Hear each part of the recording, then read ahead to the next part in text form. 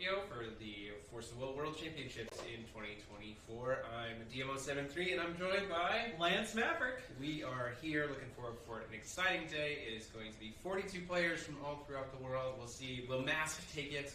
Will it be Lahen still seeking all of her treasures? Will it be Mindless Moonstart? Will it be the Sages proving they're still good? Or will we see some unexpected planets? I heard that there's an Order Dante running around. Oh my goodness. Order Dante. Who would have thought? Or we could see our Lucifer as well. Our lovely Lumia, taking maybe a step forward. Yeah. It's going to be an interesting day. It's going to be a matter of what gets paired up, what we get to see played, and also player skill. And did you take a risk? You made it to Worlds. Is it time to take a risky play rather Yeah, than what play else is safe? to come after this? Yeah, I know. You're here. You might as well take it. We are Might as here. well do some goofy stuff. We're excited about it. We're excited to have you all here in the chat. As we noted before, we do have a little bit of an audio thing right here in the beginning. We'll be working on fixing that throughout the day. And obviously, we'll have cards up on screen while we are watching and life totals and everything else. So it's going to be a great, fun day here. Players have been excited. We've been all standing in lines getting autographs signed by artists all morning. And now we're ready to play some games. So excited to have you all here as we get ready for round one. And it's going to be Logan Moses on, I think, Bruce Molesta Moonstart versus Lahen, it looked like. Lahen on the opponent's side. So let's go ahead and jump over to the table and get in with round one.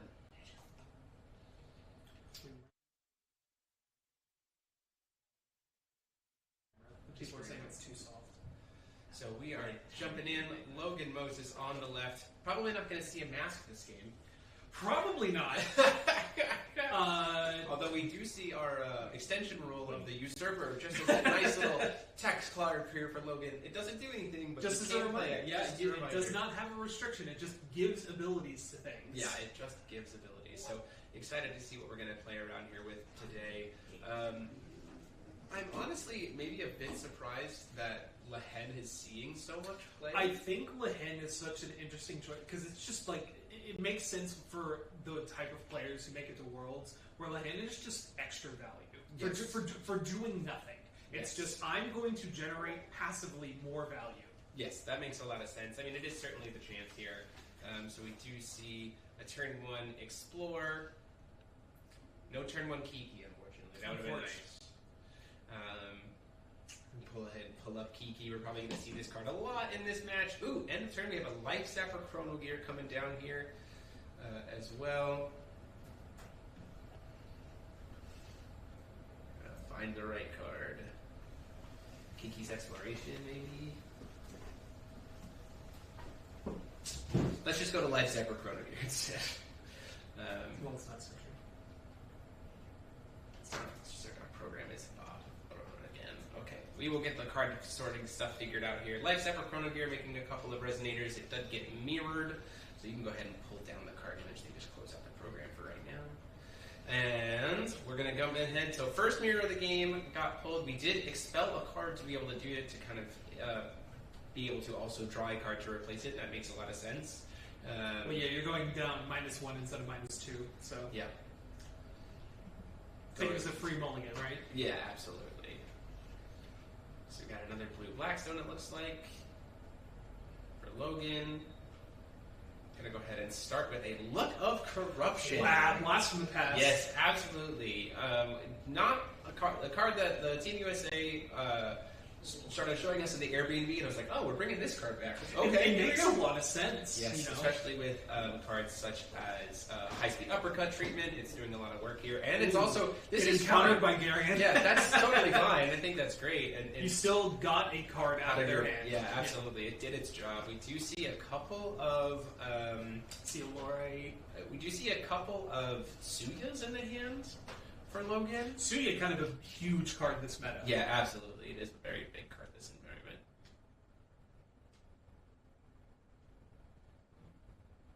Draw for turn.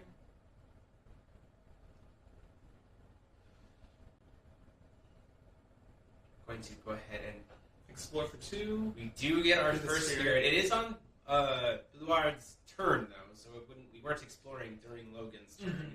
And we didn't see any treasures. It was just the Spirit. So I hear a 9/9 those. Yeah, the problem here is that it's going to get answered gonna be immediately by by a Suya. Suya, so it's not the best to get on your turn, especially with no treasure to follow it up. Right. His hand for Bluard is 2 Lorite Thunder Parasol and a couple other cards. Which is a rough hand, especially when your opponent's sitting across you with discard. Yeah, absolutely. That's not activated abilities. Yeah, I do see that there is the Remnants of the Ruins in hand, so we are probably playing the Black Witch version to be able to just kind of play things out. We see our first Dark Alice of the day. Dark Alice Rabbit Princess got to get to cycle some cards. Going to banish the Dark Alice to itself after drawing. What do we discard? I think there's a world where you discard one of the Suyas if there's 2 in hand. Yeah, I agree with this play. No, it gets it out of hand, and it can be cast from graveyard with the chant side.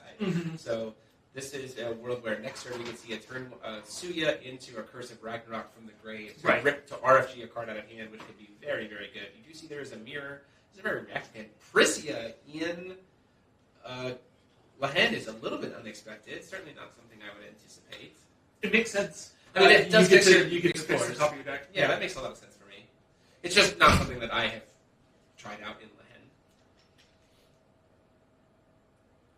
I don't know, I think like any sort of value grind deck should just kind of play Prisia. That makes sense. Here comes Tatsuya as expected. So, Resonators. Do we see the Lorite here? Yeah, it's the Resonator. Do we see a Lorite come down here? That Terror spell is not doing much work right now. Mirror. Burning 2 of the mirrors this early is pretty good.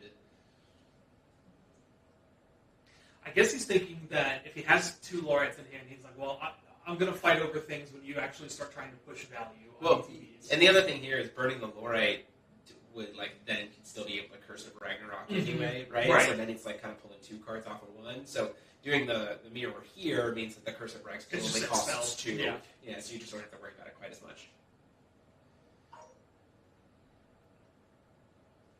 We do see a pass from Logan there, just gonna kind of take it nice and easy. Going to go down here for the Bluard. What are we doing with this wheel? Are we doing Big Show? Here. Oh, just a hard cast of a... Oh, no, we did slam the second Svea. I can't see. So second Svea comes down here, does take the Lorite out of the hand. I think that's fine. Do you just slam the Curse of Rag here? Maybe. Or maybe you hold up for whatever might come down here off of the Exploration. Missing the... At 9-9 got well protected here. You're just going to see a pass from Logan. That makes a lot of sense. But I mean, in Logan's position, it's like, yeah, I can take a couple 9s. That's fine. If you're starting to gas out. I mean, Logan has his own mirrors in hand, so... Yeah, this is just not going to pull up cards.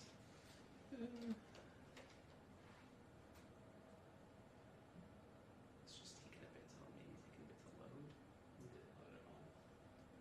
Okay, I'm just going to close it. And we'll try again in a little bit for cards on field. We do see a statue of the Misty Dragon get explored. These have not been the best explorations. Kind of some massive whips. Yeah, pretty bad. I mean, the Spirit ended up being an okay hit because it didn't immediately get answered. Right. Sitting on 2 more Lorites in hand, just really reliant on what we might see off the top of the explorations here.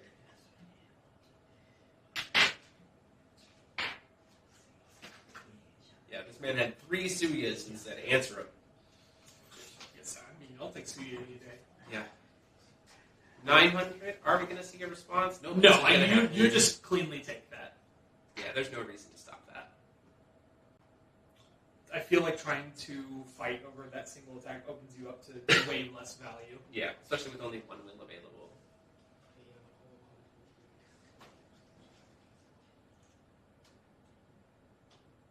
Oh, Explores gets a mirror and then... And a second. No, Kiki. And a Kiki, yeah. And, of course, Kiki gets put into play. Yep, for sure. Rio, the life tracker, the card viewer is down because it wasn't loading. We pulled it down, just so your heads up. So that's why you're not seeing it. So we'll figure it out later. So... Are we doing anything in response to this exploration? The Kiki's exploration? Or no, it's just going to draw 2, put 1 back on top.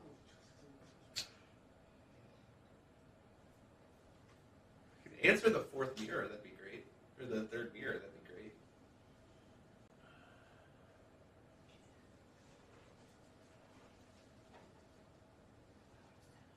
What are you trying to do? I closed it and tried to reload it.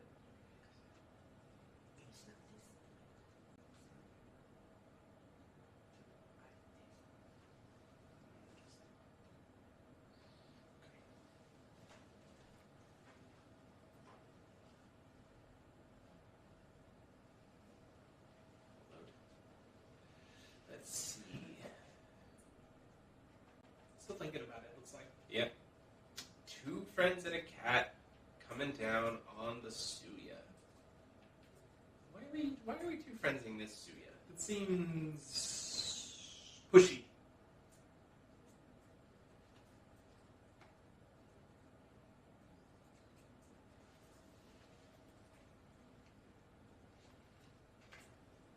I mean, it does burn. It does. I'm not sure what else value it's going to get outside of burning Logan. Is that the field? I mean, it does make it so that the Curse of Brag next turn isn't going to cost 2, so maybe the idea is do it now. But you have a mirror in hand.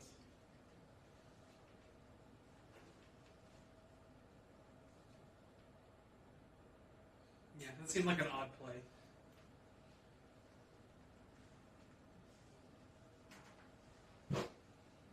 And the idea is just set up, not having to worry about. I mean, because it was the burn mode, it wasn't the. Yeah, it was stuff to destroy yeah, the Suya. specifically to destroy. Okay, so hand from Duard is pretty reliant on explorations at this point. You have a mirror available. We are going to just pay, solarize the Shiva. No, this was a pay 3 for the Shiva. We don't want to walk into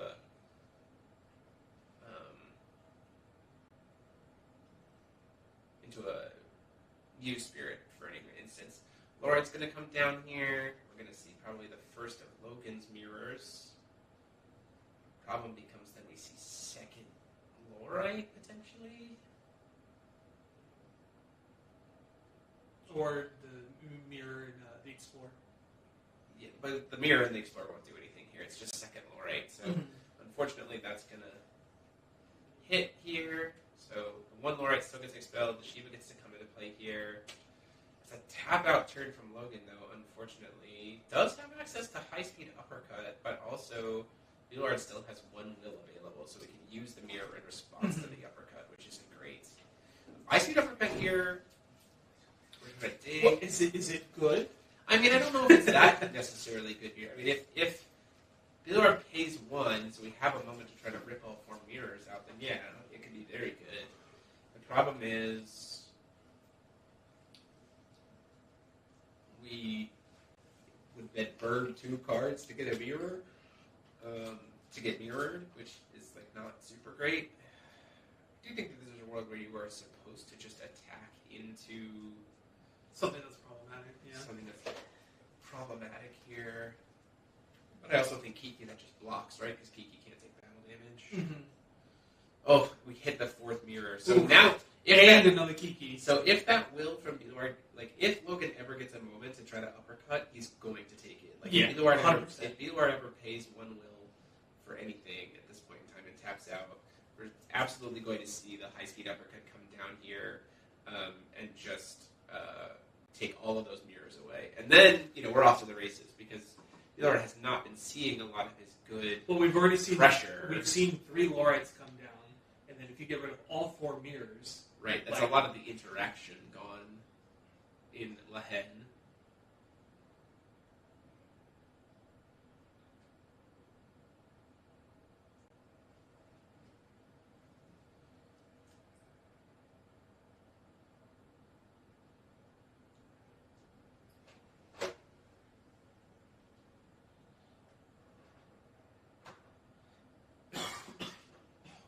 it's a Tri-Stone for the turn.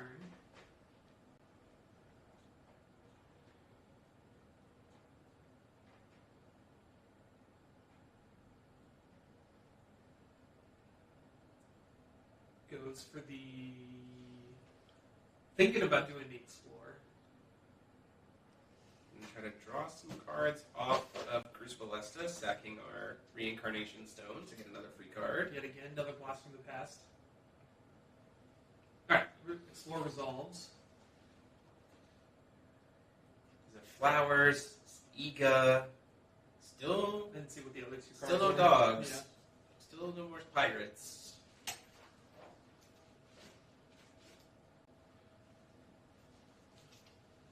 Logan's going to have to turn this around pretty quick, though. I mean, he's burnt through all the resources, but you do eventually die to a 9/9 flyer. Yeah.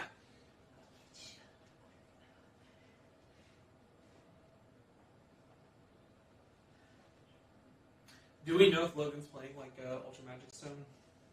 I don't think he is. That would be very good. Yeah. I mean, oof. That's not great. An Institute onto a tapped board is going to resolve. We're going to get to cycle With 4 unique four stones. unique So everything +4/+4. That is lethal. We can block one of them, but we can't block Can't block the 17th in the air. flyer. Yeah. Yeah, that's lethal. Ooh, yike.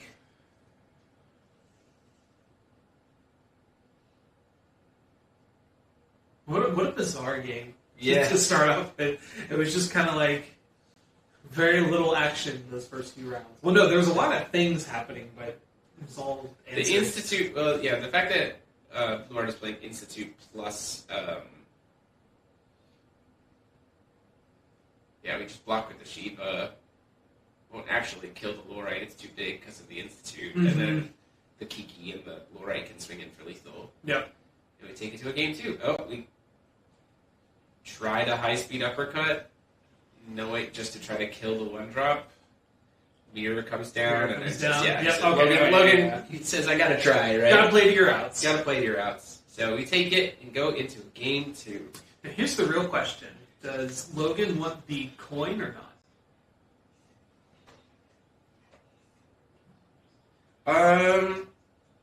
That is a good question. Because I feel like with Bruce Blessing, you kind of your flexibility of like what you can do with your mana.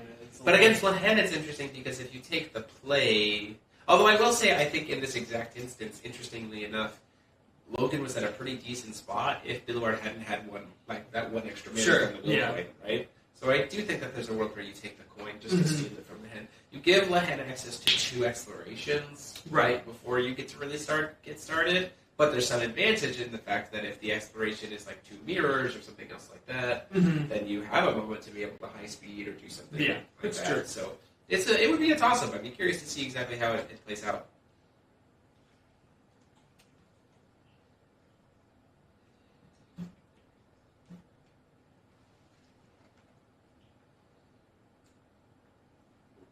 Oh, please don't say that I just shut that. Oh, I just locked it. Good. All right. We're good. We're good. We're good.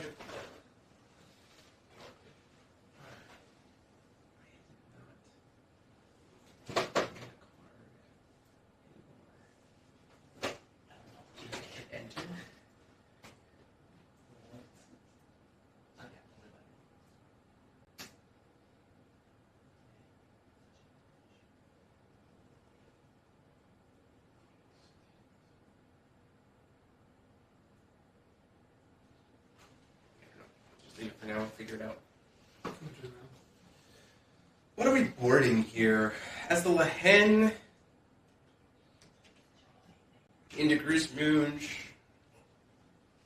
I'm trying to think what you would want to board. Does Logan play Spirit of the Ruins?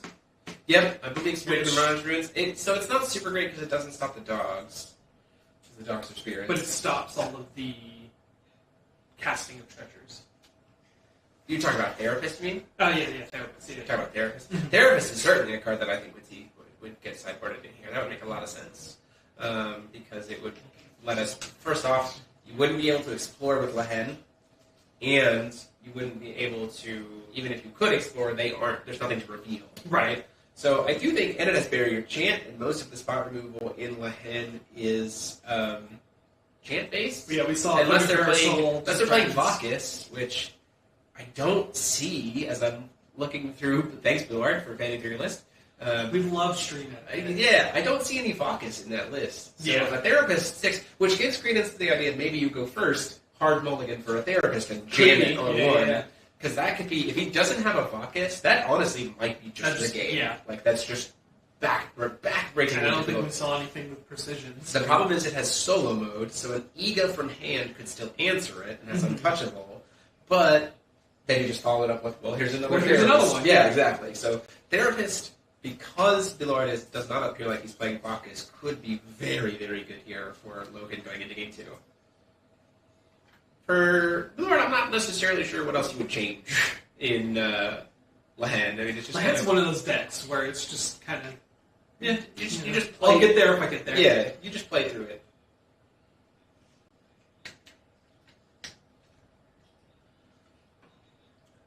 So, apologies for everyone about the card viewer not pulling up. Trying to figure that out. Hopefully we can get that working.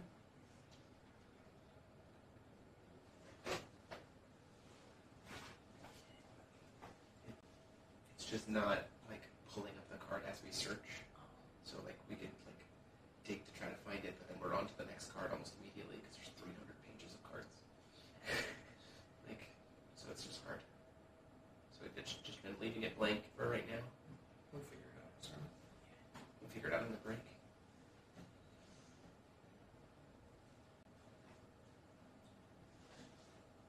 So it looks like Logan did take the coin.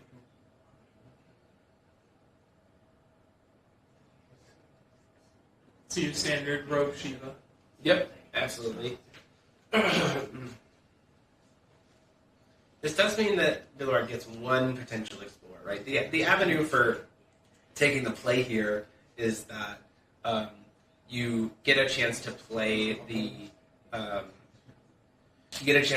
Therapist before Billard has a stone, right? So exploration doesn't matter. Mm-hmm. That being said, they could still coin out Kiki's exploration in response and hit 2 treasures, but then those treasures aren't treasures anymore. Right. Once the Therapist resolves. So it's like kind of, we're going to explore, or whiff off that explore. And then, I mean, that's good for Logan. Let me tell you, that rush of dopamine, when you explore one Lehen, it's like, oh, I hit something. Do we see a turn 1 Therapist from Logan? Looks like he has it in hand. I think he's thinking about if he coins versus uses Ragnar. Does not have a Therapist in hand then. It looked like it did. Hits the Kiki off the top. Has to put a card back. Gets to explore 1. Are we doing anything to this Should the Kiki? Ragnar still be tapped? Nope. Comes into play without being rested because the Crucible Yeah. Yep.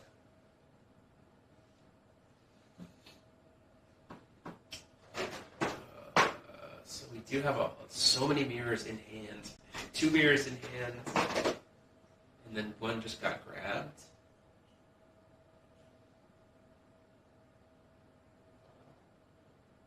Draw for turns and draw the card that he just put back on top of Kiki, which is interesting because there's a mirror in hand. So I would think that we would explore 1 to get the mirror over there. But no, we're just maybe you can break a Calling Stone. Yeah, maybe.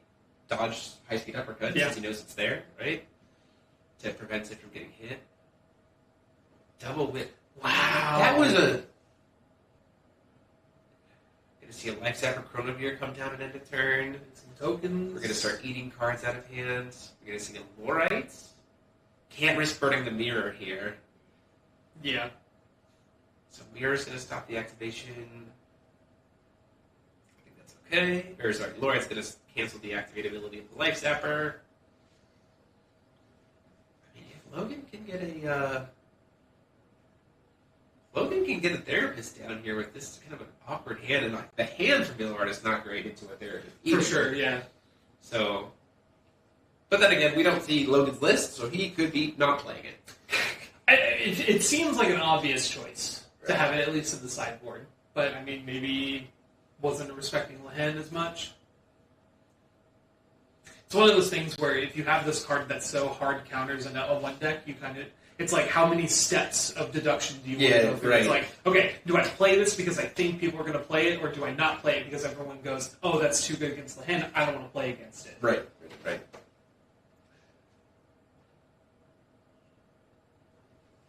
Oh. Does look like something is happening.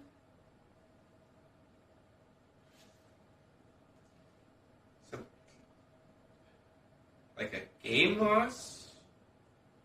You don't have audio at the table.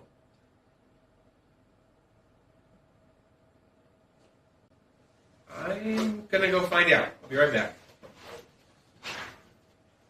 This looks like de-sideboarding happened, so be right back.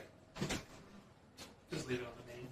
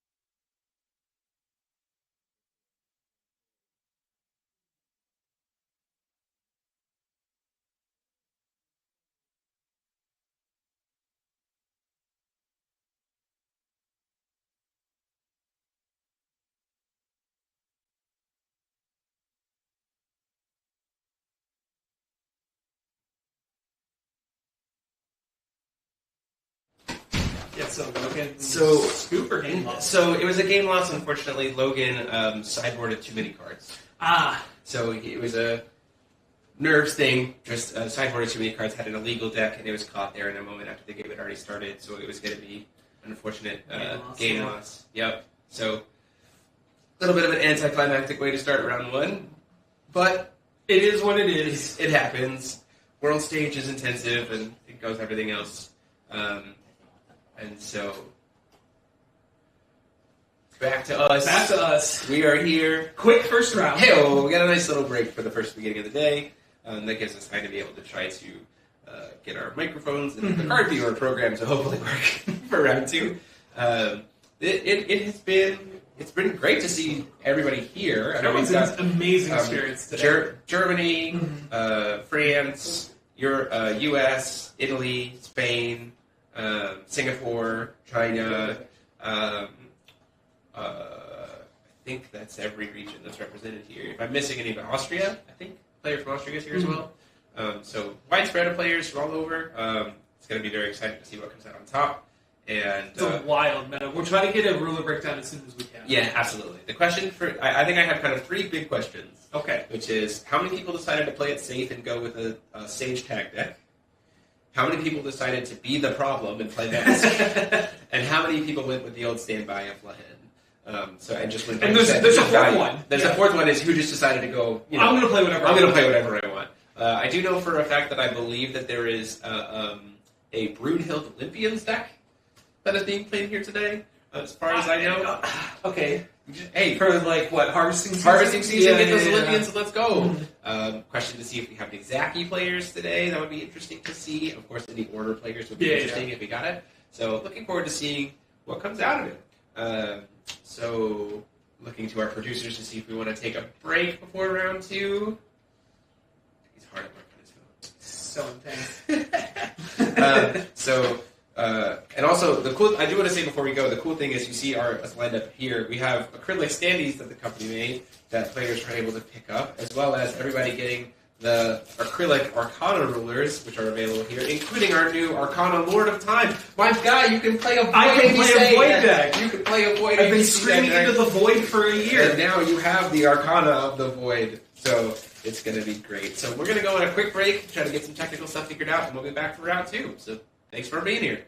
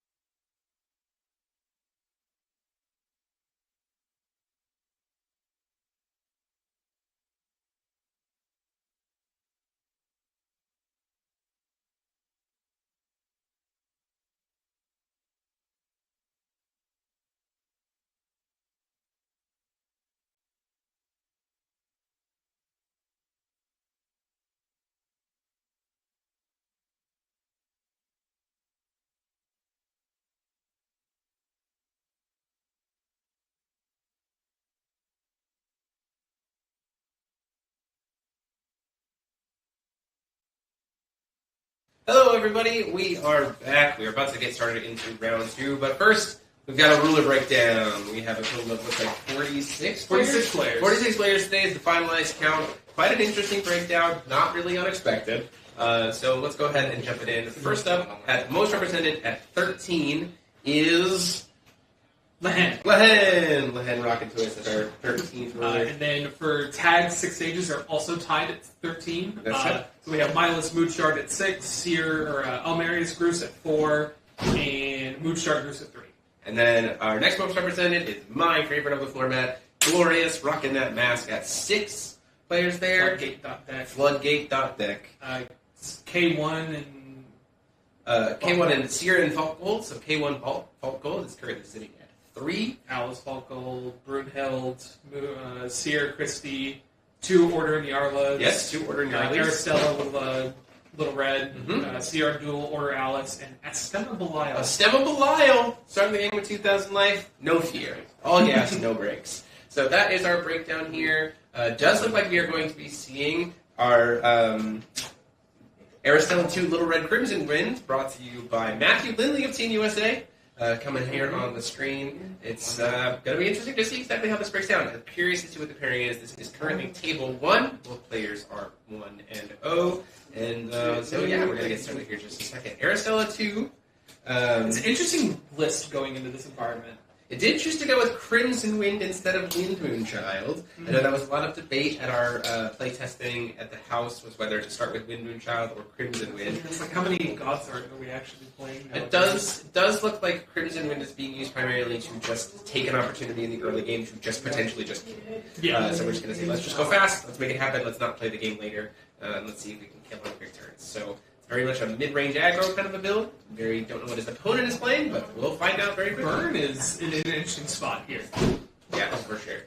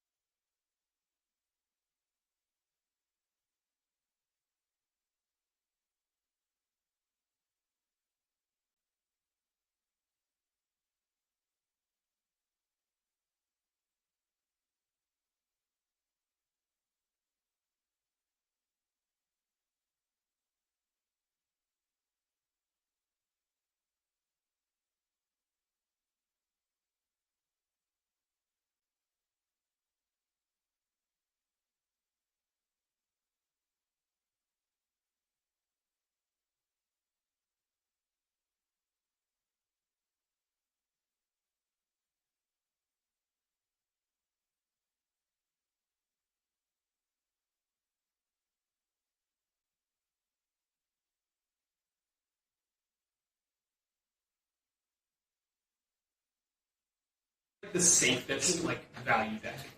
There was the question going into it. We talked about this over on the Ruler School podcast too. About now that you're, and you and I talked about it a little bit earlier too. When you get to Worlds, do you play it safe or do you just go for it? Right. And I think this is interestingly a matchup of the epitome of play it safe versus just go for it. I think also not necessarily just playing it safe, but having a deck that you have the most time with. Yes. Because Lehen hasn't changed that much with the phone. That's true.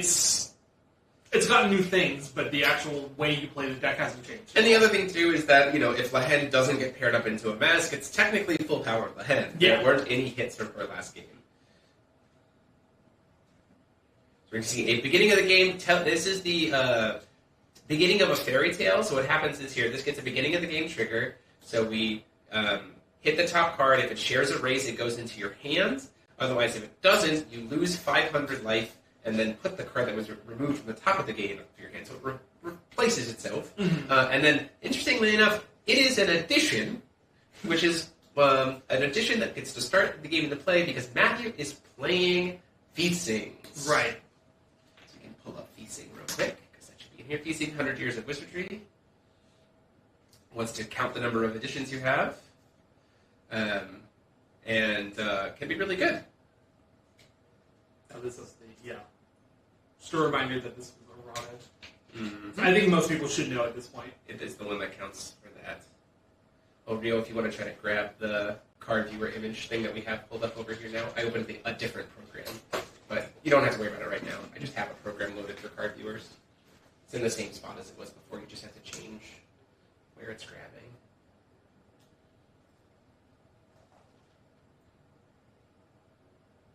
There we go.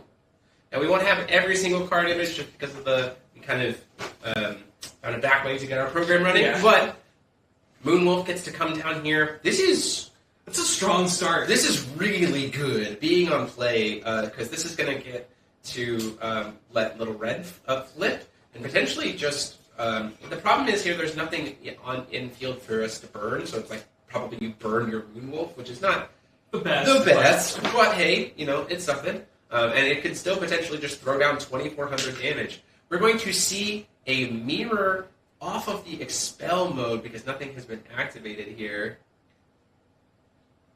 It's red. It's not dread. It's just Wolf Girl. Do get to see an expel, so that's not our moon. So you don't unfortunately get to see that. We're going to see a pass from Matthew come down here. Yeah, it would just be, Crimson Wind, we can hit 2,400 damage right off the bat on turn 1. Just a casual 24. Just, casually. If there's no, we whiffed off of the Explorer, too. Ooh, having to go down a card because of it. No hit, and having to put a card back because it was an Explorer at the end of turn. Double blue-black coming down here. Main phase casting here of the Jade. Unfortunately, we can't pull that up, so it is going to enter, put a stone into play taps. This does lock Lehen to blue, black, red cards. That's true. While it is active, we do get to explore. It does help accelerate these for sure. Spirit, that is an interesting idea to use it to explore. Because, you're really only using it as an additional +1 on your explore for the turn. Yep, and all your cards are primarily blue, black, red. Unless you go into a counter package. That's true. See a blue-white stone out of Matthew here. I don't hate the idea of just maybe trying to jam contract. The answer would be exactly mirror, and if it's not there, you might just kill him. Yeah, it's just, hey, do you have it? Yeah, and Matthew is the king. In the United States, Matthew is the king of make him have it. Mm-hmm. Especially since if it's any other points of interaction, we do potentially have a feat sting to be able to stop it.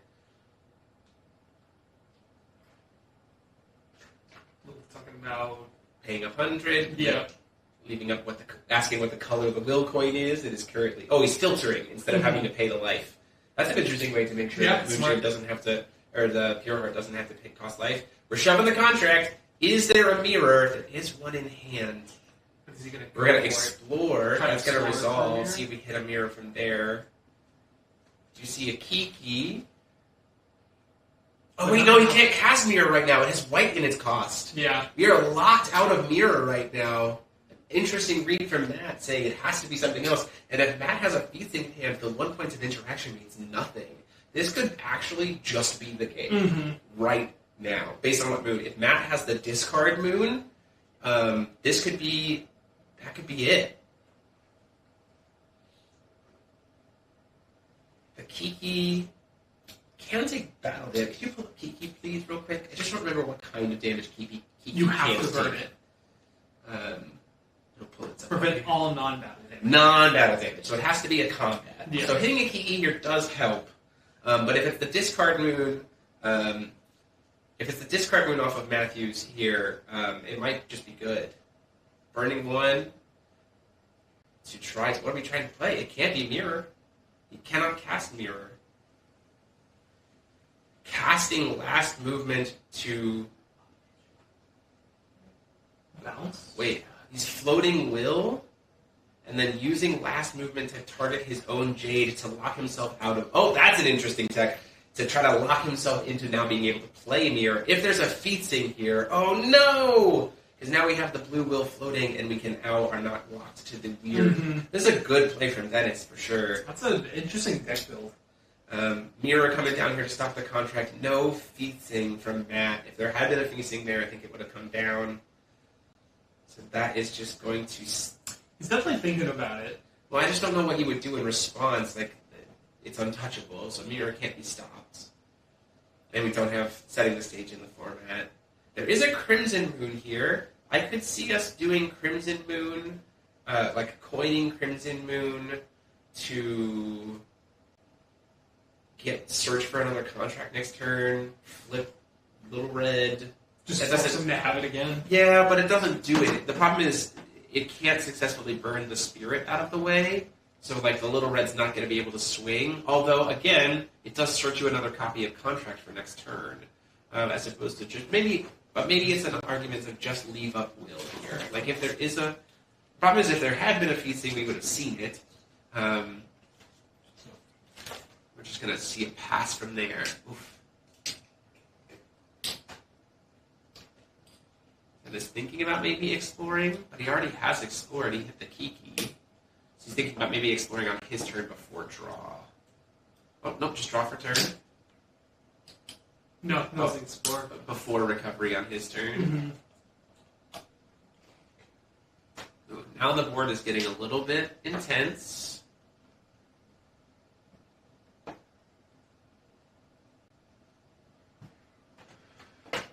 What a play there. Sorry, I'm just still... No, yeah, that was... floating the will and then last movementing to put it back in your hand. If there had been a feasting, though, that would have been... Yeah, that would have been the game. Pretty much. Move to recovery. Probably going to see... Now, here's the question. I love these stone bases. Paying 300. It's typed land. Here's the question. If you're Dennis, do you replay the green jade now? No way to put it back in your hand because you don't want to risk being locked out of a mirror. Because he's already explored this turn? Absolutely not. Yeah. I feel like getting an extra stone at this point is not as beneficial. You don't get the additional explore. And you lock yourself out of mirror. Yeah. Unless you have another way to bounce again. Okay. Yep.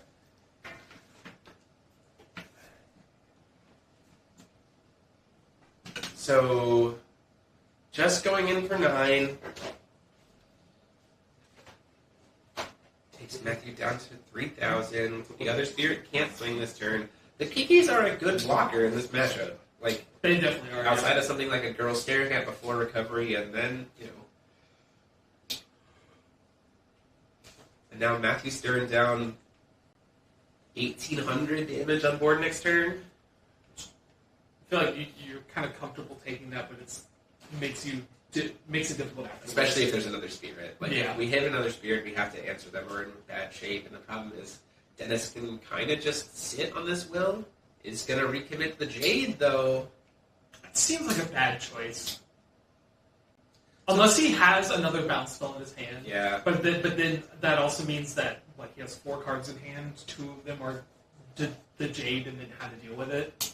Right. And then the mirror. Right. Mm-hmm. So it just feels like a clunky hand.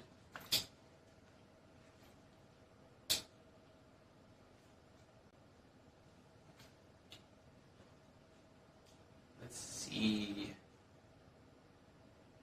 Sacrificial altar coming down here. I like this a lot. Very interesting. This is a tap out moment. So here's the thing. Is there a world where we just sack these 4 and try to go into Electra, knowing that Matthew only has 1 point of interaction, and if we can answer it, Electra just closes the game? Because, he has the God's Art for the Crimson Wind. The Crimson? No, I'm saying for Dennis. Does Dennis just try to I'm just trying to see, what Matt has available. Yeah, he doesn't have access. The God's Art doesn't help here. To recover the J Resonator. I think Dennis might be eyeing the do I just go for it now? Because here's the other thing. We didn't see the feasting, right? That feels like you could make the read that you just didn't see the feasting before, and so you just go for it. And if there is an Electra here, that just closes. That's the game, right? You just take it at 16-16. Can you pull up Electra? We should have access to that.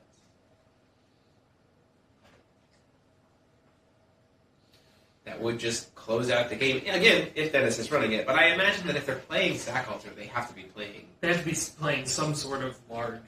Yeah, and the closer is exactly Electra, right? Kiki's are great fodder for Electras. For Sacrificial Altar. And in white, red, green, outside of exactly feasting, but Dennis has the will for it to be able to answer the feasting right now if he doesn't overcommit. Or there's a Lorite.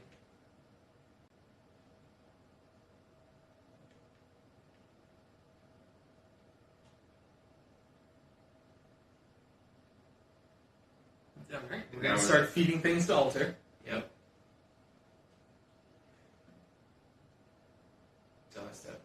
This is at the end of. Oh, this is at the end of Matt's turn. Or the beginning of Matt's turn before draw. We're gonna try to get the Electra to tell Matt he can't play any cards this turn off of the Electra. Yep. And then he can use the. Oh, interestingly enough, so he can use. Oh, that's because he got the Misty Dragon statue. That's particularly gross. There it is. You burn him for 16. And then after he's locked out of being able to play spells, before recovery, you use the Misty Dragon statue to flicker it. So at the end of the turn, it comes in and just burns him for 16. Mm-hmm. So, woof. That is quite the play here. Gets a long sword to burn him for 18. Sure. I guess a little extra Why not? damage. Interesting to use I guess to be able to make Electra be able to kill from faster, to use a sideboard slot. And now that he's locked to playing spells. Oh, he didn't flicker it. I would have thought that we would have flickered it immediately. We just scoop. Oh, yeah. He just scoops it up, sees the statue, and then we go on to game 2. Not having the feasting there was rough. Yeah, it seemed like that Matthew didn't have any interaction. Yeah. It did look like he had 2 Crimson Boots in hand, which is not what you want to see. You just want one. I'm going to have 50. Our audio is going to sound significantly different in a second for those of you.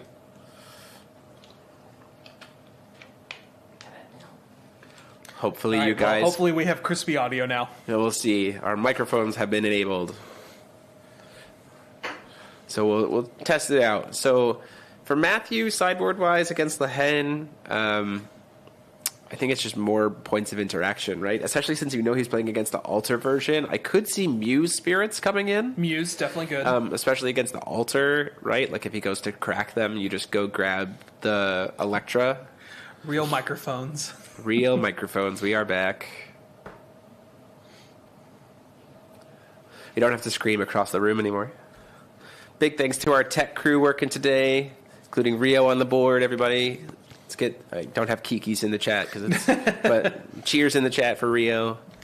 Just say Kiki. Yeah, just say the word Kiki in the chat.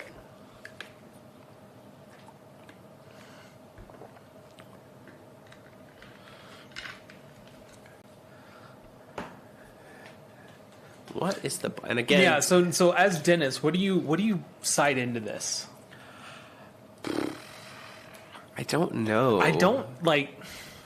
Sideboards for... So here's the interesting thing, too. Sideboard for Helen's very weird. I don't know what you need to buffer, right? I mean, do you care... I don't know. Because, like, you could theoretically play, like, Foresight if you wanted. Yeah, I mean, that's true. I mean, there's already a little bit of saving against damage when you are playing... since he has to play black cards. Sure. There's already a little bit of being able to save yourself some damage because of flowers, right? Mm-hmm.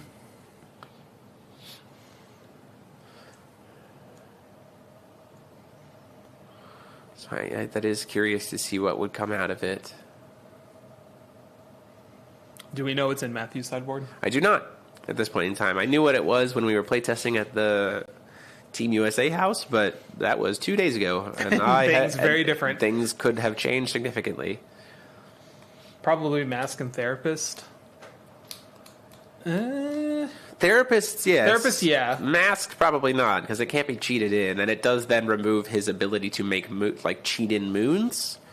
But Therapist also does that, so that's not great. Mm-hmm. So weirdly enough, Jeremy's probably the last ruler to be able to bring in moons, and Dennis is certainly not going to bring in Therapist and Mask against his own deck.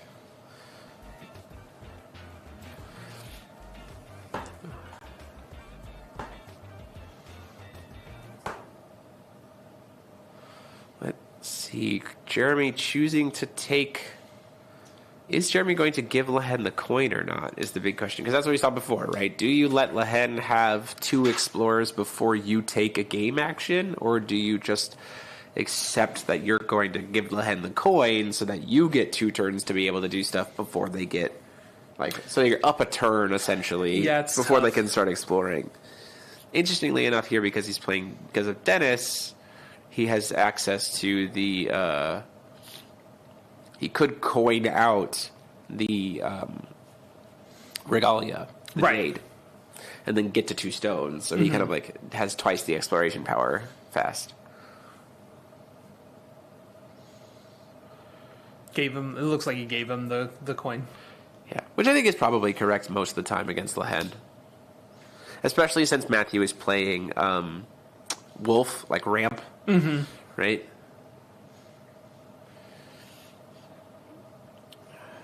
Full mull of 5 from from Matthew. He wants to see something. There's the wolf, double wolf, and there's the opening of a fairy tale. Oh, ice shards. Definitely. Ice shards is an interesting. Definitely very good against Lehen. Being able to tell them that they don't actually get to just sit on those cards forever. Yeah. They will go away, or use them or lose them. Essentially, can be very, very good. For Matthew. And, nice for Matthew, he's a deck that goes fast, and game 1 ended quickly. So it certainly has plenty of time left on the clock to be able to work with.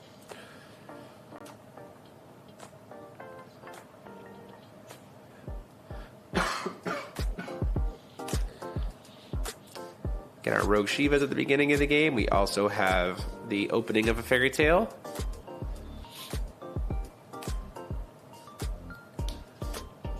Opening of a fairy tale gets to resolve.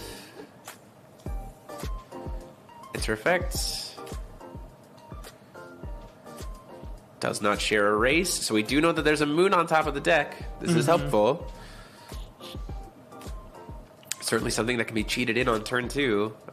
Do we see a Battle Wolf pass? Seems reasonable. I kind of really like that play.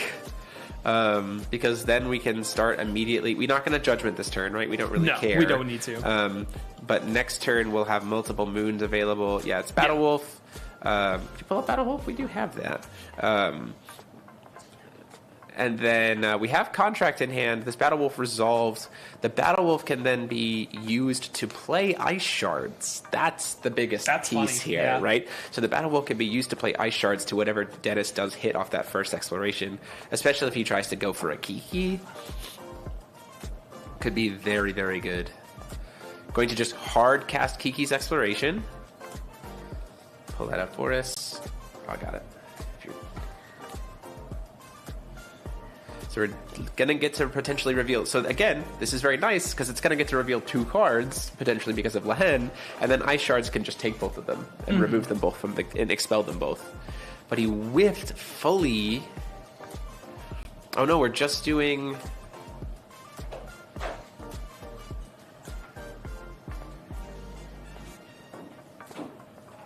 I'm not really sure what's happening with these 2 cards back on top.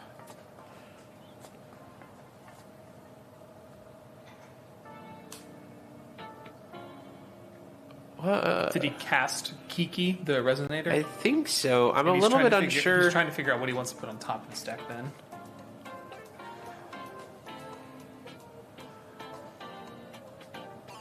Not entirely sure what happened. Trying to verify with the judge. We'll find out. Cal's trying to figure out something. Caleb Tuma, our judge of the table.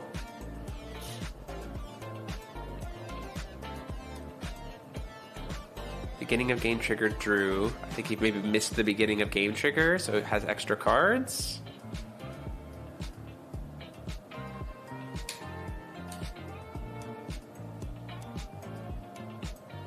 We'll find out from our judge in a moment what exactly might be going on. Oh, he drew 2, went to put a card on top. Oh, so this might be the thing they were talking about with the judges. Yeah. So there's a slight change to floor rules for Worlds. So drawing too many cards is not a game loss. It is now going to be ruled as a warning, and then the player opposite the person who drew too many cards will get to have full hand knowledge, pick any card of their choice, and put it back on top of the deck. I thought it was discard. Or is it discard? I think it's discard. Ooh, boy, that's potentially even good. He does have way too many cards here. So draw for turn, because this is his first turn, right? So he starts with that game with an extra card 6, goes to 7, and then 1, 2, 3, 4, 5, 6, 7, 8. He does have one too many cards. Yeah. Even beyond the 2 cards that are over there to potentially be drawn off of the Kiki. So he has, there's too many cards there. Oops, all cards. Cards all the way down. So we'll see exactly what ruling is going to be issued here, and then we'll try to find out what's going on. In the meantime, while we're waiting, just want to let you know that we've got some spice for you all. In between every single round of this event, between now and the end of the night, each round we are going to reveal to you the text of one of the set 3 rulers, because the players at the event have been given all 5 of the rulers for next set, and that means we have them in our hands. And they gave us permission. They gave us permission, of course, and so we will, after each round, reveal to you the text of one of the new rulers for the next set. It is very exciting. These rulers are hype. I won't tell you which one is my favorite. Cough, cough, it's the red one. That sounds like a joke coming from you. It does sound like a joke. It's not. It's not a joke. This is the Trinity cluster is actually being renamed to Make Jeremy Play Red Rulers cluster. I think I like the green one. The triplets? Yeah. I like them a lot as well. They're all very fun.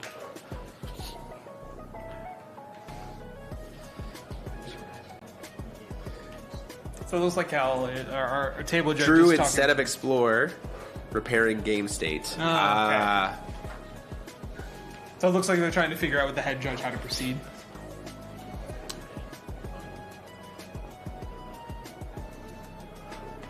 Oh, I think so. We thought he cast Kiki, and it seems like he was casting Kiki's Exploration instead. That doesn't make sense. Because it'd be 4 cards to explore. You shuffle it and then explore 4. So it had to be cast of Kiki. I wonder if he Drew 2. drew and then put the Kiki from his hand. Like he drew 2 from the explore. He wouldn't. Like try like. But he only have one. But he only have 1 stone. Yeah, so I don't know where He has too many. He has too many cards in hand.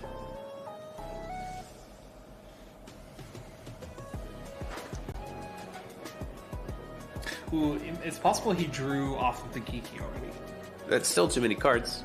Draw If 2 you from if you represent those 2 over there, it's still too many cards. Because the Kiki plus the 7 cards face down is 8. It's his first turn. He should only have 7.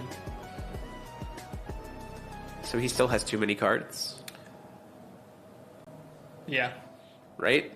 Because you start with an extra card because you're Lehend. You go to 6. Draw for turn is 7. Play the Kiki. That means you have 6 cards left in hand, not 7. Then you would draw 2, go up to 8 cards in hand, put a card back, you'd be down to 7. And then you only explore once. There are currently, outside of the Kiki, 1, 2, 3, 4, 5, 6, 7, 8, 9 cards available.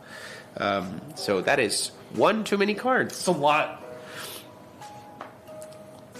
So I'm not entirely sure what's happening here. We can't hear the table, unfortunately. But it's getting repaired. We've got judges. That looks like Cal's explaining the situation. Yep.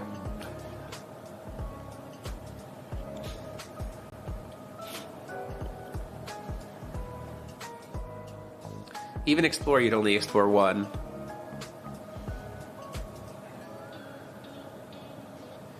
He still has too many cards in his hand. Yeah. Even with his exploration, he should only have a grand total of 7 or 8 cards in hand. Now there's currently 9 outside of the Kiki.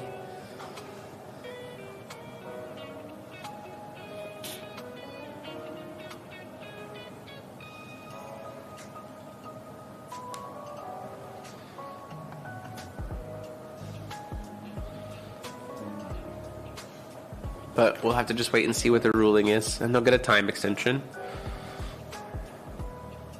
I feel like this might take a bit. Do you want to do a ruler? No, we can wait. No, okay.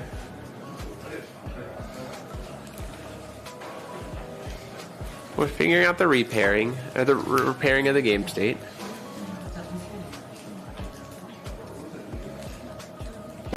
I feel like they just treat this like the penalty. Sure, it's still too many cards. Like, it'll have to be discard 2 cards. That's fine. Yeah, it So- looks like that's what they're doing. 5, 6, 7. Yeah, he has too many cards. 8, 9. There should only be 8 cards active. Oh, so it looks like the repair would be Jeremy gets to force a discard, and then one of these cards goes back on top of the deck. Yeah. That would get you back down to 6. Would get us back to where we are. And it's almost certainly random walk? No, because no regalia. Yeah, I mean, spirit's fine. No, I think you hit the spirit because you want to be able to cheat in a moon. If you get choice here, you pick the spirit. Well, he gets one to discard. He gets to make discard. Puts both of them back on top. So we are getting rid of 2 cards. That's huge for Matt. They're being shuffled. They're getting shuffled back into the deck. That's huge for Matt. Getting able to hit 2 Spirit of the Mirage Ruins. Now that next turn, like I said, we're going to... End of this turn, we're very clearly going to put in an Ice Shards, get that active. Turn 2, we're going to be acting on 3, potentially 4 will. Because Battle Wolf will be able... If we get another Moon, Battle Wolf will be able to put another thing into the play. Produce an extra will. And then he'll get to... have 2 points of interaction plus Ice Shards, which is insanely good to get an opportunity to just push through lethal. That's a very real possibility now. There's the Kiki on board, which is like, but enough if you get enough damage off of a contract and get to swing twice and flip Little Red, then like, sure, you got it. So wait, it's 4 moons, right? Red Eyes gets plus 500? Plus 5 for each moon. After going, it looks like he cast Kiki, drew 2, put on 1 on top, went to explore, then drew 2 again as if he were casting Kiki. Okay, good. So that's why he lost 2 cards there. So he put 1 back on top, then explore, but that's all known hand knowledge at this point in time. Does have coin, we have the full hand. Matthew has 100% knowledge going into his turn. Like a wild penalty. That's it's not always a game loss, but it is kind of essentially a game and loss. No Ice Shards here? That seems like a spicy choice to not just Ice Shards at end of turn. Do we know that he has it in hand? I saw that he had it. He knows what he saw. We top decked another. Oh, we had another of these, so we get to. Doesn't have a race, gets to draw a card, loses 500 life, goes down to 29. Now we do a before recovery Ice Shards. That feels correct. Make use of the Battle Wolf while you got a second. Yeah, you're sitting on free real estate. It's free real estate. There it is. There. Ice Shards. Accursed Ice Shards gets to come down in here. That's really good because of the fact, and we're going to go ahead and before recovery expel that Misty Dragon statue. Gets that out of the game. And now we get to move to recovery. Oh boy, this... Going into recovery, coin's still active, so there's a slight opportunity for interaction here, but... It's not great, especially because the real only point of interaction has to be what's in hand that we already know. Right. We already know what's in hand. Recover your stuff, Matt, thank you. We already know what's in hand. If there is an explored card, that gets Godart expelled, so that will not be able to be grabbed with Lehen. It has to be exactly what's in hand, and there's not much in that hand. This is a moment, especially since we know he also has Discard Moon, potentially. Do we know if he has Discard Moon? Yeah, the first one of the game got this Discard Moon. The Discard Moon. So this might just be the game because we hit those 2 Spirit of the Mirage Ruins. Right. Like, absolutely could just be it. Does he have Contract in hand?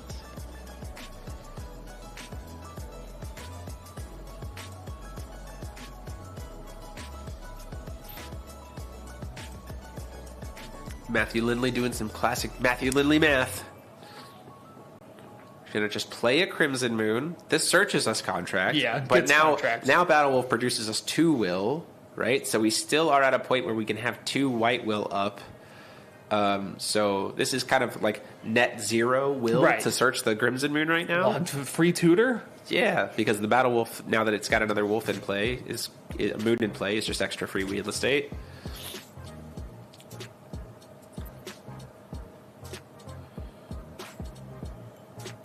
Things are going to the moon. Real estate. Ooh, searched for that moon to bounce the Kiki back to hand. Well, we're going full greed. I think that's honestly correct. He has to have the contract in hand. Yeah, we know he has it. Yeah. So contract in hand puts this moon in, but then we need Will to be able to play the pump-up moon. Maybe you don't even need the pump-up moon at this point in time. Battle Wolf's not a moon, right? Battle Wolf is a moon. So Battle he Wolf has is 4 a moon. moons. He has 2 currently. He'll put a third one in. So it'll be 3 moons. So he has 2 moons currently. He needs. So he's producing double white because we have 2 moons. Going to play another Battle Wolf with one of the moons. So we've got 1 Will floating. That Battle Wolf can't do anything right now. Okay, now I'm confused about the lines. So this will be... Oh, no. I mean, this will then... Now we will be at 4 moons. Right. Which will be... Lethal. Aristella kill you. And we can burn coin plus... Yeah, burn coin plus... Ooh, that's a choice. Using Pure Heart instead of coin to go for contracts. He doesn't have coin. He does. Oh, right. He was quite... That's marking his You're right, God's Art. So, going for Awakening of the Crimson Moon. Go ahead and put Red Eyes back out here for us, if you wouldn't mind. Gonna explore. Hits a mirror, but that is not going to be castable because of God Art. So the second he tries to use Lahen's ability to target it, Ice Shards will be able to stop it. Expel all cards unchaseable. And that means Lahen cannot chase it. So this is exactly correct for Matthew. And he gets to attack for 20. Then burn the board for 20 as well. Yes. And burn face. So this is 6,000 damage represented from Matthew, and having Ice Shards here means it is guaranteed going to go through. So we are pushing this to a game 3. Just a casual 2,000. Just a casual T2 6,000 damage. And for whatever reason, if this Kiki survives, it's still getting bounced back to hand. Right. Like it's very much like it's handled. Yeah, Dennis, 6 ways. Dennis doesn't have anything here because of the Ice Shards. Burning coin here doesn't have access to the mirror. Whoa. Don't forget Ice Shards is God's Art. He has to use the activate ability of Lahen first and pass priority. Matthew, remember your God's Arts. Okay. No. To target the No! That's literally wrong. Oh no! The punt. No. It's a Lahen activate ability to try to cast the card. Ice Shards. Oh no, it's not. Sorry, that's. You know what? We're both dumb. The God's Art to be able to expel is on solo mode. And the chat is probably yelling at me. So, that's so unfortunate. Now, that being said, Matthew still has access to being able to swing. Probably God Art push the 12 right now anyway. And does have access to a good amount. Nope, we're just going to flip it back and let it go. Save the God's Art for later. I forgot that the God's Art on Shards was on solo mode. We still have Ice Shards to steal value from Dennis, though, so that's pretty good. And we know that contract is probably viable. And we've got so much will to be able to play into right now. 3 moons?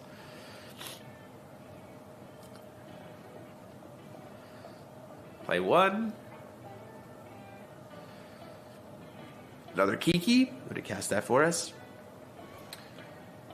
Trying to figure out which one, if he's casting Kiki or the chant, because it kind of looked like you pointed towards the bottom. Our floating 3, we're going to girl staring at in response to the cast of the Kiki. So we are actively trying to stop Kiki. Yeah, we're trying to say, hey, we know your entire hand.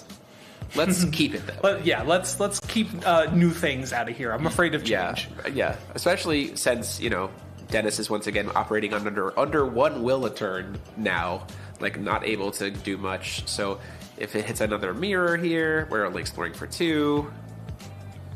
Well, I mean, regardless of what he gets to hit, he gets to just eat it with shards. It can be cast and response is the biggest thing. So that's why I'm saying if he hits a mirror here, it just gets eaten with shards. Mm-hmm.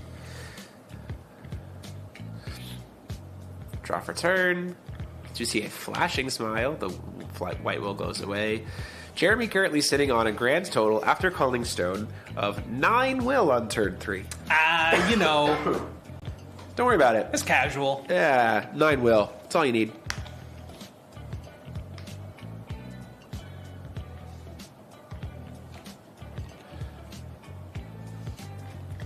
There's our bounce moon. Just plays it. No, yeah. Could bounce his own moon and draw a card if he really needs to, but it's probably good. Yeah, it depends on what the hand looks like. I think there's an argument to bounce the Kiki. I don't think so, Okay. because he gets to recast the Kiki. Sure, but then that spends all of his will. Sure. He only gets to cast the Kiki's exploration, Yeah, not the that's Kiki true. itself. Yeah. And if we're trying to kill this turn, don't hate that. Gonna bounce the Kiki back to hands. We got a clear board. All right, hear me out. I'm listening. Awakening of Mylist. Be funny. Right You now, do produce so much a will. lot of mana. So much will. Like, that's tons. We're going to Judgment. Are we gonna produce will with the wolf, or are we gonna hit for 4 damage? Is it produce 4 with the wolf, then flip, kill our own wolf? Because Little Red has to hit something. I think that was also a reason to keep the Kiki around. Yeah. It does prevent the damage, but at least you're not Has a blowing up on target, your own yeah. things. There might be a point where, like, you don't really need 2 wolves. I don't know, maybe. Gonna go to combat, gonna try to hit for 4 When do you not want 4 extra will? when the cards in your hand don't cost that much. I don't know. Now we're gonna see the Little Red flip, which will be representing 24 damage, taking Dennis down to 11 after God's Art. If God's Art resolves, then we get to swing twice. How did the U.S. players do in round 1? I think it's about a 50-50 split of winning versus loss for the Team USA. I wasn't able to check in with absolutely everyone, so I'm not fully sure.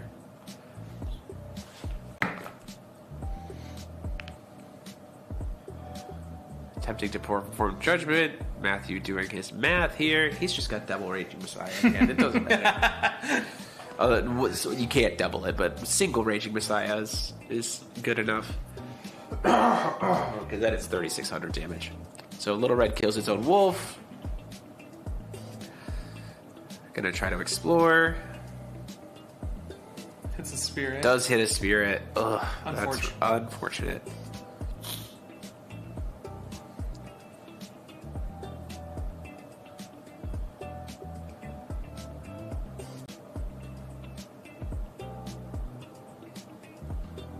Let's see. Paying 1.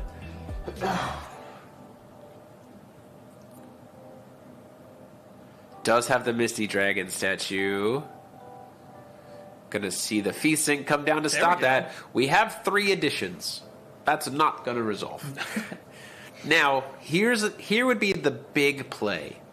Contract now. Yeah. Contract now is lethal. Because it burns the doggo out of the way. And then just kills him. Now that we burned all the explorers. Because right now this is just going to trade into Little Red unless Matthew has a response. Oh, Little Red gets pumped for every moon, so Little Red doesn't die. No, Little Red... Oh, he's just passing turn. Because Little Red's getting +6? No, that would still kill. We only have 3 moons, so unfortunately that does still kill Little Red. 800 defense. Not big enough. Too bad we didn't have contract there.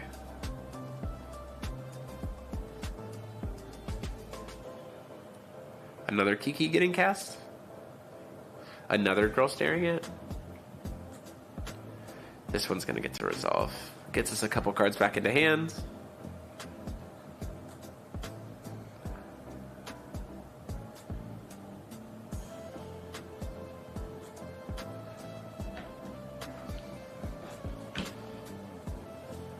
Explore, we see Aegis. Ooh, that Aegis stone. Iga's potent here. I mean, it's not that huge in the fact that it's just 1-drops. The problem is Matthew needs... the flowers is the part that's the problem. Yeah. The flowers is the card that we need to answer. Gonna cast the flowers. to try to draw a card or set things attacks to 0.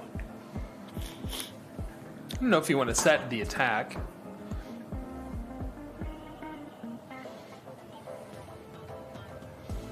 I would pull this card up if I could. Let me read the exact text. I'll pull it up for myself.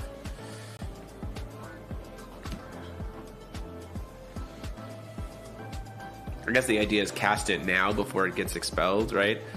Smoke if you got him. Each J/Resonator you control with attack higher than their defense gains minus Y100 until the next end of your turn, where Y is their attack. So that doesn't even do anything now. It does draw a card, so we're just casting it to try to draw. It's going to get expelled at the end of the turn anyway. Yeah. Might as well pay 1 to try to draw into something. I don't super like that. I would rather have 2 will during my opponent's turn, but Or just none. I don't really like tapping Yeah. out against my opponent when they have so much will. We're just casting Going another Kiki. Just saying, I don't think you have it. Just trying to dig. This feels very risky. Girl staring at it to contract would feel really good here. So it's playing a little too cautious maybe because there's no... not a ton of green available. I don't think that matters. We're resting a moon to bounce a moon back, both of our moons back to the hand using Crimson Moon. That'll search us up contract. Oh my gosh, we can research contracts. Now that we're fully tapped out. That's huge. Produce the extra will. Girl staring at before recovery.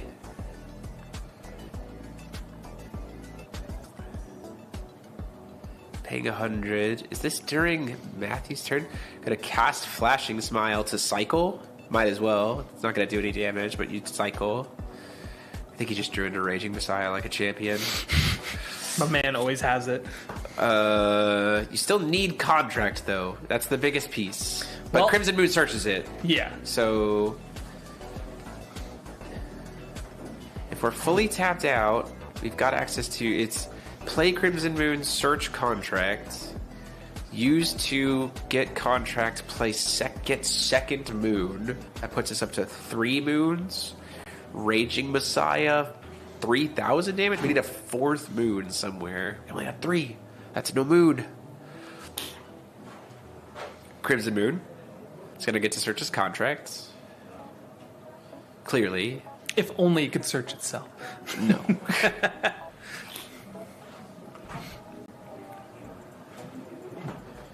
Because there's 2 key. The problem is because there's 2 Kikis on board. The right? 2 Kikis do definitely complicate things. Yeah, it does make things a little bit weird. But Red Eyes doesn't have keywords, right? it does not have Pierce. It has Swiftness. It can attack the same turn. Just Swiftness. Just Swiftness.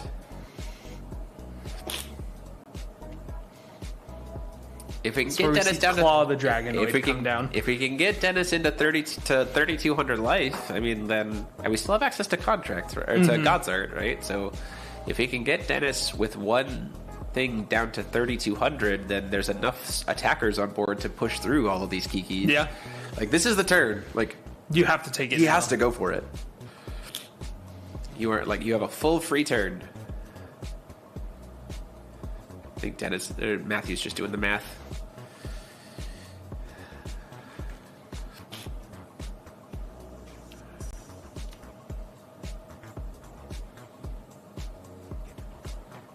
Yeah, can't play Crimson Moon turn. He didn't. He did it at the end of his opponent's turn. Yeah, it was end of Dennis's turn. Yep, because it's an activate ability.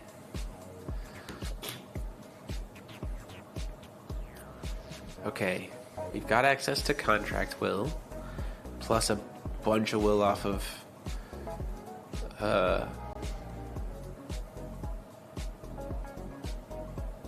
So we're sitting on 2 Currently 6 2 mana. There's currently 2 mana for From the wolf. From the wolf, plus another 3, so we're on 5. Yeah. But when we cheat in a moon, then we're able to play for another one essentially.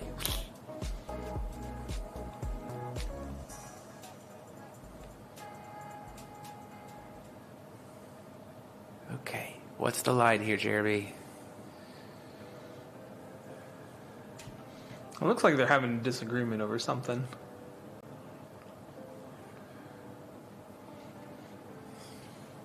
Last cow. Nope, they're moving ahead. Okay. Play a moon to bounce a Kiki. That solves the Kiki problem. Technically. Part of one. Oh, he's bouncing itself to try to draw. He's got all the extra will, maybe. Okay. So bouncing one of the Kikis will solve the Kiki problem, right? Because then you get 2 swings. But we need a 4th moon to make this full lethal. So we're producing double white. Now, Girl Staring At also solves the problem. Yes. Right?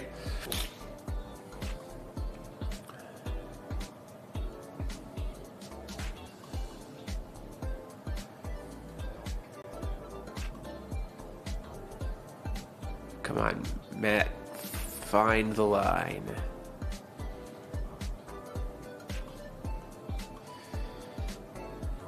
Can you pull up the contract for Red Eyes for me real quick? Crimson Moon. Just search Crimson, you'll find it.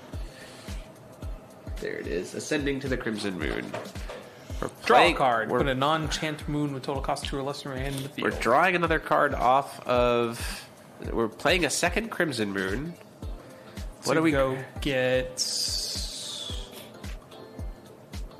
Another second contract? Sure. We've got 1 floating white. Contract, or play it. Draw it, cycle, put a moon in, bounce a Kiki, then contracts? Yeah.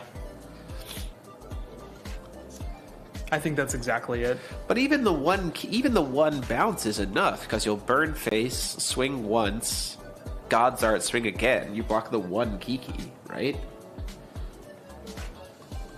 So that only one of the Kikis can block. You still take the burn damage to face. Right. That's what I'm missing, right?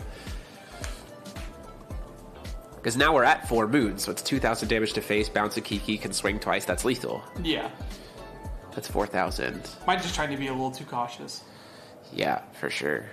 I mean, Dennis has put his hand down onto the table. Yeah, things will resolve at this point. In TGO, we have F5. Yeah, I mean, I guess you could still explore, right? That's the other problem, I guess, is now we just are dead. Okay, cool, because we're gonna just discard everything and burn face.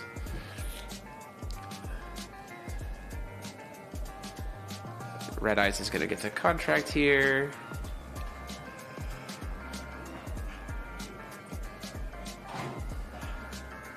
Red Eyes is out, currently represented at a strength of 5, 10, 15, 20, plus any cards that he's going to discard to cycle.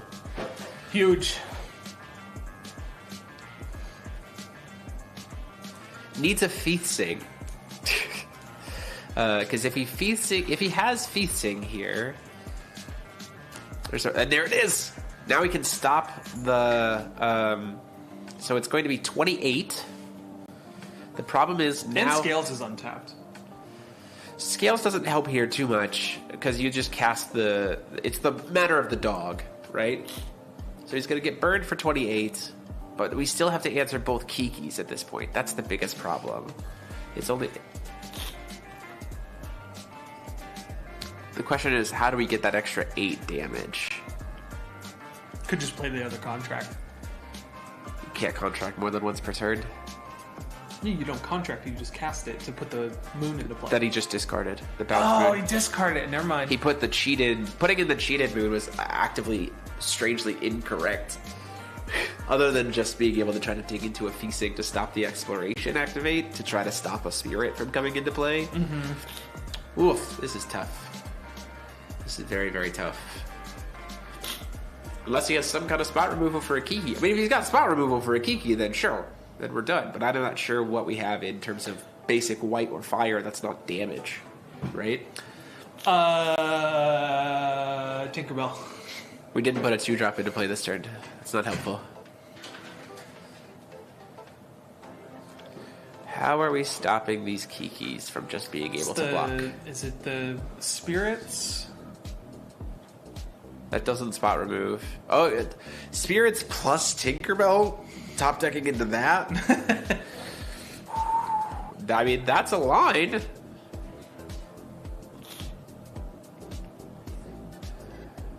So it's 2,800 damage.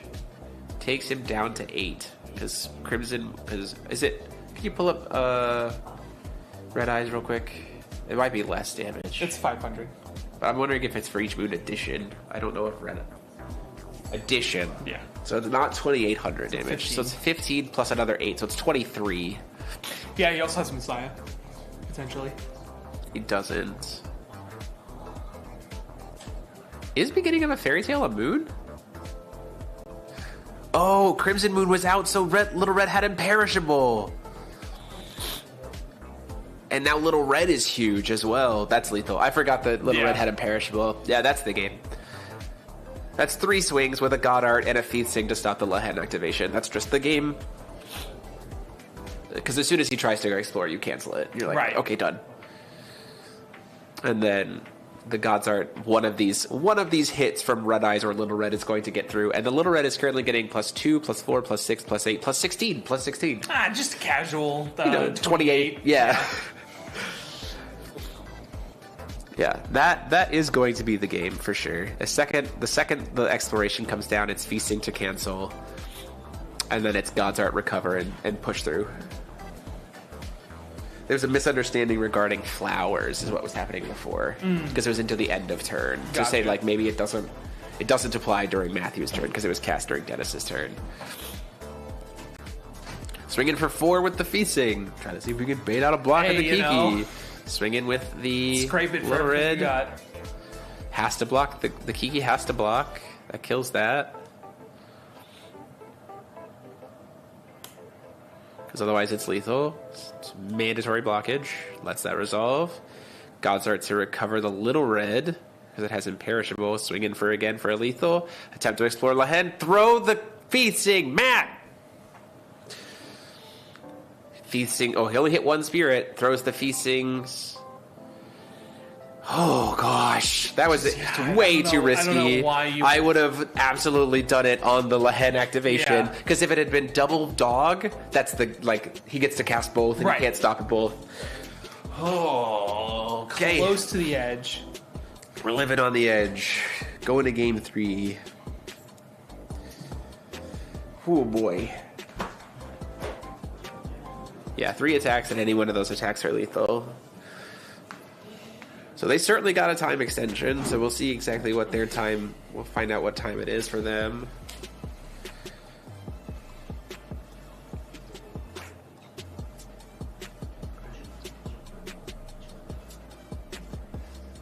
Yeah, we are already on the extension time. So the screen table got a time extension from the head judge. We're finding that out, yeah, because of the time for the judge call.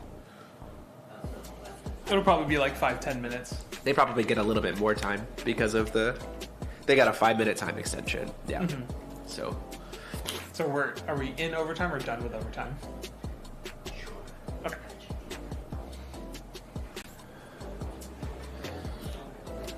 That needs to go fast.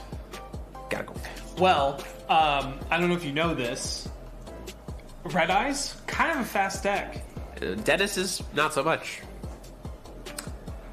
It is what it is. Yeah, we'll see. The unfortunate thing is that girl staring at with the way the last game has gone, is that there is a high possibility of sloppy play. We're trying to go fast. Yeah. Keeping From just the both keeping Loki's insight and opening of a fairy tale. Ooh, Dance of Spirits. Double Feasting is very good. Yeah. When we have opening of a fairy tale to start with. Hits it every time. Man never We know misses. there's the discard moon on the top of the deck. Don't know what we drew into there from the other card, but Matthew's starting some life points down. Lehen choosing to take the coin as well. Choosing to take the coin.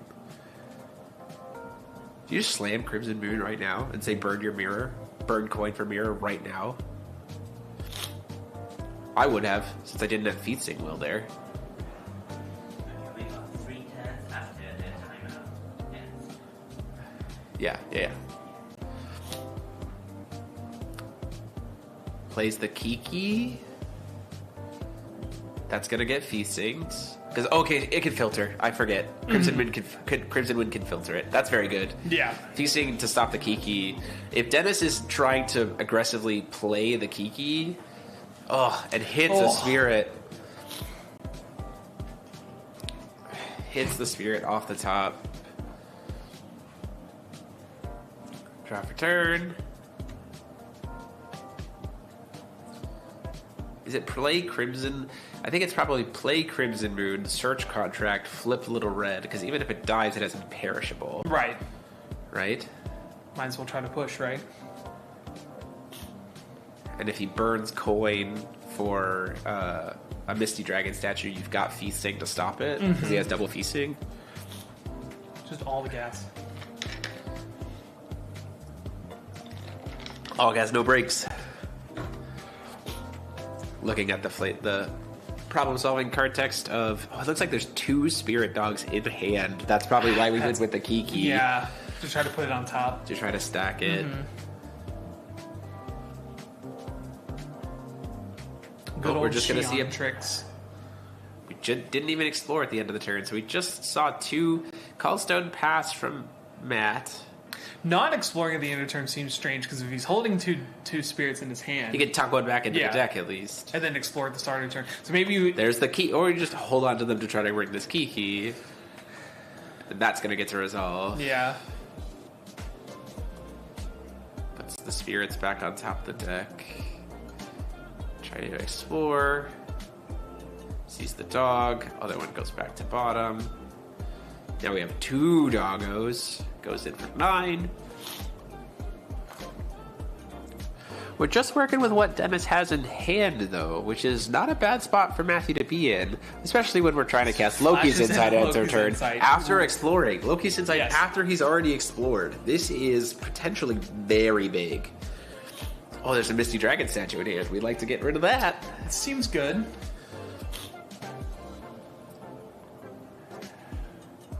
Because as long as we can get moons into play, we can clear those dogs off the board with red eyes, right? So oh yeah, they just get wiped out. You just got to get 2 moons. We know we've got one in hand. Yeah, there's at least one. Mirror, Misty Dragon statue. Jewel. Ooh. I think it is mirror. Ooh, that's a problem. Jewel complicates things. Not so much. He can't cast it. It costs 2 right now, so that's uncastable. Takes mirror. The problem is we have to be able to prepare to answer this tap out uncancelable Electra. This is the problem. Because next turn, Dennis will have 4 will. 3 stones and a coin. Yeah. So...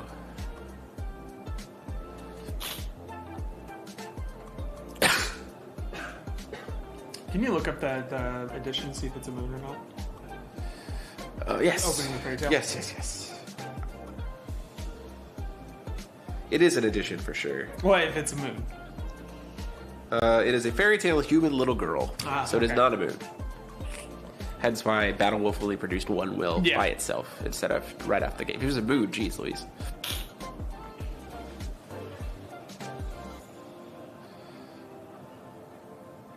Third light vapors in a row.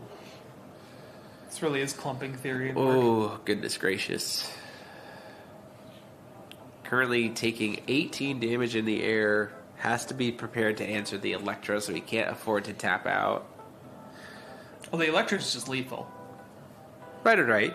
That's what I'm saying. You have to be prepared. And it can't be canceled. Its enter effect can be canceled, which is relevant. So that might be know, the play. Leave 1 will up for, at least leave 1 will up for feasting, right? The problem is we can't cheat in a moon here. Off of Crimson, Contract. Off of contract. So he's just gonna pass. Oof. It's rough.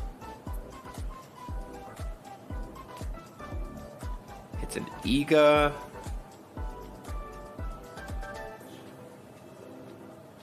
Did he put the Electra back?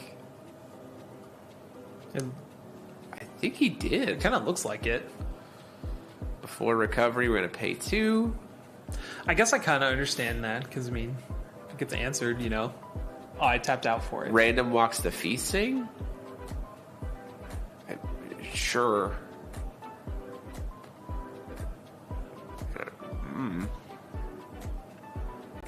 It is the blocker for the Electra, even if its enter effect gets canceled. Right. Before recovery, gonna try to go to Metal Life Form Dragon to keep one of the stones locked down. That answers the Electra. It does. You should be able to pull up Metal Life Form Dragon. It'll have the new. It won't have the new text though. Metal Life Form doesn't have new text. Didn't get Fixed.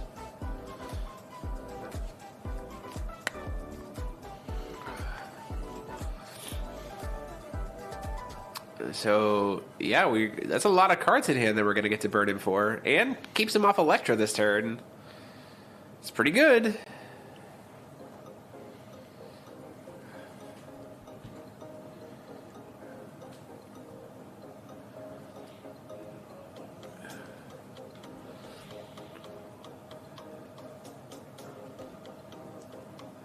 Goes to explore, finds the third spirit.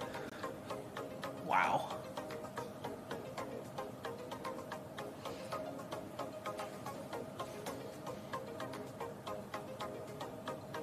Yep, just go ahead and gets in.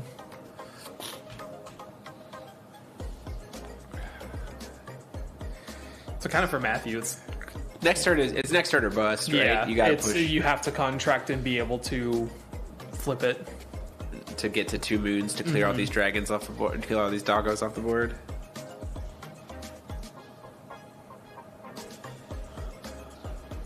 Just drawing for turn. We do have a feasting available, and we have Crimson Moon, which can search us contracts.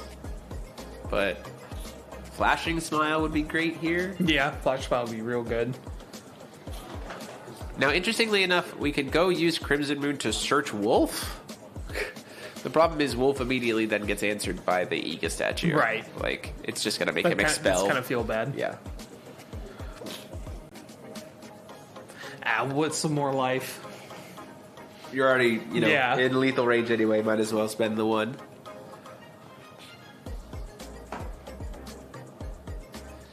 Do you just try to jam it? Hope that there's not a mirror because of the Loki's insight?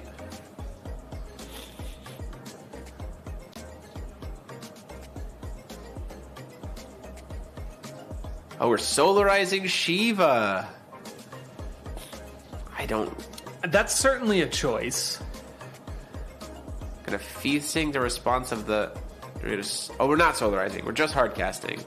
That makes more sense because we know that there's a Spirit Engrave. We know there's a Spirit of the Mirage Ruins in hand, so it has to be Shiva. You can pull up Shiva. First replicant Shiva of the day.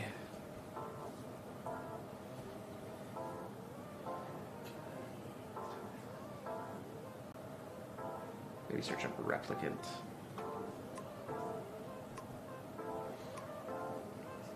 Oh, I guess we don't have that one. I guess we're too far ahead in the future. I mean, they should all be here. They're not. It's too far back.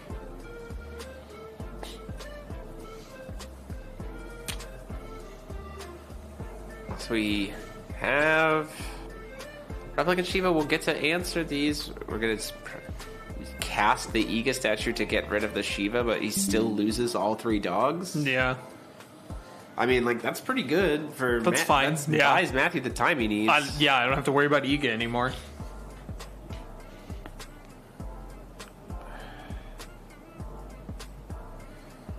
Now, so here... Okay. I'm hearing you out. No, it's not. So the problem is it's not lethal. So because of the Kiki. Oh no, actually. Hold up. Wait a minute. If this taps, oh my gosh, this is actually lethal because of the Crimson Wind in hand. So, it comes down to what? It legitimately is going to come down to what potential quick cast resonator he has in his hand. Because if the Shiva kills the 2 dogs and the Kiki, 2 of the dogs and the Kiki, even if it dies, then we play the Crimson Moon, flip Little Red. The Little Red will be a 14-4 and can swing twice for lethal. If there's no quick cast blocker or spot removal in Dennis's hand, or not, We're just gonna get the dogs off the ground and say that's gonna be it. I think that there's a world where you just like take the shot, right? Flowers is awkward.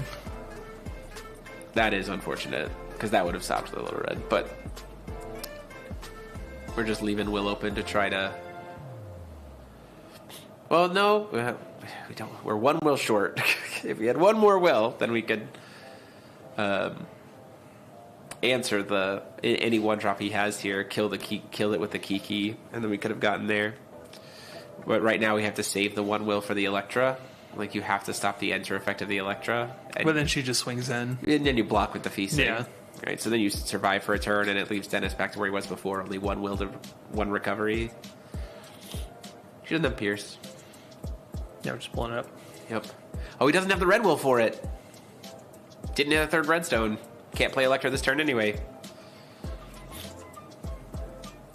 Play another Kiki. The flowers doesn't super help here because Matthew is low on life, like down on life. Right. I think Matt has an ice shards. That'd be pretty good. End of turn ice shards, get rid of the flowers.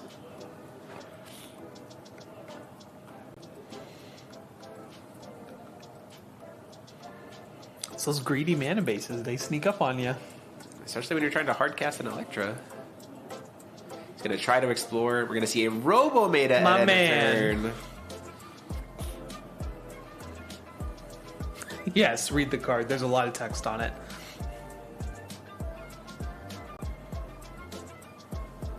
Flying blocker to answer the last spirit. Or protect. Protect also works against a flying attacker. Mm-hmm.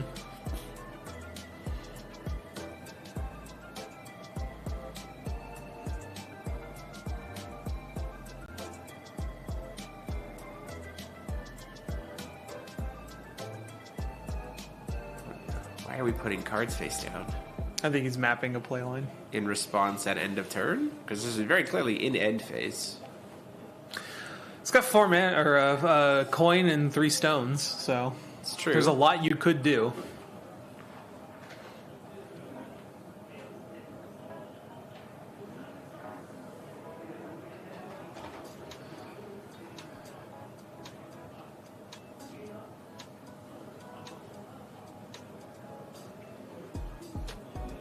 End of turn, in response to the Robo-Meta, we're going to explore.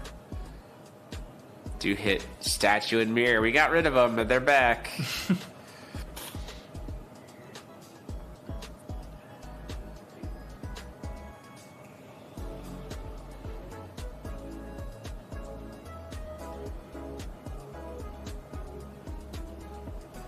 This feels like, because of the amount of time with sudden death rolls, that this is going to be a draw.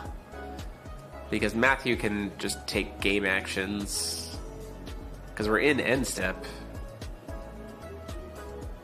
And so it'll be a game, no one wins in game 3. Right.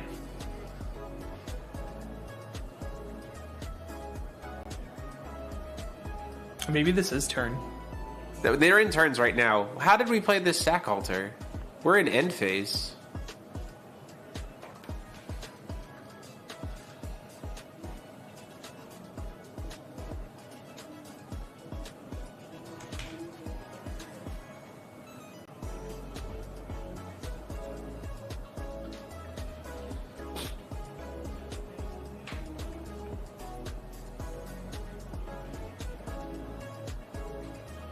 Yeah, Very curious how I the don't sack- I'm see. like- I don't see a world where Matthew would have Played the Robo-Meta and end of turn. Yeah. Like, that doesn't, like, not end of turn. Why would you pre-invest this card? Yeah, that's definitely a. You are passing the turn. Okay. Robo-Meta.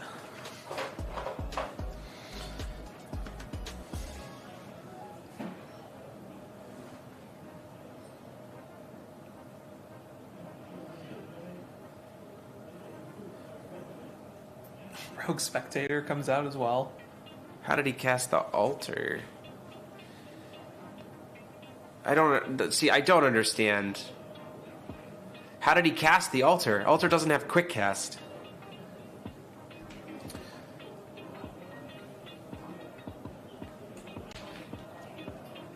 Cal, I need you to look at your phone. He's listening to her now.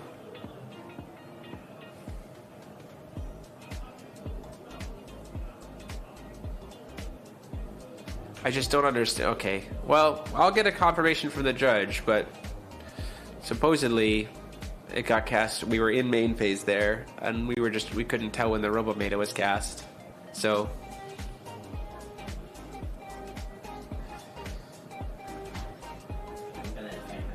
Sure.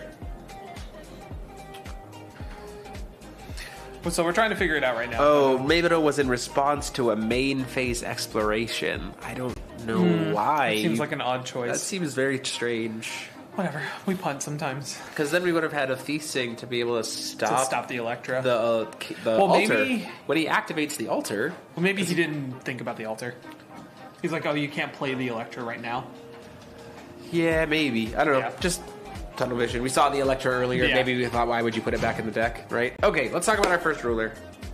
Ta-da! This is it. We have Queen of the Eternal Eclipse, Giotto Sansta, so Alex's mom. Ruler, Conqueror, Moon Princess, Moon Technology, Queen. She has Tag Conqueror, which will come up later, I would imagine. If a card would be put into your opponent's graveyard or removed area from anywhere, remove it from the game face down instead. Or removed area from anywhere. Yeah, if it goes...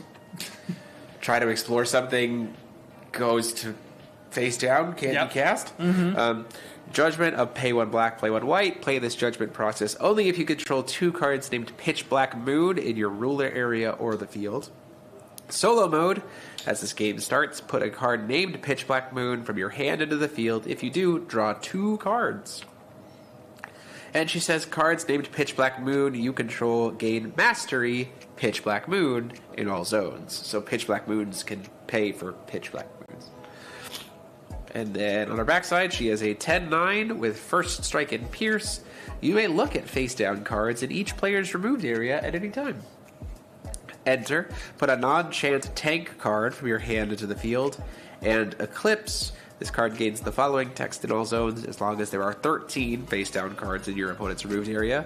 Pay X. Flip target face-down card of total cost X in your opponent's removed area face up and play it without paying its cost. Oh, that sounds a lot like Red Black Gil Lapis. Just a little bit.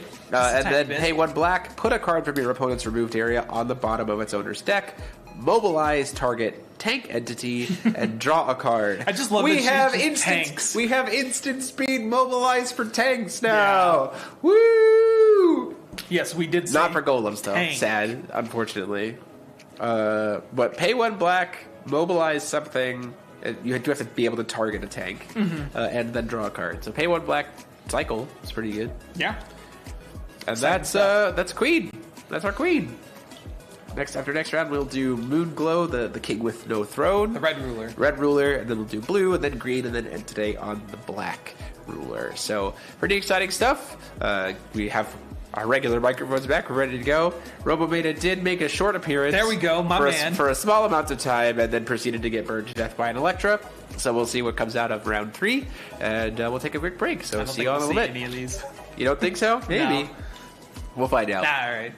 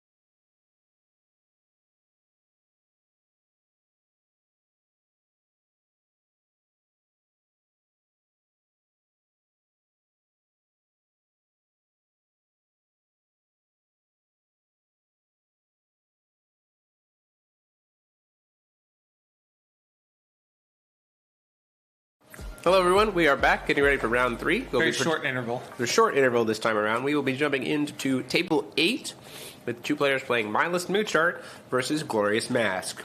Let's go, Mask! Woo! I do love myself some Floodgates. We'll be seeing exactly what comes out on top. This could be potentially very bad for Mindless Mood Start if we see the Mask in opener. If not, we're going to have a game on our hands. So let's go ahead and jump on over to the table.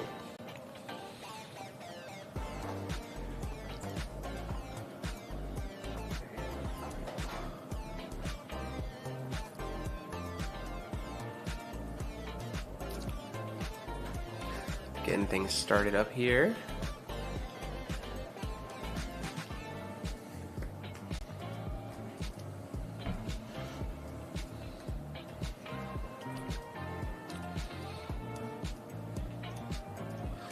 Round 3 is going to start in about 2 minutes, so it looks like they just performed mulligans here. Does look like Mindless Mood Chart is going to have the coin. Not the best. And on the left, from the only foul TCG team from Spain. So, Viva la España. It's going to come down to how many Magic of Trust and Loves are we going to resolve versus how many Masks are we going to start with in our opening hand. And Replicant Odin putting in some serious work, potentially being able to destroy stones. Never did I think that stone destruction was going to be like a thing that people would have to consider past hook meta. Yeah, absolutely. We're back to it, though. That is the thing that I want to talk about at Worlds. This feels very nostalgic. There's a lot of old things coming back. It's just like, not much has changed. 6 Sages, playing some Trinity cluster stuff with Lehen, because we saw that. We've seen that quite a bit in old GPs. Gloria's coming back. We see Artillerist is still seeing some play. Some Grim Cluster Rulers seeing some play. It's the meta, while heavily seated towards Lehen and Sage combos, is still pretty diverse. But the Sage decks are all very different. And the big question to me is, how many Lehens are going to start pairing into each other and drawing? I was talking about this on the floor going into round 1. I don't think the Lehens have very good cover. Like, they're not going to. I don't think that they'll convert that well. Yeah, the biggest question becomes how many of them are playing high speed uppercut. Because if you get paired up against a fellow Lehen and you don't have uppercuts, and the other person also doesn't have uppercuts, it's going to be a draw. Yeah. We did get a Mask in opener, so right out the gate, things are going to be in a good spot. Scoop for no, not that, not that much. The question comes down to: are we going to see last movements? Do we see Suya, our first Suya of this? Suya is just a clean answer. So it could be potentially really bad if we have my favorite anti-Suya tech, Starfall, coming down here to protect the Mask. Because if it does, this becomes a free card. And since it's Persephone back to hand, we'll do it as well. There's no extra will to be able to recast it at this point. Because the coin is for blue-red. And then nope, this cannot be... you cannot decurse Mirror here.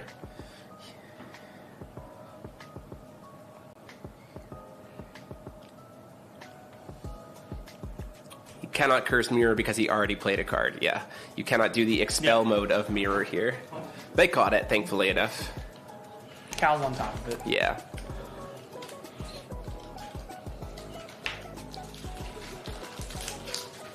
But helpful, kind of helpful for Fernandez to know that there's a mirror in hand now. It could be very helpful. A little piece of knowledge. And I think it was a last movement that was burned as well. So we can answer that. Yeah, quite a lot of knowledge, actually. Yeah, we learned half of the hand.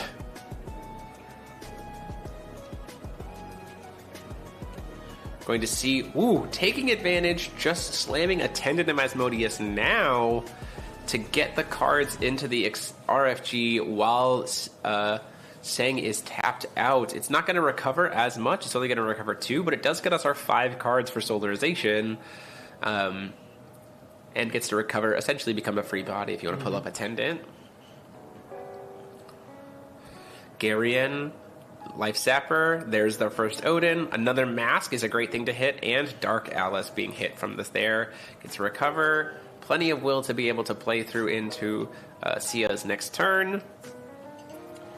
And we have a body on board now to protect against the Suya as well. That's the biggest piece of probably why we jammed it now, to also just like get a free Suya protect, right? Yep, Feels Suyu's very back good. in hand. Suyu's definitely would have come down again. Yeah. Burning Pretty clean Coin. answer. Ooh, boy. Burning Coin to Magic of Trust and Love. I don't agree with that. But it is going to get to resolve, which means that there's got to be some kind of responsiveness here. A Life Zapper Chrono Gear in response to the Suya would be particularly good, because you just sack one of the Chrono Gear For sure, tokens, yeah. have another Chrono Gear token for the next Suya that comes down. You do see the Suya. Do we have some way to protect it, Fernandez? Or are we just going to lose our mask? Is playing the extension rule Return of Judgment? Do you think we see a Kaguya to swap out a tag ruler? How are we protecting the mask this time?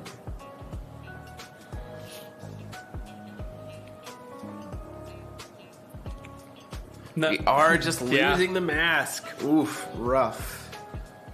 No way to protect. End of turn, we get a Robometa. a very nice Uber Robometa. Yep.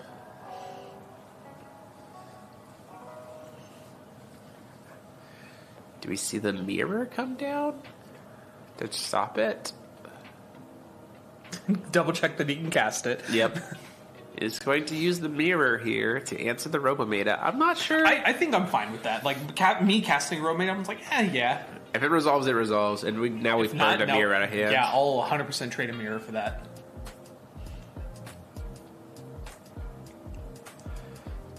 Draw for turn. Anything before recovery here? I mean, we're fully tapped out, but we do have access to Magic of Trust and Love because there's no mask.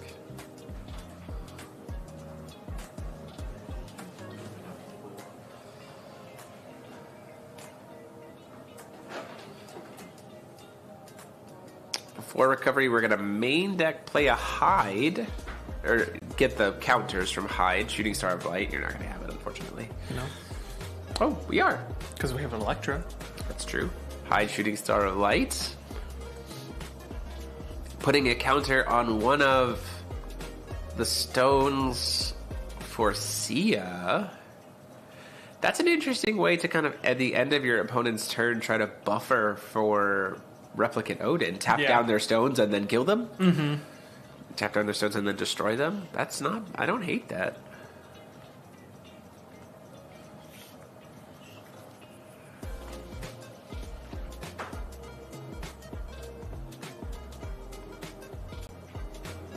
Effectively a way to try to silence your opponent.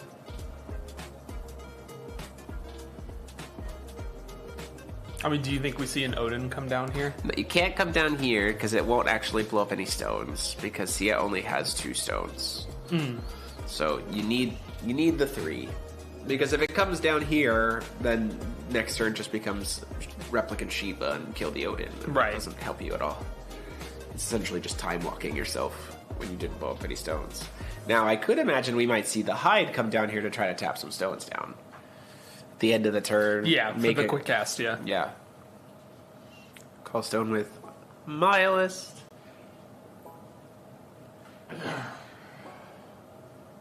Stone with Mylist. Swing in for 6. Declares no blocks.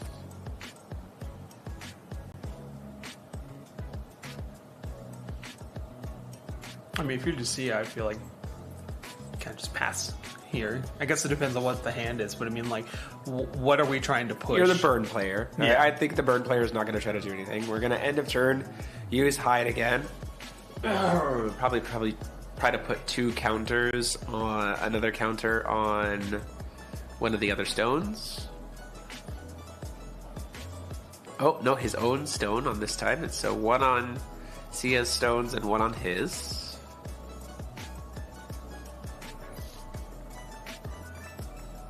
And then it's going to try to cast it this time. This is still in response to declaration of attack, I believe, so we can potentially block. It's a 2-drop. Yeah. So that's pretty good. It's going to get to recover a stone. Yeah, functionally a 1-drop. And tap down a stone.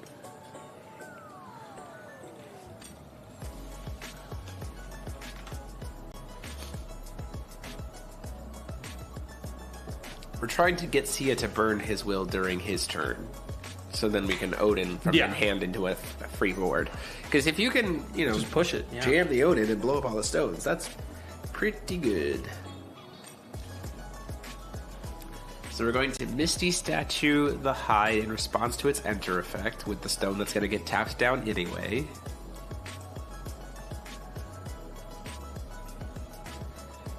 It's going to die.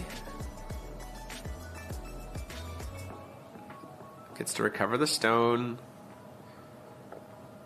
The seal counters stay on the stone because they don't actually get moved to hide. Yep. Yeah, it's an interesting little quirk of that interaction. And then we're going to take the damage from the Suya. It's going to be 6.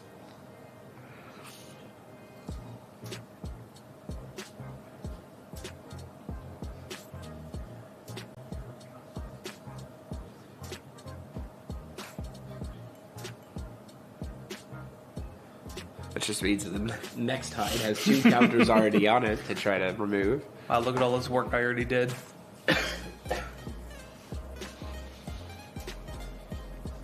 Can we get 2 more will out of Sia this turn? Probably not.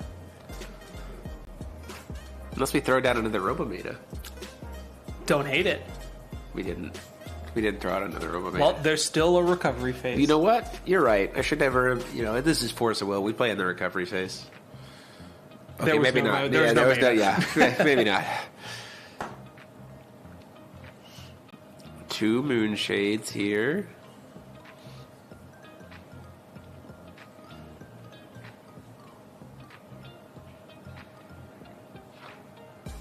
Just jamming the Odin. Just say, hey, do you have it? I mean, mirror isn't an answer, right? True. Unfortunately, we probably won't have the replicant Odin. We do not have replicant Odin. But if this does resolve, it's going to get to blow up all of Sia's stones. Which seems pretty good.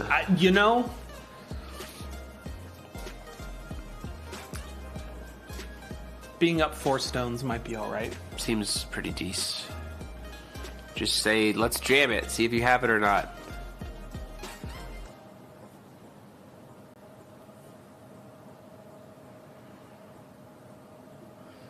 Does this Odin get to do its job? Cancel the enter effect with Ray Asnul. That's probably why we wanted the hide.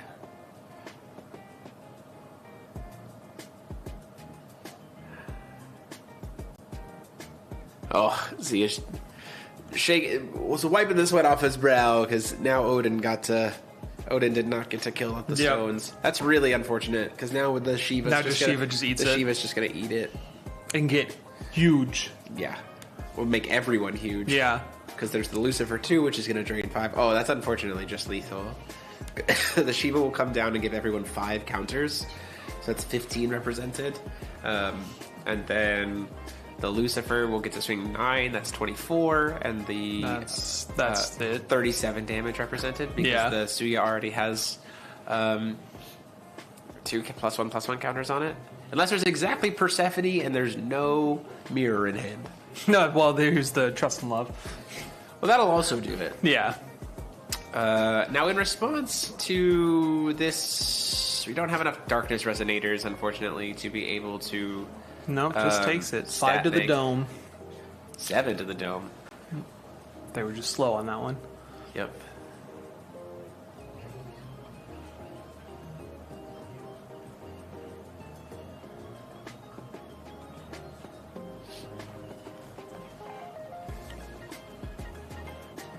We're going to use Garion before recovery to kill the Suya. Then we're going to use Odin's effects to remove the Suya from the graveyard to do -2/-2 to the board. There's no other darkness resonators to remove. Oh, there's a Persephone to remove from the graveyard. Discard cards. To do another -2. That'll kill the Lucifer. So now we're not dead. Yeah. Now the Shiva isn't lethal. Because we're going to have a -6 on Sia's. We're going to go ahead and remove the Lucifer as well. So there's a -6 to this board. So a tap-out Shiva now doesn't kill us. Mm-hmm. You kind of want that now. Yeah. You'd lose the Odin, but then you just jam another Odin next time. Right. If there's another one. If the last card in hand is another Odin. Sometimes you just have it.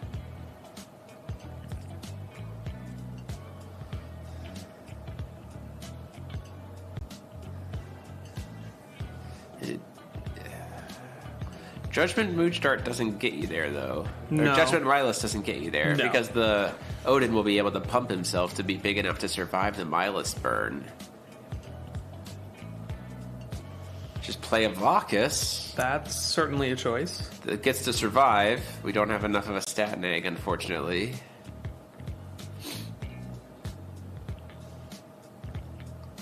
Expelled. And then a pass.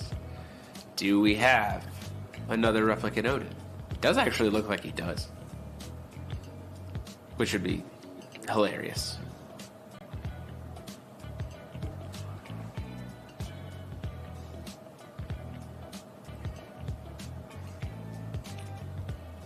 Just jam another Odin, blow up all the 4 stones, say it didn't work last time, it'll work this time.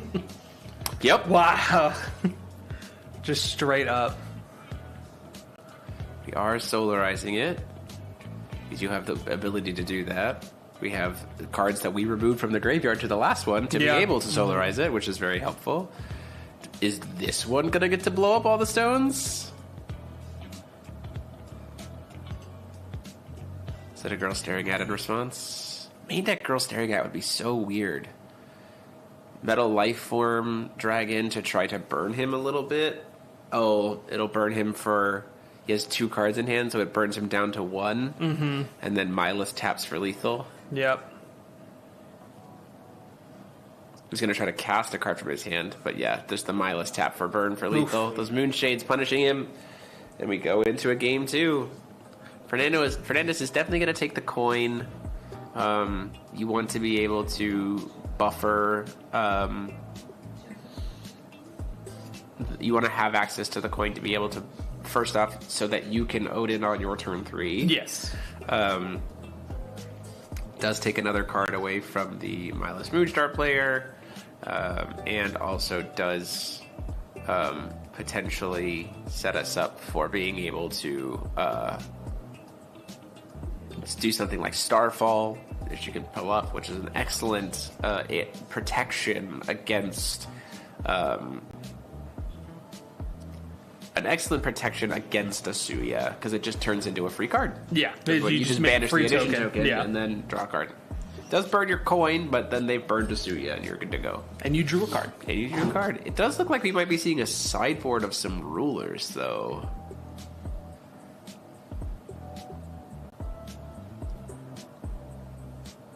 I'm trying to figure out what you would take out for this.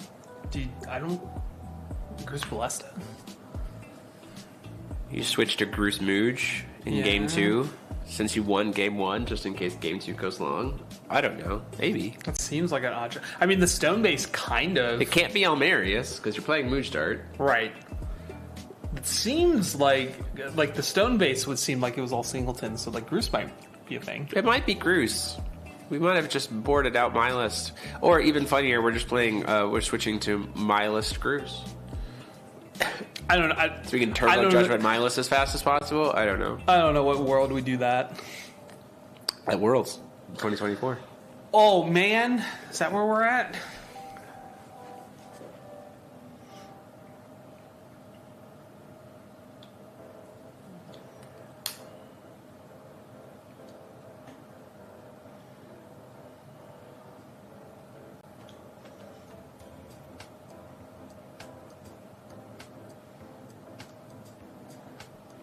Chad is asking if Kaguya is relevant. Would you like to talk about this? Replicate Kaguya? Or just they just said, is Kaguya still relevant? I don't know. Replicant Kaguya is played in some builds of the Glorious builds, right? I was saying that there's your K1 Abdul. Oh yes, K1 Abdul. Oh yeah, for sure. Currently there are there's a Seer Baja list that's in contention still. It's currently 1-1 going into round 3.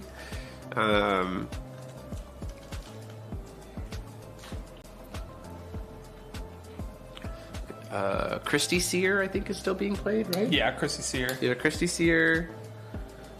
Abdul. Seer Abdul, Christy Seer. There's 5 Seer decks. Yeah. There's 3 people on Seer Seer Baja. Baja. Kaguya makes that deck purr. Yeah, card's very good. I mean, I would argue it's honestly Reflected Blue Moon that makes that deck so good. Reflected Blue Moon is insane. Card is very, very good.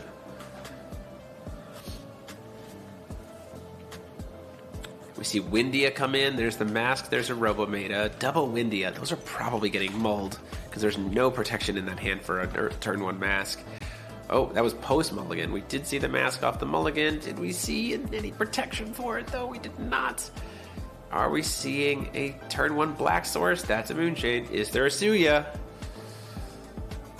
This Mask is just immediately going away, unfortunately, because of how fast that stone got. Yeah. Yep. That was snap like, oh, hold on, let me mark my life. Okay, Suya. Yeah. We don't have anything to flash. I mean, like, the best would be flash it a Dark Alice. Oh, Flash and Meta. I don't know about that. I mean, it's honestly probably correct to just let the masks survive. Knowing that the hand is pretty anti-burn and does have access to Windias could be pretty helpful here. I think that hand is now 3 Windias, though. It quickly became not as good.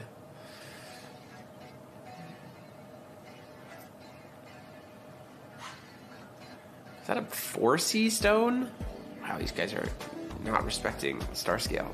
Neither of these guys are respecting Star Scale. By the way, in my Glorious build, I boarded 2 Star Scales to really try to hose the matchup. But we're filthy stacks players.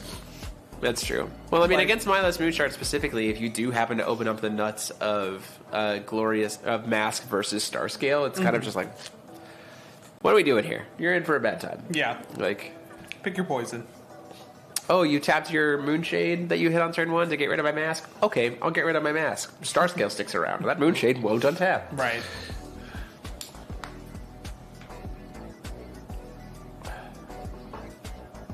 Especially if you can also then protect the Mask. It's really funny. We're going to fight over this. Like, they cast the Suya, you respond to answer it because they tap down a Moonshade, and then you still get to have Mask in. Yep. It's just like, great. Ooh. That's not good against Glorious at all. Shards, you'd think it's good. It's honestly not. It's why we're playing Attendant of Asmodeus, because you immediately regain the priority after RFGing 5, so you can just go Solarize immediately. Right. Prior to paying costs. Well, I guess if you don't capitalize... Sure. Yeah. But you wouldn't. I don't feel like you would ever play the Attendant unless you were immediately going to capitalize. That's what happened last game. It also under Mask costs 1 to activate. Mm-hmm. So I'm not entirely sure about. Maybe you just you boarded it in just in case they don't see the Mask. Problem is we're starting to get beat down for 5 every turn with this Suya.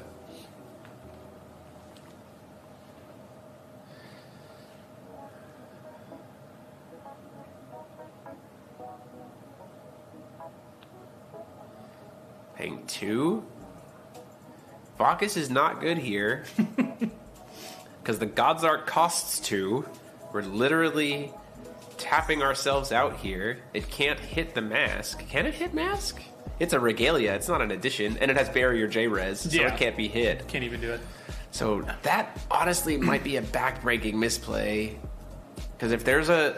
I mean, it's a body. No, if we have Odin, though, that's just it. He does have to hit his own Suya, though, so it does get expelled.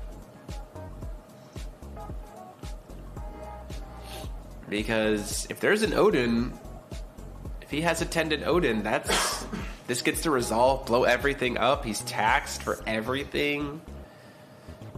That's not good. End of turn Windia. That doesn't super help. I mean, it does survive Vakas's -6/-6, so I guess it is also a body to prevent burn later. What are you going to do, not spend your will? Yeah, that's fine. You want to pull Windia up for us? Yeah, I'm not going to spend my will.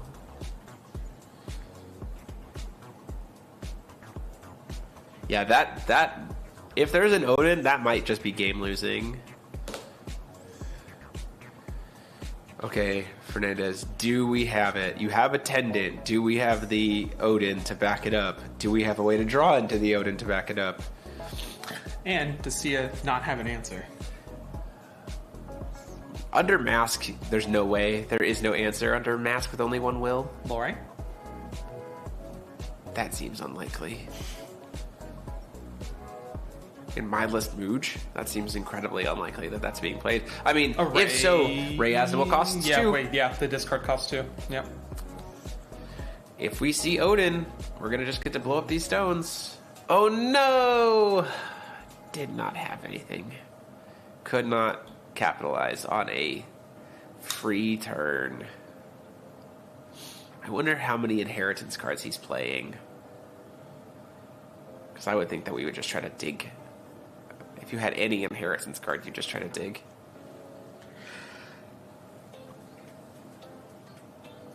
Paying 1 for the Magic of Trust and Love, trying to target the Windia. In response, you ping the Vakas so that it can't hit you this turn, and then bounce her back to your hand. Yeah.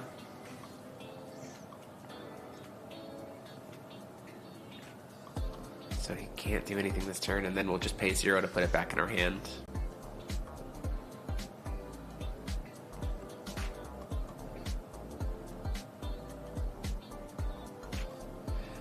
Nope, I get to do that because I'm glorious. Yeah, I'm glorious. I get to pay activate abilities for free. As printed. It feels like Sia has not played into Glorious Mask. Specifically Glorious Mask very often. So you do get to save the Windia, which means she's just coming back down at the end of the turn. Mm-hmm. Sia probably wishes he had pointed that Magic of Trust and Love at the face instead.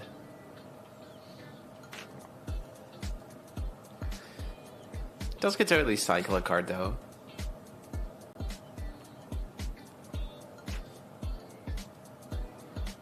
Double Judgment into 3 open will. That never goes bad.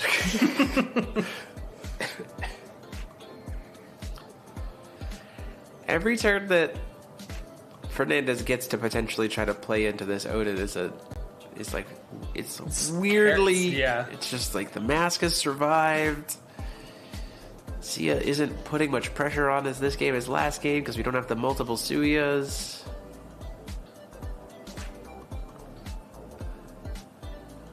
Just pass. Probably gonna send the Windia back out. Why not? She back. I guess the only downside is that it costs a little bit of life. 100. But you're playing against a burn deck. Yeah, You know? Valid. Valid point. I also play Windy on my Glorious deck, specifically into Mindless Mooge. It's good. Yeah, I think it's good to have, but it's just, it feels a little bit off when you have to pay life every time to cast it. Yep. Especially if you're going to be rebouncing it multiple times. Okay. So, now we're at 4 will. Did we find Odin? Just been looking at those stones. Get those dice off of those. And just pass. Ugh. Stone pass. You really don't want to be stone Misty passing against a statue burn to deck. try to kill the Mist Windia again. Just pay 0, put her back in my hand. Yeah, ping.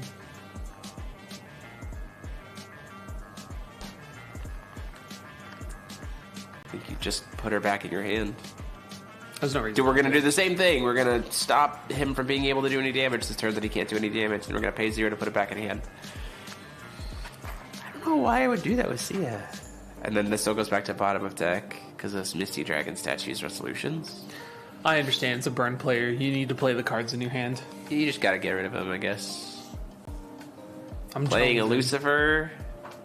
Maybe the thought was played, but the Lucifer's life loss, so that's not a huge big deal. Like Windy, you couldn't stop the life loss there from the Lucifer. Do you want to pull up the Lucifer real quick? Should have that.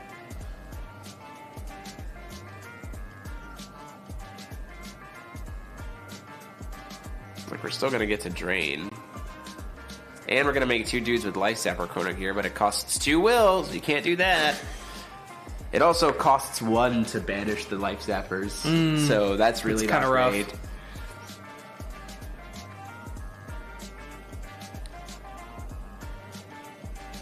Discard due to hand size.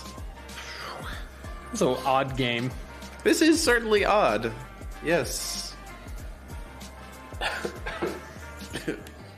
We're not going to get burned by Magic Life Form Dragon, though. Metal Life Form Dragon. No. That will cost 3 will. Yeah, that's not happening. It will not resolve, I imagine. Focus can hit for damage, though. We do got to start actually doing something, though, is the problem. No, Call Stone passed. This is the truth. I'm talking about for Fernandez. No. Not so much for Sia. He can just chip. He can spend his time chipping. Gonna see our Windia get cast here. Has to not pay any will for it. For that time, it's double green, thankfully. And that will be able to ping the Lucifer for 2, so that the Lucifer can't hit us.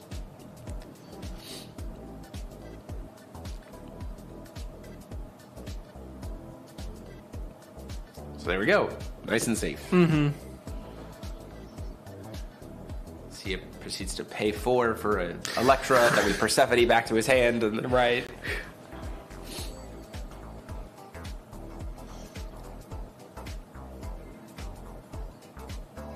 Swings in with the Vacus. I think we just block. They bounce off of each other. They're both 6/7s. Maybe trying to burn here. We're going to Judgment Mooj Dart. No, okay, yeah, block happened. The Mooj Dart will be able to swing. A Windia will be able to stop the damage from Mooj Dart, though. The Mooj Dart will have swiftness. That certainly is a keyword that she has. And flying.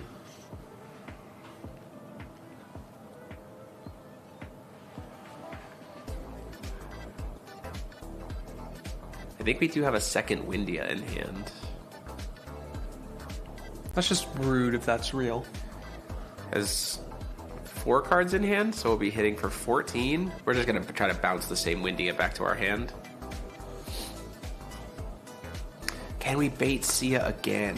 Okay, because you can activate Windia as many times as you want. So if he tries to burn spot removal, you just recast the Windia. You just, right. It's just like, okay. Has to pay 300 for this. Goes down to 19. It's better than taking 14. It's true. And letting Sia draw a card. Yeah. It's still Magic so of Trust and Love currently costs 3? Yes. Mirror the activation. I think you're okay there because it's also less damage, and now it's fully tapped out. Come on. Odin one time. Who are you talking about? He Odin last game. Yeah, Odin one time this game. Oh, you want the enter ability to resolve? Yeah, I want the enter ability to resolve. Yes, I see, that's what I want. I want the enter ability to resolve.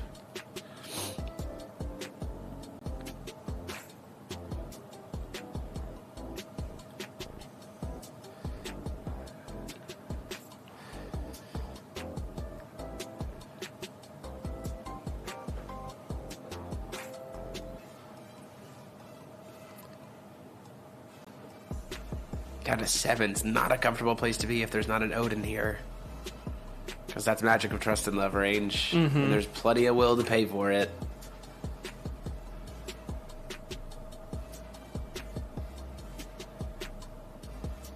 Can kind of do whatever he wants here. Double Attendant. Just needs to be Odin. Because my list is just going to flip next turn. Yeah, I mean, if you don't make it, if you don't wipe the whole board, yeah, and then you don't get another, or win this turn, you don't get another turn. Right. An Electra could do it. Electra would be with Longsword is 36 plus another 6 from Windia is exactly 42. Mm-hmm. No blockers or anything, so. Because Electra does it. Has the red will for it. Doesn't die.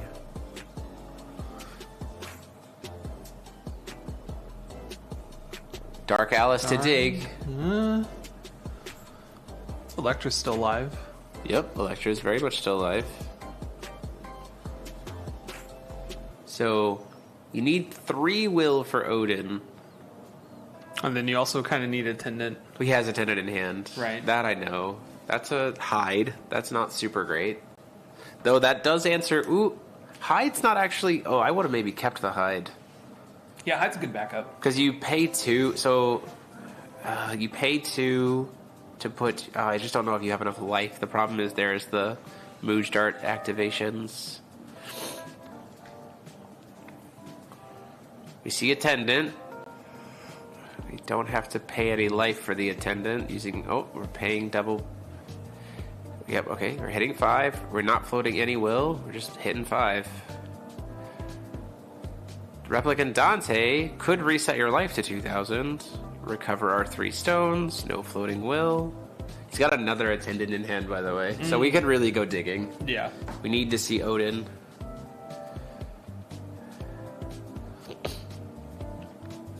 Is this our boy?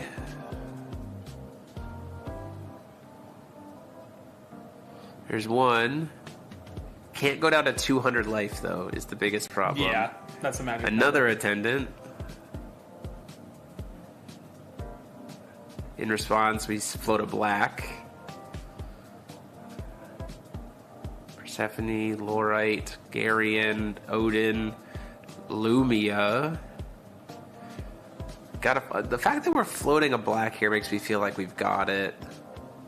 Then we go down to 5 with black, black, white, and we get to play Replicant Odin. Cast a Persephone, kill the Mooj Dart, draw us into a card. That's a Dark Alice. We can keep going. Keep digging.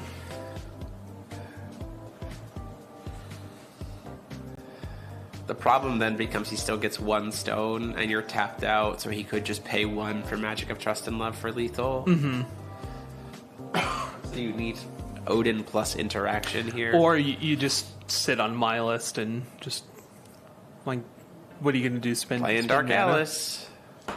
Well, the problem is, if an Odin does come down here, so the issue is this is like a huge board, right? Mm-hmm. So the Windia will be able to stop...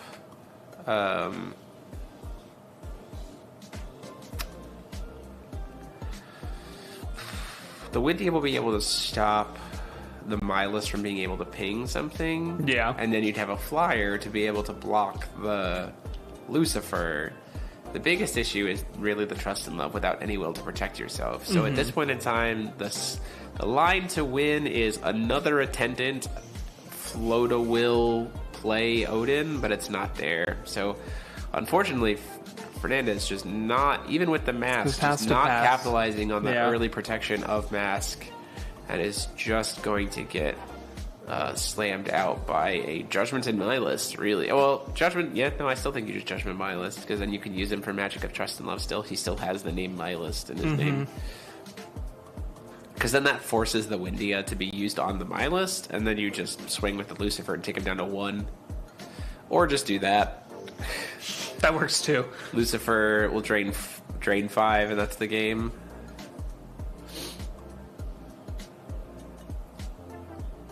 Enter Effects just truly doesn't have it. Unfortunate. So much Good dig. game. Just didn't see it.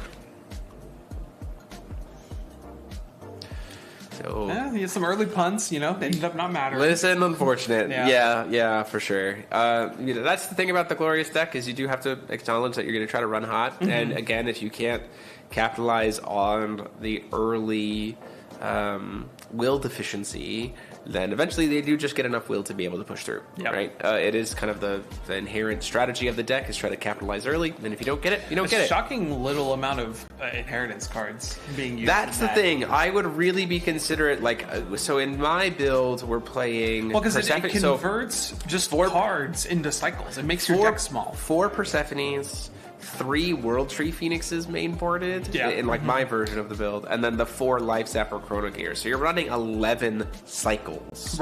Right? And it does feel like we just didn't see it. Like the Glorious activation never got used at all. We just tried. No, it got used once. The Persephone bounced a card to a hand. No. I meant like a spell. I meant like actually cycling with Glorious. Oh, sure. Like never actually got cycled. So that was a little unfortunate. Might just be coming down to build. But we'll see how the rest of the day goes, how the other Glorious decks are doing. And, sometimes I will say going into this format, I did really like Glorious as a choice for this deck, but did have to acknowledge that you would be, you would need to be running hot, right? Yeah. You weren't There's a lot of you weren't top you weren't decking you have the to do. safest of decks going into this. So I think that's just what we saw. Like we saw the mask, but we also saw Mindless Moonstart well prepared for it, and like not being able to protect the mask is a little bit rough. Right. So should we talk about another ruler that I'm really excited about? You got it. So this is our red ruler, the King with No Throne, Moonglow the 8th. He is a bandit, king, moon technology. Just so many names. So many. Once per turn, this is. I like to describe this ruler as K1 ran so that this one could fly a stealth bomber. So once per turn, you may pay 0 to put a card in your standby area rather than pay 2. There you go. Insane. Pay 1, put a card from your hand into your standby area face down. Play this ability only during your opponent's turn. So stealth becomes a will sink. Because that's what we needed. Sure. Yes. God's Art, Bandit's Hall, pay 1 black. Draw X cards, where X is 5 minus the number of cards in your hand. So another inherent weakness of stealth being that it ran out of cards. Okay. Play this ability only if there are 3 cards in your standby area, so you're replenishing your hand.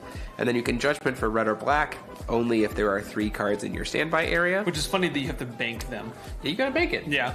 And then on the backside, adds Moon Princess to his races because it's Moonglow the 8th and Hachisuka, the power couple is their name. 12-9 with Belligerence, Precision, Bane, and Imperishable. Giving the Stealth Ruler Imperishable is my favorite. Foul. Twice per turn, you may pay 0 to put a card in your standby area rather than pay 2. Pay 0, put a card from your hand into your standby area face down, only during your opponent's turn and only once per turn. So you can't will sync it anymore, but it is 0. And a God's Art, the mind behind the muscle. For red and black, if your opponent has more cards in their hand than you, they expel X cards from their hand, where X is the number of cards in their hand minus the number of cards in your hand. So if we just put all our cards face down, we don't have any cards in our hand, and then our opponent doesn't have any cards in their hand either. Stonks. Stealth stonks. So, needless to say, another red ruler that I'm very excited to play. Because it's a black ruler. Well, yeah. I mean, the ambush mechanic just in general is very exciting. So we should mention on both, the rulers are light on the front and light and darkness on the back. Yeah, every and ruler then gains dark fire on the and ruler then side. fire dark on the back. So that is an important distinction to put together.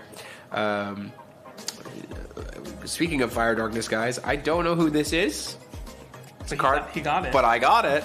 I'm excited to see whatever character that is. Very clearly going to be a stealth card because it is a purple and black art aesthetic, which feels very like it's going to be a Moonglow card. So color me excited. Well, it's probably a Grim Descendant because it's got white and black hair. He's got the white and black hair and the heterochromia. The heterochromia, Yeah. so probably a Grim Descendant. Let's go. So that's it for us here for round 3. We'll figure out what's going to be in round 4. And if we're having 4 or 5 or 6 rounds today, when we come back in a little bit. Thank you all so much.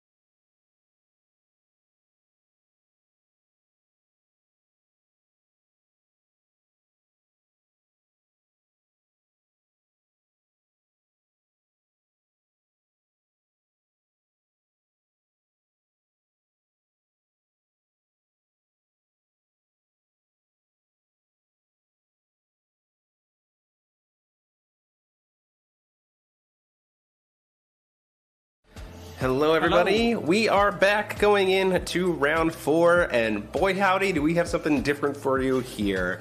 This is table 10, interestingly enough, the same table we were at last round. No, we were table 8 we're last 8, round. yeah. Sorry, so nearby. Same But field. we have 2 very different decks. We're playing Seer Baja, so K1 versus Fault Gold, versus Order Nyarlathotep. One of 2. One of the 2 of them, and one of the 3 Seer Baja lists. So, going to be very interesting to see what comes out of it. Seer does love to see a Resonator / J-Ruler hit the board every turn to kill. For sure. And Nyarlathotep sure does want to put Resonators on board. So, we're going to see how this goes and see who comes out on top. We have Jeremy Lindley and a player from Spain whose name I can't remember because I don't have the list in front of me. I'm sorry, but it's going to be interesting to see what comes out of it. So I think the players are getting set up now, so let's go over to the tables.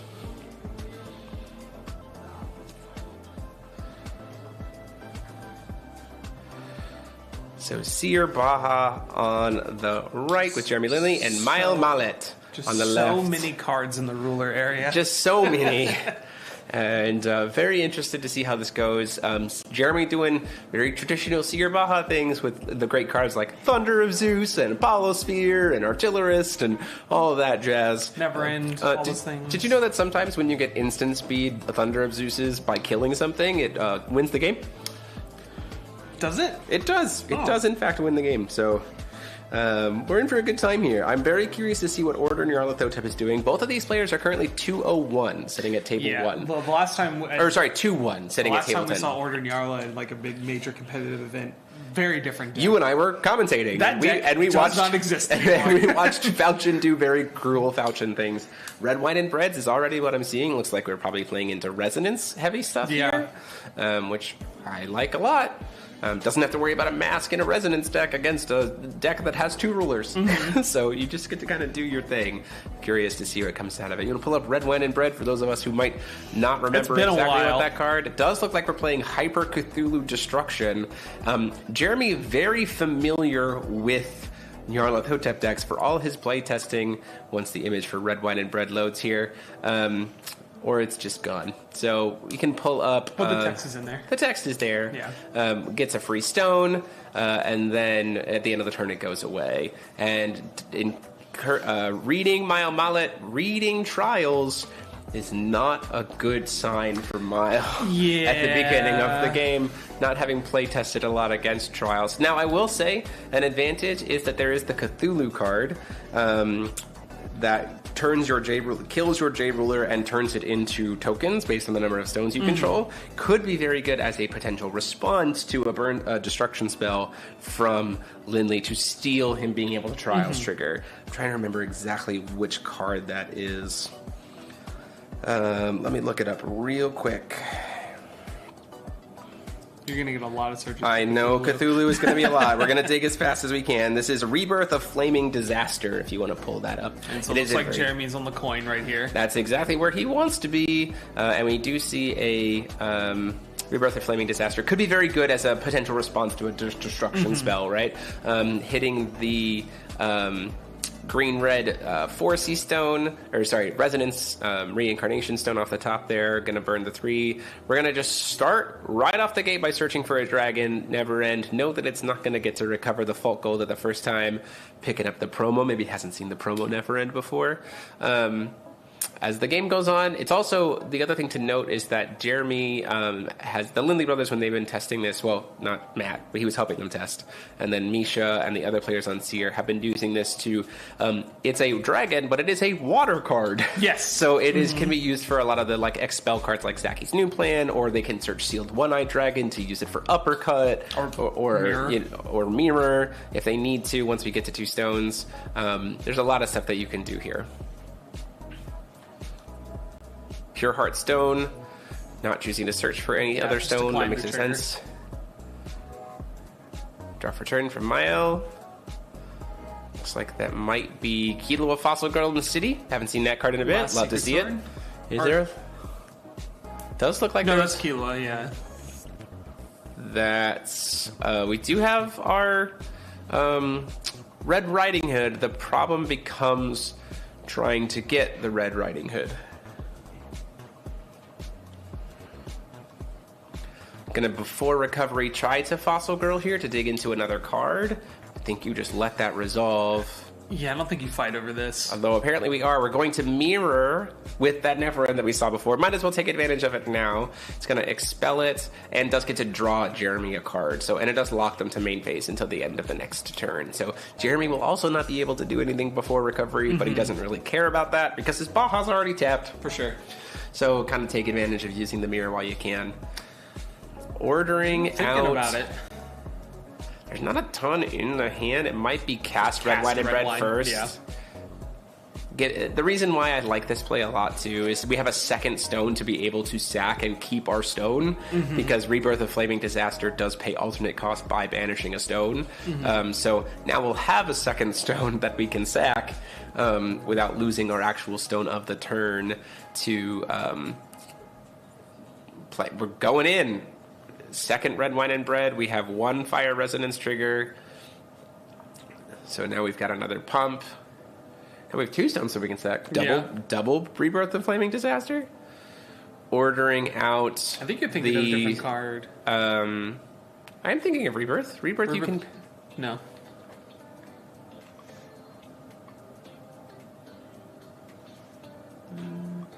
Why did I think that? Well, I can sack. What am I thinking about sacking? Explosive Withdrawal might be what I'm thinking about instead. We do see our Red Riding Hood. You want to pull that up for us? It is buffed right now. It's kind of huge. So it's going to be hard to kill. Two Friends and a Cat coming into play here. The very nice Uber. Yes. And then we're going to use Coin for Alice's fantastic trick to kill. That's a card that we haven't seen in the game.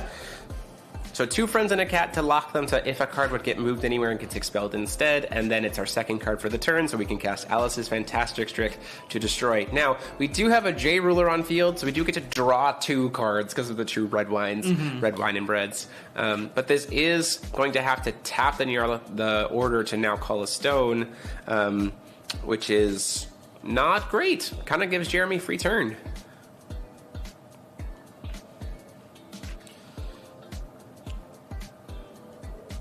Maybe just kind of explaining the sequence of events here, so he still gets to draw cards because two Friends and a Cat hasn't resolved yet.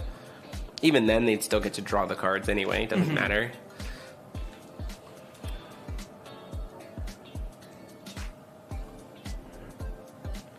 The stones. These are relatively old cards. So. That's true, and we do get to get stones off of the trigger from. We do get to get stones off of the trigger from the Nyarlathotep as well, the Red Riding Hood. But we do get a Trials trigger first before even you get to draw the cards. And so now we get a Fleeting Moon Jewel from the Treasury deck, which is going to try to cheat in another Treasury if he's got one, or a Moon. There's a world where I think if he's got it, that. Wow. Huge. Reflected Blue Moon off the top. This is backbreaking for this deck. Yeah. Because now you let Red Wine and Bread exist. You let they're that just card there forever. exist. But the problem is, now anytime they would give your stuff a stat pump, they're actually giving your board a stat neg. So that is backbreaking. I think that just cinches it.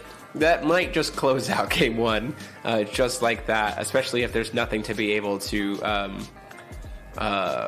destroy it, and it has Barrier Champ. So having Reflected Blue Moon in hand, we're probably going to call... I mean, do you call Isis? Like, just to prevent will production? But it can't hit it if it's a J ruler, so then maybe not even does anything. But I mean, even just the stat. Also, the fact that he had, and has, by the way, that cost him 2 will, and he has 2 will back because of Reflected Blue Moon. And he's now, also about to go into his turn. Yeah, for sure. Gets to recover. Truly a huge, huge turn. Gets 2 temporary stones. That will trigger double resonance, so now his board is getting an additional -8. -8. On top of the -6 he was already getting, so just a casual -14. No big. No biggie. And then we can call stone with Order Nyarlathotep. Any kind of any deck that's playing stat pumps does not like seeing Seer, because as soon as Reflected Blue Moon comes out, you are in for a bad time. Oh, that's a cute Magic Stone Research Institute you have. Yeah, it would be a shame if it killed your entire board. can still call stone. Yeah, He is going to get to draw a bunch of cards because of the reincarnation stones going back to the bottom of the deck at the end of the turn. So, going to sack it to play the arena expansion. Arena expansion, yep.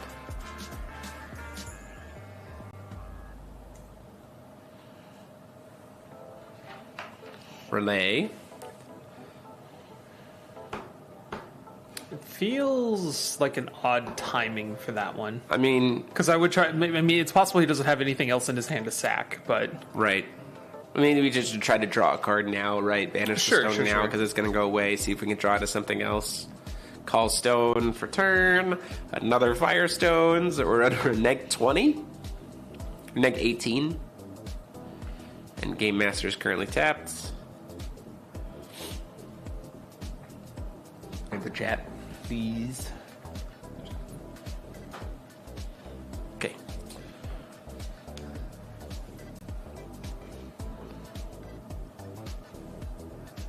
We're just going to move to end a turn, and these things are going to go down to the bottom.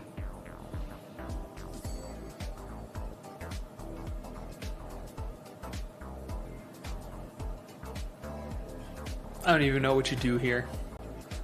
Hey, throw an artillerist at him? Oh, no, not for Jeremy. Oh, yeah, for Mael? This Yeah. is not good. This is very much not good.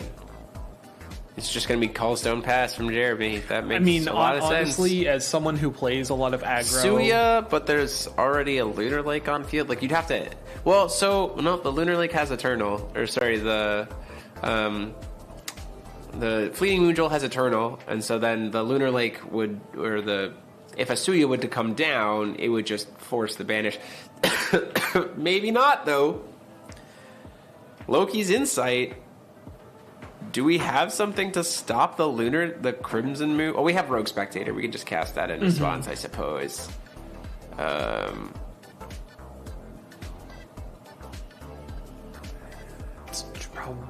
going to try to play the Just Kilo to take draw our a one card? quick cast card and turn it into a non-quick cast card for Insight.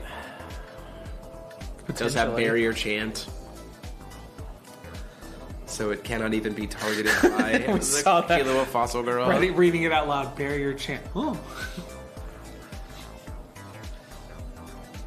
Yeah, that... Having both of those ready to go was... Yeah, that was brutal. Absolutely brutal. And this is kind of what we were talking about before. Like, that does kind of favor Jeremy in this matchup in general, is Mile has to commit stuff to board. He's a rushdown deck, right? You indeed So- have to play stuff and things to rush down with. Fossil Girl to try to draw a card. Draws into another non-quick cast card. This is the first time we see... well, there is one. So it gets one card. Rebirth of Flaming Disaster. We've got a Suya, 2 Leos, and... was that a Zaki's Assault Troopers? It is. Yeah. It's Assault Troopers, which is very helpful to be able to pop stones. But then it's really not great because then the Residents would kill the Assault Troopers. Yeah. So Rebirth of Flaming Disaster getting discarded. Move to Recovery. Although you could order it, but the problem is now the order is even sucky because it gives you a +2/+2, which is a -2/-2. Yep. So not great. You can't really call a stone. Yeah, if you call a stone, you die. Yeah.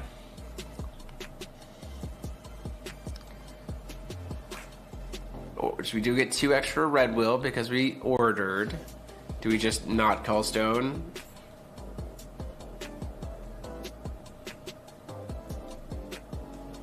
Because right now she's a 6. I believe she's a 6/6. Or is she a 6/7 or a 5/7 for Violet and Maribella? Could you pull it up, please?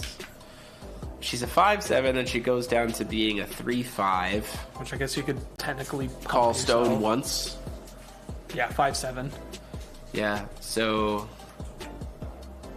we did call stone, so she's now a 1. She's swinging it for 100 damage.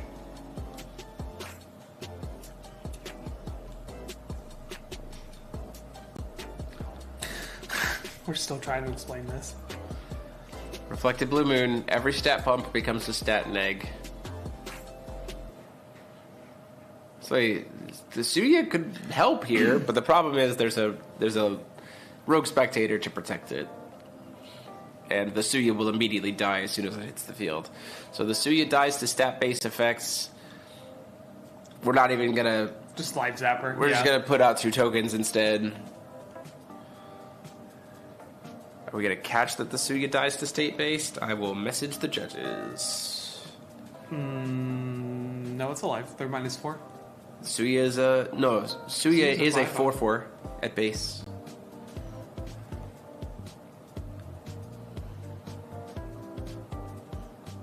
Oh, yeah, Suya's a 4/4. Yeah. Yep, okay, Cal already got it. Perfect. Blue Moon is currently naming Attendant of Asmodeus. Interesting. Yep. Yeah. Oh, yeah, okay, I was just like, no, we could just go to next game. Yeah, that was... Having the Reflected Blue Moon in hand Yeah, that was brutal. Was absolutely... Especially since he'd committed to the double... So as the Nyarla player, I assume he's playing 4 Killuas in the main. So, my thought process here as the Killua player is board into just raw burn. Yeah, move off of Resonators and just try to throw damage at the face. Problem is Jeremy's faster at it, because Jeremy can just play Artillerist.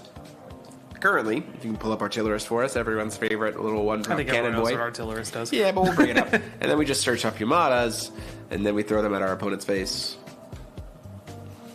Which Yamada, coincidentally, a dragon. A dragon! And is a 10-drop. So, just casual 20. It's our favorite. A casual 20 damage. So happy I got one of those signed last year. Yeah. Everyone said you're crazy. It's back. We didn't know. It came to me in a dream. Nah, this will be relevant. It was. It was. I did hear that Jean-Paul Clinsworth from Germany lost last round against a Lehen who, before recovery, cast Angelic Battle Barrier and then proceeded to recover. Not Dance of Spirits, mind you. Not Dance of Spirits. Angelic Battle Barrier. And then proceeded to just throw artillerists at him. I mean, that's one way to do it. Yeah. I respect it.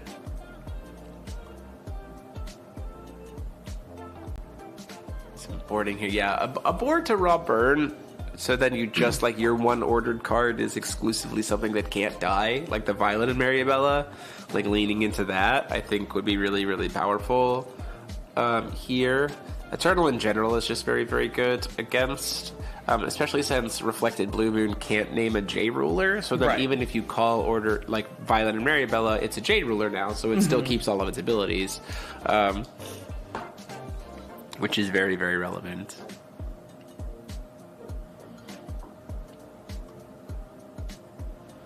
So we'll see how this goes as we go into game 2. Choosing to take the coin, I can only imagine. Yeah, it's rough for an order ruler to not have coin. Yeah, but it's also kind of rough because then you're tapped out. And then you get played into a mirror. Not even a mirror. You just get played into any form of spot removal. Right? Yeah. Then it's even worse for you. Suya is abound. Attack order, Thunder Parasol. Yeah. When I have all the cards in my hand at the start of the game and can search for another one thanks to Bahamut. I'm not entirely sure. This feels like a very bad matchup for my L, unfortunately. Yeah.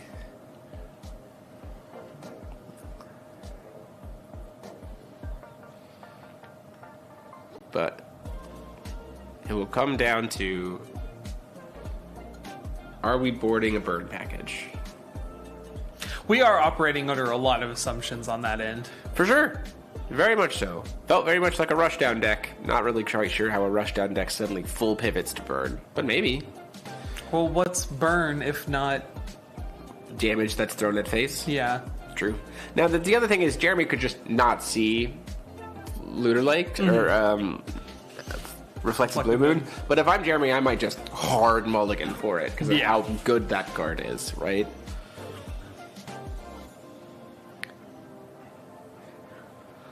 We see 1 card back, 2 card back. A thought of a second card. A thought of a third card. Nope, we're just putting the 2. Can't see the hands. Unfortunate. Double Suya. Red wine. Certainly not Arena order. expansion? That is a This Means War. We're about to draw a bunch of cards, it seems like. Got Rogue Shivas on both sides. Moonshade. Yeah, This Means War. We're going to draw some cards. Yeah.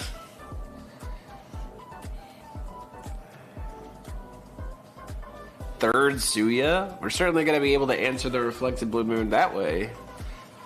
This Means War. Going to draw 2 free cards. Gets to resolve. Fourth Suya. Man has all 4. So 2 red wines, 4 Suyas, and then an arena expansion. Yeah, That's quite an interesting hand. Yeah, for sure. I mean, you definitely call Stone. Yeah. I don't think we need to order. I don't Suya think here. I don't think we need to order a Suya. I mean, I guess you could, but why? What does it do There's for nothing you? to sacrifice on the field. We're doing it. Oh, we're good. We're playing red wine first. That makes a lot of sense. Energize out red wine though. Resolves.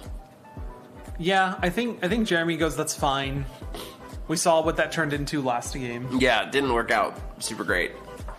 That makes me think that Jeremy has it. He's definitely. I mean, like even with second red wine and bread coming down here, Thunder Parasol will be enough to kill in order For sure. Suya, right? Yeah. It's only getting +6. Right, so then Yeah, Suya then base Jeremy- stats, so it'd be getting +8, so it's at 12. Jeremy Right. certainly has 3 cards in hand. And then there's And can nothing for search. Suya to blow up. And there's so- nothing, there's nothing for Suya to sack. Although, actually, interestingly enough, the enter effect would then force a sack. So then you'd have to acknowledge that you're going to banish the. We're truly just trying to dig into something maybe a little bit better. Shuffle it back in after sacking and drawing a card, thanks to Mount of Iris. So drop 2. There's a Raging Messiah.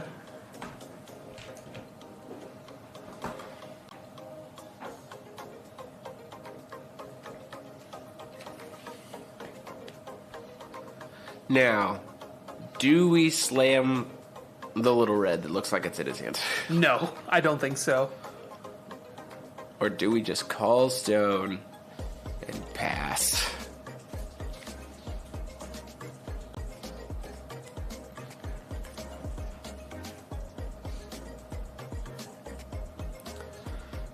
There's the little red. We're gonna order the little red. Mind you, we have not called Stone yet this turn. Right.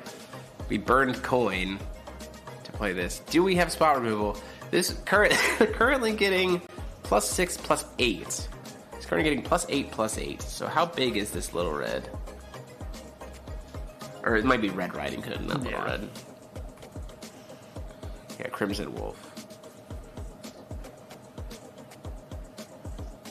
So it's getting +8, so it's 13. And it does It's a damage. 10, 13. It's going to get a resonance, hit 2 things. In response to enter effects. Okay. We're getting 2 more stones. This is going to burn Jeremy a grand total of 400, which is going to give it another plus and 2 more stones at double. So this is an additional +8. So now it's too big for Thunder Parasol, Could just respond to the triggers. but we're not. And we're burning face, and we still haven't called stone.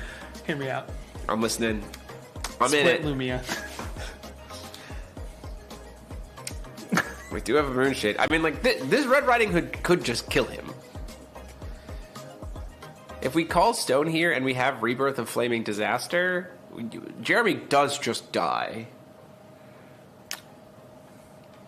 Which I think that's what it is. I mean, that's the line, right? Because as soon as a spot removal is burned, it's pitch for Rebirth of Flaming Disaster. That was also a Raging Messiah in hand. So we're going to just try to swing in for 1,000,000 damage. So it's got... He's been burned 3 times, so +6... 4 resonance. Yeah, it's just so much damage.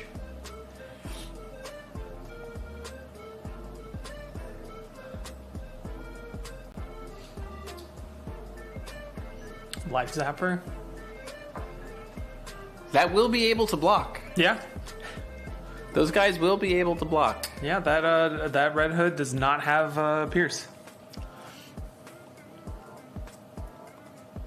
Does he have spot removal? It's just serious. Rebirth of Flaming Disaster would have been so clutch here because it would have been absolutely the game. Because all of them would have been so big. Mm-hmm. But all that's left in hand is the Suyas.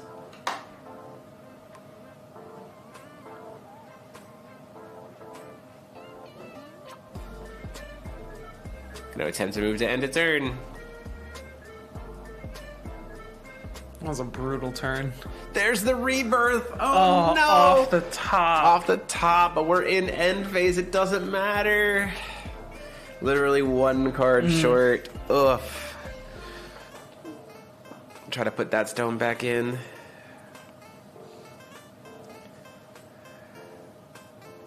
Just verifying that he's only going to have one stone at the end of this. Now, that being said, that one stone, enough to play Rebirth of Flaming Disaster. So we can dodge a K1 trigger. Mm-hmm. So that we don't get immediately, here's a reflected blue moon, for instance. Right. Because we have Fleeting Moonjewel. Just doing it now. Raging Messiah? Does he have explosive withdrawal? If he has an explosive withdrawal, that's it. Still in the turn where he's all pumped up because of the draws. Jeremy does not have a way to do that, and we take it to a game 3. What did we say about burn? Yeah. Wow. Just how much truly damage highly did that do? Over 6,000. Wow. Yeah, explosive withdrawal, just banishing the stones. Because there's like 9 pumps from red wine and bread, 3 pumps from its own bonus, so 18, 24, plus the bonus to 26, plus its base stats of 23, so 29 multiplied by 2 because so of Raging 58. Messiah, 58. That'll do it. We're in game 3, boys. Red, you gotta respect the red deck. Yeah. Yeah, for sure. So Jeremy definitely takes the coin. Yes. Is there you take the coin away from the order ruler. I think you... So, hear me out. I'm hearing. I want you here for it. I think if you're Jeremy, you hard mulligan for Reflected Blue Moon. Yes. With the intent of going, pay 1 set, like... You're accepting that the turn 1 player is just going to do, like, he's not going to be able to kill you turn 1 because he's going to be not on coin, so he can't order. And then you just go, pay 1, set Reflected Blue Moon, before draw opponent's turn, flip Reflected Blue Moon. Right. And just say, ta-da. Like, Have fun. The board state is base stats only. I mean, like, the only risk there is exclusively, you just name Suya. Yeah. You just like flip Reflected Blue Moon, name Suya. Can't name Killua, so Killua can't target it, so you don't need to, And then it's just done. Although that is a question. Did we see a Suya at all in game 1 and 2? Never was cast. Was it ever discarded? Not that I saw. Jeremy might not know it exists. That's fair. So you might not even know that a Suya... he does usually have the Rogue Spectator in Shiva. Yeah, but if you do the like first turn line of like pay 1 set, coin flip, you won't have will to protect it. Sure. So... And then even then an ordered Suya still gets there, right? Oof. Or is it just red, white, and bread? No, I still think it's Suya. But you don't know it's there. No Suya in this opening hand, though. Are we just gonna throw 4 back? Just 1? No, This man better have Reflected Blue Moon. Meanwhile, Miles gonna send back all 5. Is Reflected Blue Moon a treasury? It is not. It is only a moon. Only a moon. You say that like that isn't one of the most relevant edition types in the game. Valid. Sealed One-Eyed in here. Or is that a Oborozuki? That is an Oborozuki. Oborozuki was just pretty good. Yeah. Red, white, and bread. Good card selection. Yeah. Paying 300. You don't want to see those off a call stone. Yeah, you want those to be put back in the deck. Mm-hmm. But I mean, you can sack them for that explosive withdrawal in hand. It's true. Having that explosive withdrawal could come back insanely relevant to try to... I mean, we saw. You just got so big so fast. I mean, it's got to be This Means War to just try to draw a card first, right? Like, just maximize your options. I don't see why you wouldn't play. Oh, This Means he's just passing.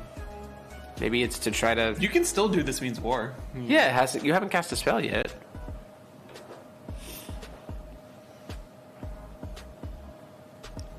There's the Never End. The reason why I would think that you would maybe wait, or maybe the idea is, nope, you can't do Expel for Mirror now, but he's then would just coin the Mirror anyway, so that doesn't super matter. You don't get to recover the Baja. So we're calling Stone. The Never End means absolutely nothing to us. So, interestingly enough, Expel for Mirror seems... Yes! Yes! Expel for Mirror is incredibly relevant here because there's no way that Miles going to call Stone. Right. Like, first. Mm-hmm. Right? Because you don't want to be just fully locked out of J Rulers. So, doing... your Expel Mirror is probably going to get to do what it wants to do. There's the Suya, but we don't have a Darkness source. So this is just, like, pretty good. We're casting the This Means War. Think you let that through. Don't think you care about that at all. You going to pull it up for us? Yeah. Nope, I lied. But he's locking... But we're in main phase timing. We're locked into main phase timing now, so now that extra will can't be used for Mael before recovery. We just have to go into recovery.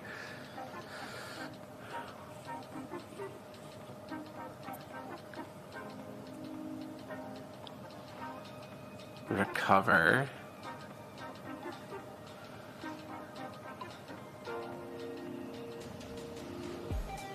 It is going to come down to the... Like, legitimately, it comes down to the fact that Jeremy hasn't seen this Suya yet. Yeah. Right? But, I mean, he's seen Darkness Stones come out. Yeah. So you can kind of assume that there's a reason why you're playing Darkness We can't Stones. order the Oberazuki. Call Stone. There's our Blackstone. So we have access to Darkness Well. So we gotta be really mindful here. But if he uses the Darkness for anything other than Suya, then Reflected Blue Moon comes out. Oh, it's just past turn. Ooh, that's really good for Jeremy, because now he gets Reflected Blue Moon protected from Suya. Alice's fantastic trick.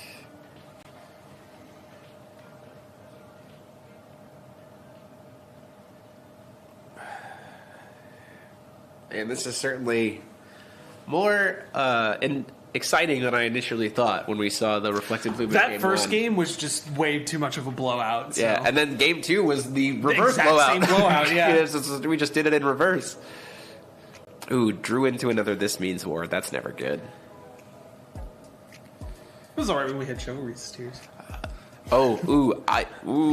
Okay, so we've got a red, white, and bread.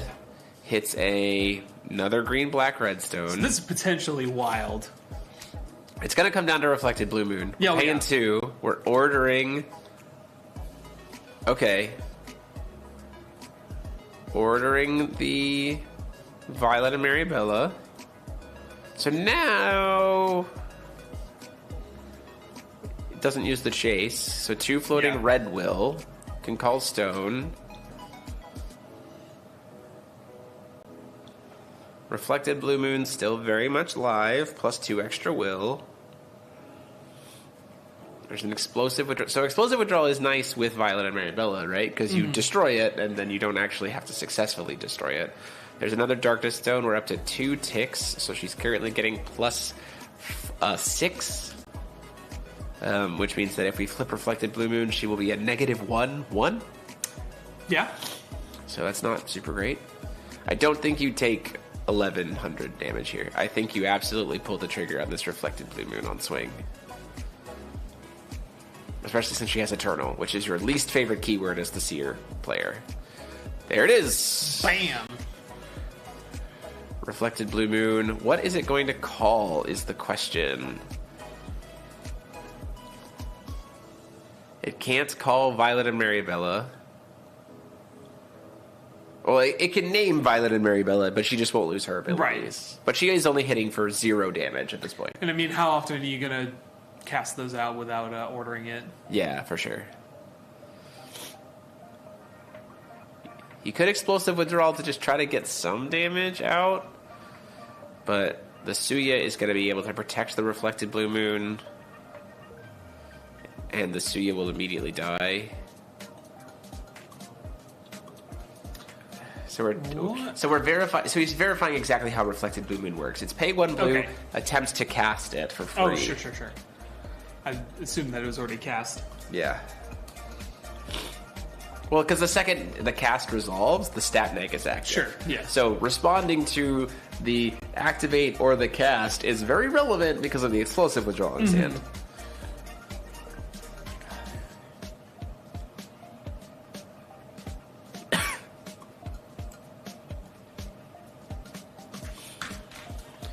Are going to see maybe the explosive withdrawal come down in response just to try to get some damage. Some value. And sack the stone to draw. That's a permanent stone, though. That does not feel great. Trying to draw into something.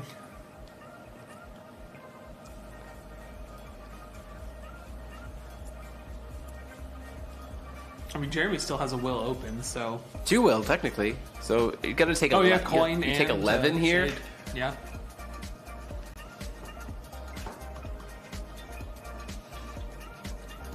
Because it is pumped up. Didn't seem to drew to a second This Means War. That's not good. Those are just dead. So Reflected's gonna get to resolve. What are we calling? Can't use the This Means Wars. They are 3 drops in hand. Suya's not quick cast. Obarazuki's not quick cast. Cast resolves. What are we? If it's... We return to combat. Yeah. We're still back to Reflected Blue Moon attempting to resolve its enter effects.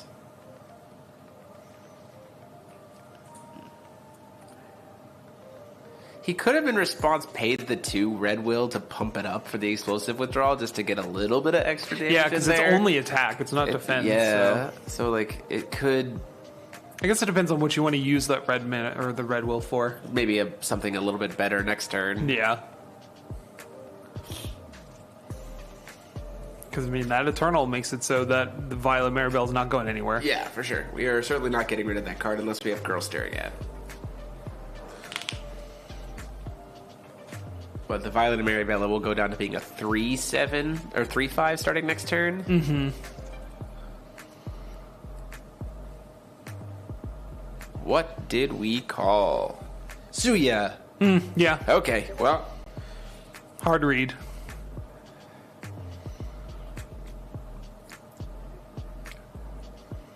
That's very backbreakingly good. Because the Obarazuki also... Like, anything he plays right now, it dies on cast. Yep. Right? So the Suya dies immediately. Like...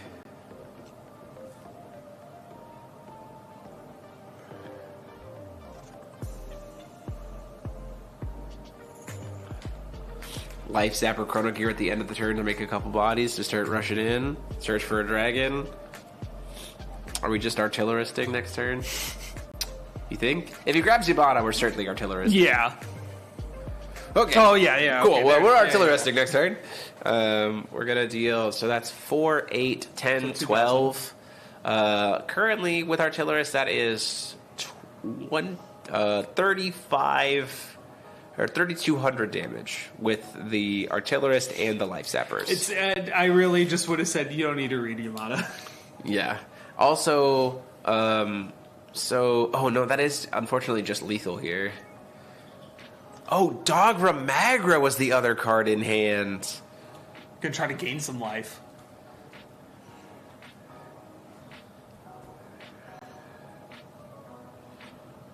Dogra Magra here. 2 magic. We're gonna high roll. Let's see what we get. Roll a 2d20 or a d20. Right, roll a d20. Let's see what extra life we get.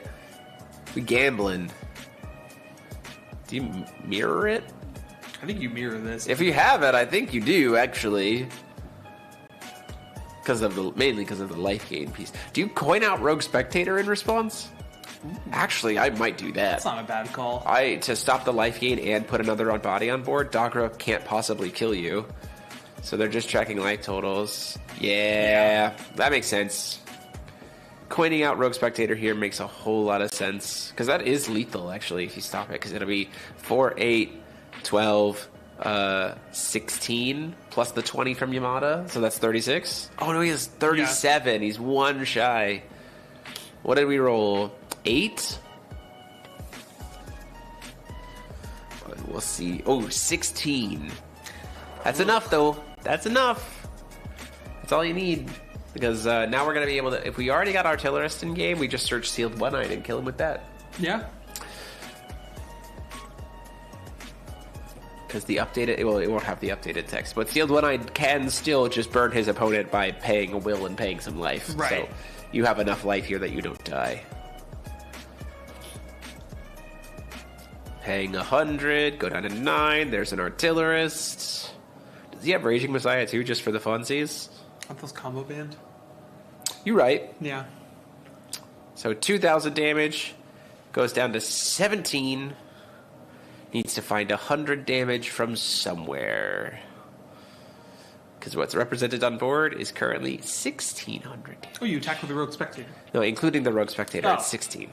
So it's 4 from each of the tokens. They each banish for 2. That's another 4, takes you to 12. Rogue Spectator swings for another 4. That's 36. Yeah. So we need 100 more. There is the Rogue Spectator on Miles' side of the field as well that can block something. Yeah. So we're trying to move to combat, and also the extra red will be able to block. That's kind of insanely relevant. So it can't kill the Life Zapper Chrono Gears. Swings it for another 4. I'm fine making you use it. Yeah, burn the will now, right? Swing it for 4. It's gonna recover and block it again. Swing it for 4. Takes it down to 12.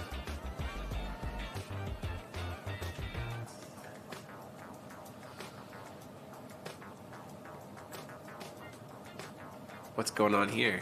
Oh, burn the last will to try to recover to block it to take none of the damage? I don't know if I agree with that. How many stones does it take to sack for Dr. Macra? Is it 3? Is it 2?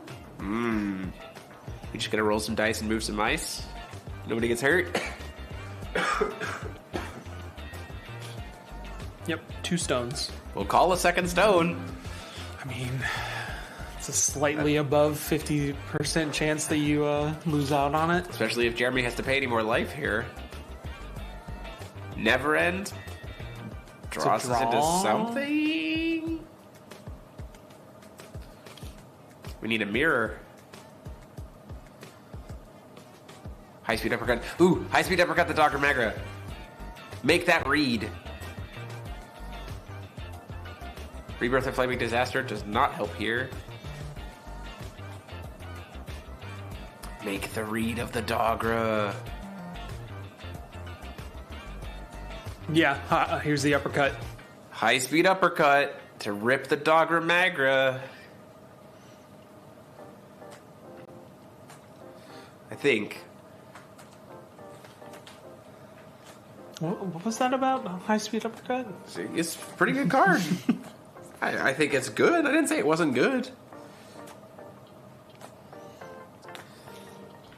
Doesn't have the extra stone to banish it right now. Yeah, Dogra Magra is quick cast, so there was a world. Yep, hits the other Dogra. Oof. And gets rid of all of the ones from the deck as well. Gets to look through. Rebirth of Flaming Disaster does not... Whoa, nope. Because you'll have to... I guess there'll be 4/4 still if you don't call stone. But you'll only get 1 token at that point in time. So Rebirth of Flaming Disaster is not worth your time. Well, and Jeremy has 2 blockers. That's what I'm saying. Like, yeah. It has to be... So the problem here is it has to be call stone to be able to make Rebirth and Flaming Disasters matter, but then you But get a then- red wine trigger, so they'll all be tiny. Yeah, they'll so just then be it two also twos. doesn't matter. Like, that's a little unfortunate. Oh no, you kill a never end. Not even that. He can just tap Bahamut to give everything eternal. He certainly has enough cards in graveyard or field. 1, 2, 3, 4, 5, 6, 7, 8 plus cards in graveyard. 9, 10. Like, there's enough to give everything eternal.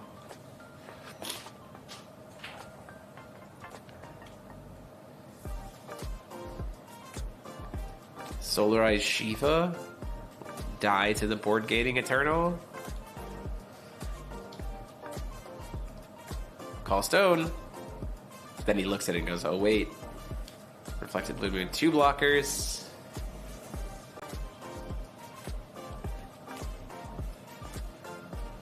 He casts the Suya, you just banish the Rogue Spectator and say that's fine. The Suya becomes even smaller.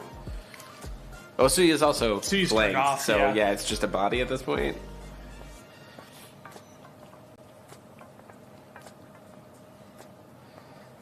This has been a roller coaster of a game. And then even then, never end just flies over. Can't do Oberazuki here because she'll kill herself. Yeah, those 1/1 counters. Become -1, Yeah. -1 counters? Yeah, for sure. So Oberazuki's a dead card. We're just hoping to dig into something because you certainly have enough cards in graveyard and RFG. So she will die immediately. You let the Obo resolve. There's no problem with this card.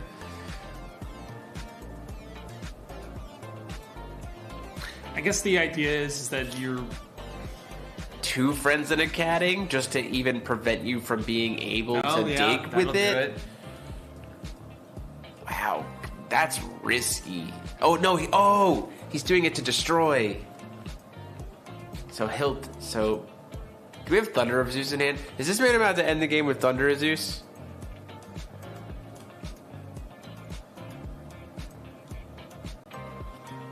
So while he's tapped out, if that's an Apollo Sphere, pull up my boy Thunder of Zeus, pull it up.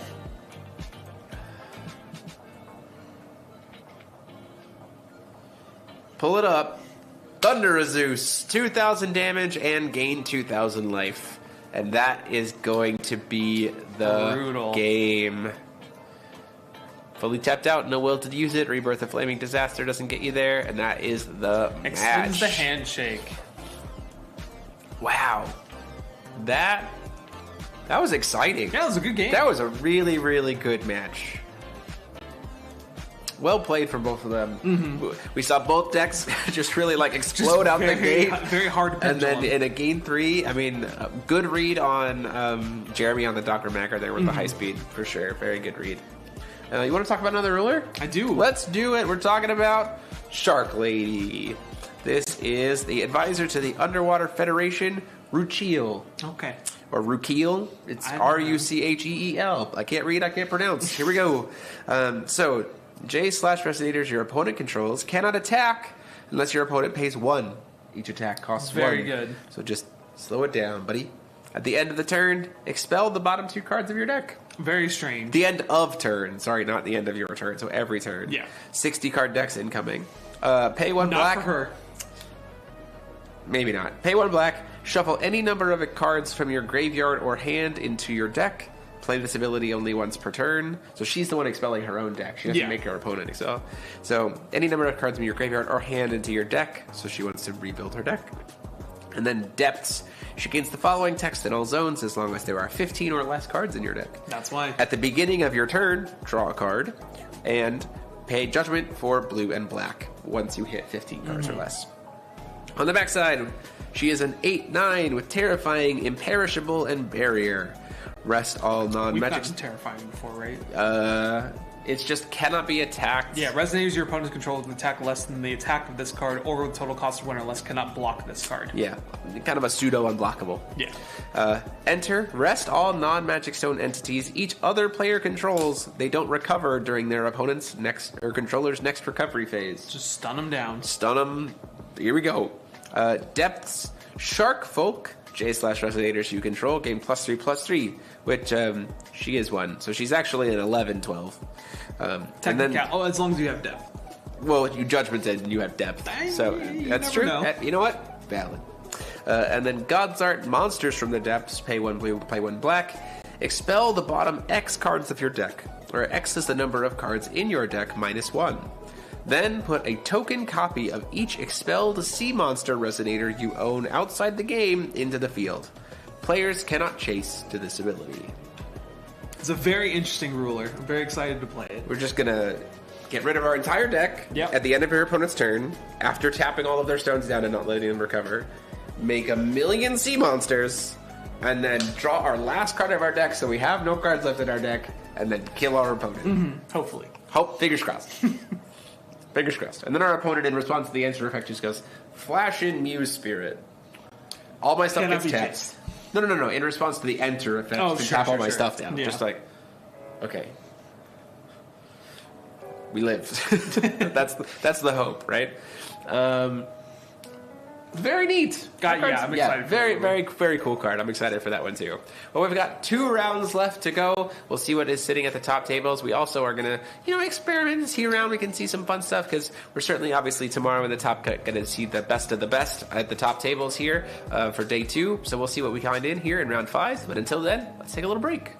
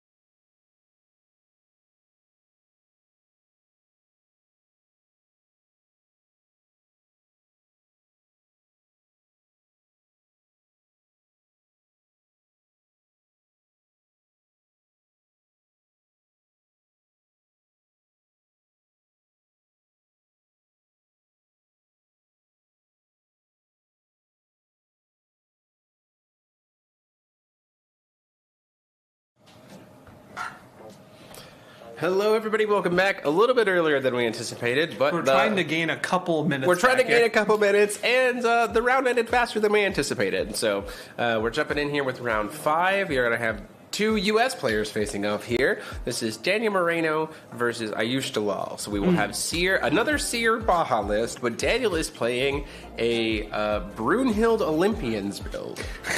So Harvesting season Olympian. Harvesting season Olympian. So we are in for a fun time here. We're just trying to have some fun with these last couple matches of the night before we get into the really intense stuff tomorrow. Tomorrow is like what happens. So currently in top 8 contention, we still see that there are Grease Ballesta decks, there are Seer decks, there are Milas Mooshart decks, there are Mask decks, there are Lehen decks. Still a lot of stuff in contention here. We don't know what the top 8's going to bring with these last 2 rounds, especially since we're doing 6 rounds instead of 5. That does complicate things at the end. It is going to make things a little bit weird. A couple potential undefeated people. Well, yeah, it's going to be a little bit weird to see what the breakdown is, but I'm curious to see what happens too. So we can go ahead and push over to the game. Yeah, ironic that Ayush is on the other side of Olympians. Yeah, for sure, for sure. So we can go ahead and jump over and see if the Olympians are ready to betray Ayush, or if they remember who their original player was and stay where they need to be.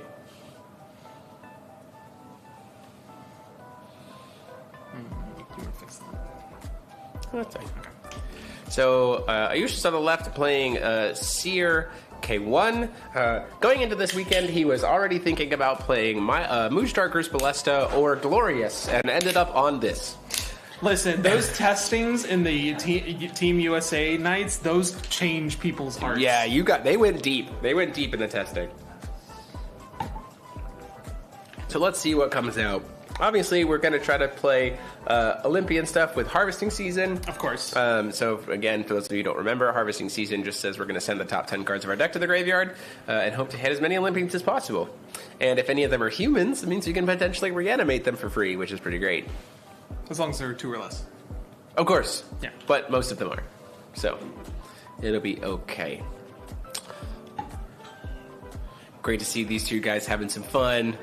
Even if they're paired up, it always kind of sucks when U.S. players are paired up against each other. But we're having a good time. And there's quite a few U.S. I think players U.S. here. is the most represented this time at it's 11. Unavoidable. Yeah, eventually we're going to have happening. Currently, Steven Holscheiser is in contention. He's 3-0-1 going into round 4, or going into round 5. At table 3. Paul Martinson still very much in contention at 2-1-1, previous top 8 player from last year Worlds for you, Team USA.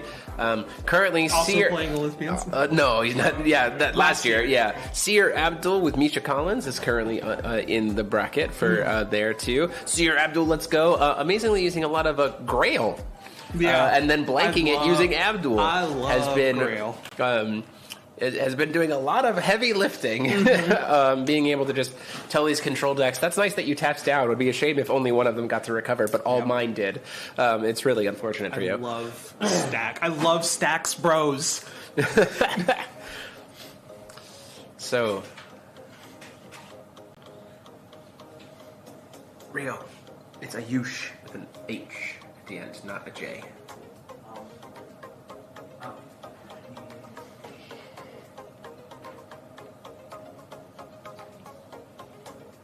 So Daniel's going to be on the coin. Daniel is going to be on the coin. A nice place for him to be as the person who wants to play Harvesting Season protected at the end of his first turn.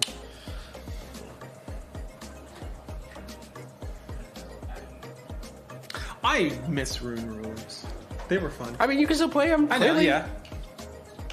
Just wait until Masterpiece Collection 4, which will be New Valhalla Cluster. Right, Isn't Rio? that right, Rio? He's not going to give us any inside information. We tried. We tried our best, chat. Wait, are you skipping all those other ones? And Masterpiece Collection 2 is going to be New Valhalla? He still didn't give us any information. We tried. We tried our best. This was our whole plan to commentate Worlds, was just to actually see if we can convince to get sneak peek information. And it hasn't gone well. But I think there is going to be a sneak peek. Potentially, we'll see. But done by... Not us. Not us. Not the 2 buffoons over here. Okay, so we're in it. Call it our first stone. Do we see the turn 1 Harvesting Season? Do we just flip it and rip it into a deck that plays Mirror?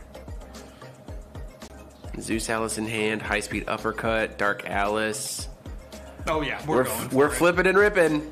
Oh no, freed from the Oh. altar. Okay, so we're gonna lose 400 life and search for a darkness resonator. What darkness resonator are we trying to grab? Persephone? Seems like pretty Persephone good. doesn't seem bad. She's an Olympian and she's a darkness resonator. There she Yeah. is. Makes a lot of sense to me. One white will open. We do have access to some pretty great white runes to be able to protect ourselves from like artillerist stuff, including the one that gives us barrier. Yep. Which is pretty solid. I'm trying to remember what it is called. There's also the one that Ring of Fairies? No, that's not the one that gives barrier. We are going to see a Life Sapper Chrono Gear come down at end of turn to make a couple of dudes. I always love people's personal tokens. Yeah. Whatever their choice is. As long as they're not Force of Will cards, you can use whatever. Sealed One-Eyed getting searched here out of the deck. If you're Daniel, as soon as we get the first mirror, we're very clearly throwing that uppercut into it, absolutely. right? To Yeah. try to take the rest.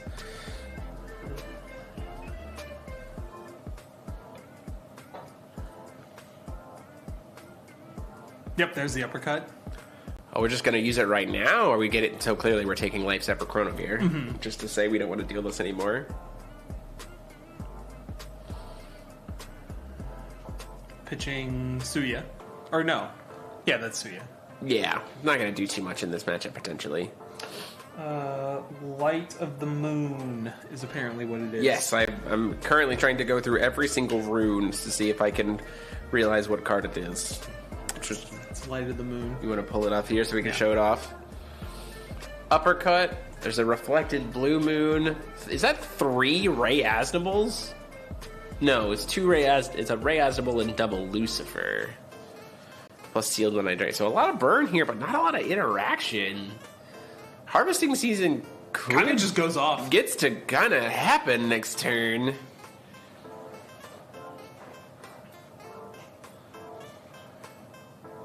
Which, I mean, like, could be pretty crazy. Especially, if Daniel... So here's the world. Are you with me? Are you here? I'm literally sitting next to Okay, you. perfect. That's good. So there's a world where we harvesting season into 6 Olympians. It's possible. Or 7 Olympians, and we just Persephone. go off. Have Persephone in hand to protect, and we just go off because that Ray Asnable is going to be a problem. Oh, right? yeah, for sure. That's a big deal. A lot of enter effects on the Olympians.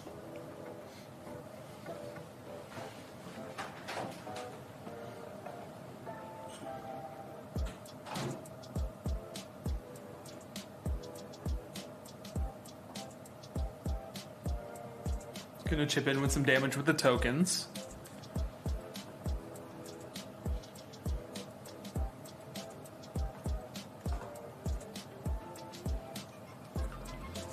Taken down to 28. Setting a face down. I wonder if that's reflected blue moon that we saw in the hand already. Maybe. It could be anything. It could be a reflected blue moon. It could be a lunar lake. It could just be a... Yeah, that's true. We do have a water stone available. So it would be able to trigger Prison from the Lunar Lake. That would be a pretty cool callback. Persephone would be able to stop it, though, so it feels like it's probably... yeah, there's the harvest. There's the harvesting season come down. What are we going to hit? Says, How many Olympians? Yeah, go for it. 1, 2, 3. 2, 3. 3 Olympians. Not the best hits there. So it draws off a girl staring at though. I do believe it makes a token. Oh yeah, it makes a fairy. So we've got a blocker.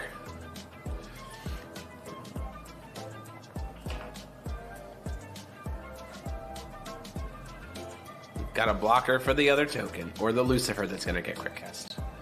Now, are any of the Olympians also humans? I don't No, believe they're so. not. They're all Olympians. So you can't hero reincarnate, or Einherjar summon. Einherjar summon any of them.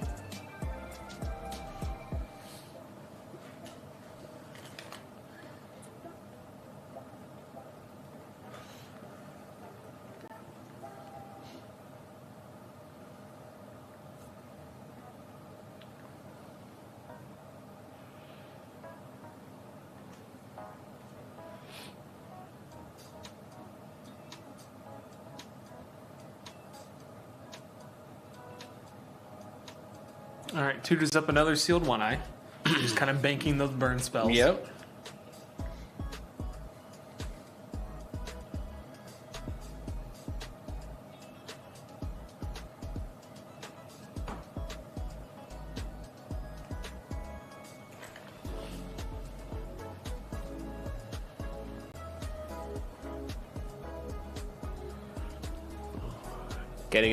Getting a Lucifer in there. A signed one. Nekoibashi Got wants to to. here today. Gonna drain and gain. Are we gonna try to stop that?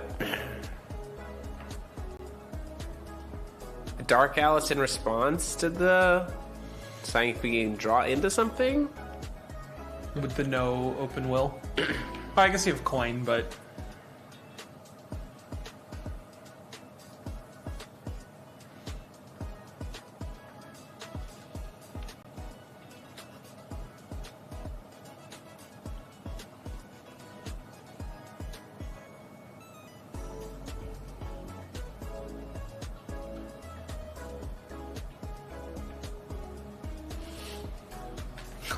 We do have what is this list? Yeah, well, Falchion. So Falchion also then turns all the Olympians in hand into discard, right? True. Yeah. So we're going to do Whispers in the Angel to gain 8 and draw a card. We're trying to mitigate the amount of bird that we're getting faced down here with. It does unfortunately tap us out going into Ayusha's turn. It gets kind of a free turn, but we know that there's no access to any... He kind of knows what most of his hand is. Yeah. So if there's no artillerists, being at 33,000 is not a bad spot to be. And it really doesn't matter what Ayusha's life total is, because usually if you're at Union 7 and you get it to resolve, you lose. Like the opponent just kind of dies. Yeah, you just kind of resolve with Athena or Magda and Lena. And then they just kind of die. Or both. Yeah, why not you both? Yeah, sometimes you get both. It's not IU, so you can play multiple of them too. That is, in fact, a true statement.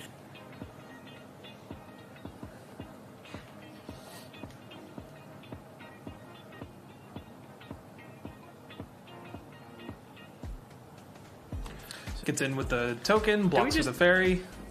Does choose to not banish it, says we're just keep the body off the board. I don't think I would have blocked with a Dark Alice, I think, personally. I would have wanted to save the flyer for the Lucifer. Because the second token gets blocked by the Dark Alice, which is fine. But now the Lucifer gets to swing and stick around for a while. And I'd rather keep that I'd rather get that guy off the board. Ooh, Apollo Sphere. We get a free addition because something died. Now Apollo Sphere is on top of the Lucifer, so now it's going to get to swing for 800 in the air. See what I mean about being able to block the flyer? Yeah. Would have been a lot better.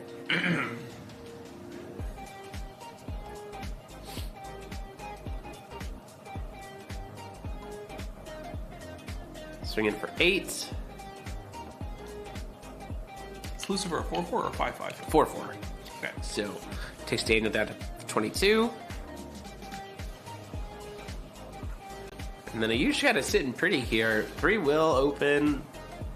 He's not really in a position where he has to do anything, so... And he has Lunar Lake live, right? So What reflective move, probably. that's what I meant to say. Don't let me poison your brain. That's fair. Swings and blocks.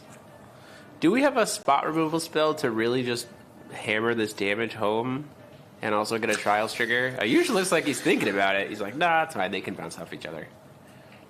And then we're going to see it pass there. Again, it's one of those things that's like, I don't have to spend anything on this. This Dark Alice isn't putting me under any pressure here. And the Reflected Blue Moon can kind of be used to punish whatever the Union 7 Olympian is, right? That's the biggest piece.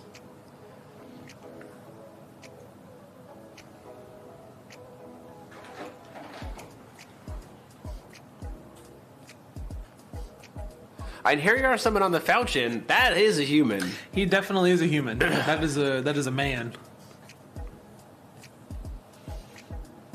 We'll get to put the Lucifer back in hand, although I don't think you would... No. So here we out there. Well, yeah, I guess the Apollo Putting Sphere it back in falls hand off. and then the Apollo Sphere falls off. I mean, yeah. kind of makes Ayush have to use it now if he wants to get any value off of it. Right, especially since this Inheriar gets to resolve. So we're going to banish, pay the cost of a card. Loki's Insight seems I think solid. that's... I mean, like, it's a good card to use with the Apollo Sphere. I just don't know... Yeah, it depends on... what's in the hand. Not a quick cast, not a quick cast, not a quick cast, not a quick cast. Well, Loki's Insight, not a quick... So the Loki's Insight is going to steal Take Loki's Insight? Yeah. Funny. This is honestly insane, though, because... Well, with the Falchion on board, yeah. Because the Falchion's on board, we can immediately... So we're at Union 7 then. We can get to Union 7, for sure. With the Magna and Lenneth in hand. Yeah, although I wonder if there's a world where it's... I mean... It's probably not a good time, because if that chance standby is a reflective Which we moon, know it is. we're assuming. Pretty safe assumption, but Yeah, still. it's a safe assumption. Loki's Insight stole Loki's Insight. But it makes it tough to justify going all in on that. So here's the thing. You ready for it? Yeah, I'm You ready. hear me out? It is... It feels like it's cast Hera. Start burning some stuff. No, it's cast, not Hestia, Hera. Because Ayush just played a card already this turn. So if Hera resolves in response to its enter effect, you dump the rest of the hand Yeah. so that Ayush can't play any more cards this turn, which means Reflected Blue Moon can't do anything. And then you could just start casting Poseidon. And then you just loop it, and then you kill them. Hestia's Union 7 is your opponent can only play one spell per turn. Yeah. So because he's already played a spell... Oh, never mind. He's pitching the Hestia. He's pitching the Hera. Didn't think we were going to discard that one. But we did. That would have been what I would have done. Well, why aren't you playing out there? Because I'm in here with you. Oh. Trying to kick me out? That's a danging non-answer Yeah. that I did not get from my co-host. Huh? Just shrug. Hestia gets pitched here. We are now at Union 7. We're going to try to throw out Poseidon. We're going to start doing the thing. Doing the thing, playing the feud. I mean, like, Reflected Blue Moon has to get flipped here, right? It's weird. So, like... Okay, you flip it up, right? Sure. There's currently no stat buffs on the board that truly matter. There's one. But that truly matter. Mm-hmm. What do you name? Poseidon.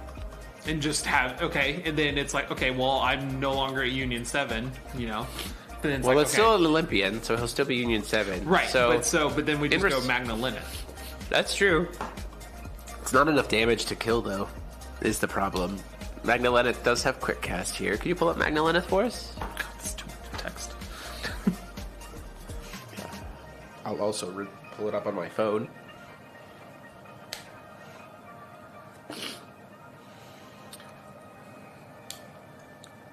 I don't even know if it's readable. Yeah, so gain swiftness and eternal. Put X11 counters on it, or X the number of different Olympians. And it does have, it's not castable as... You may play this card as if it had quick cast as long as you control Olympian. So it is Olympianable. Mm-hmm. So, we do not currently have Reflected Blue Moon on the field.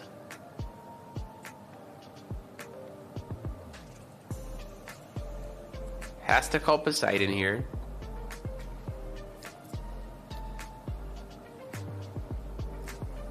Why is the Falchion dead? It's shooting Star Falchion, right? Yes. But it would have only been pumped +2? It was +4, maybe? Maybe there was +4 that we didn't see. Yeah, I'm double checking. Because I don't know why the Falchion would be dead here.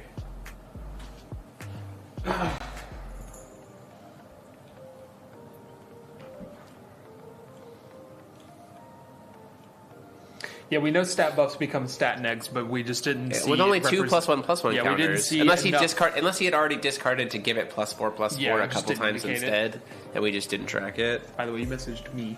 Yeah, I noticed. I don't know why. It was pumped twice already. Okay. So.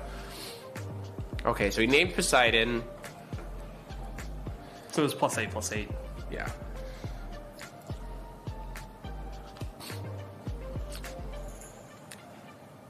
We gotta get rid. We can use the Suya. Oh, we're trying to buy back Hestia.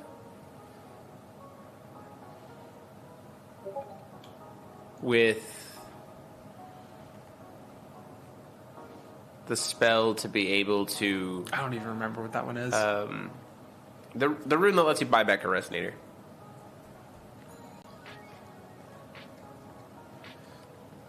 So we're paying 1 to try to buy back a resonator from graveyard, trying to hit the Hestia here.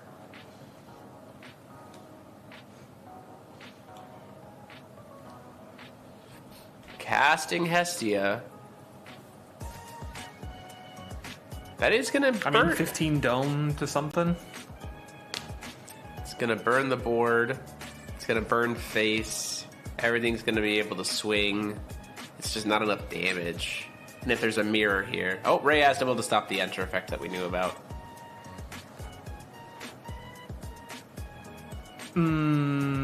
Which enter effect? Probably the burn 15. No, it's burn 500 or deal 1,000. So probably the deal 1,000. Yeah. But he still gets hit for 5. Yep. He'll deal 5 damage to the token to get that off the board. Now everything can attack. Mm-hmm. Oh. I mean, Poseidon has swiftness. Why not go in? Soul resonance. Thank you. Swing in for 2. Poseidon swing in for 2. Poseidon also gets to swing in.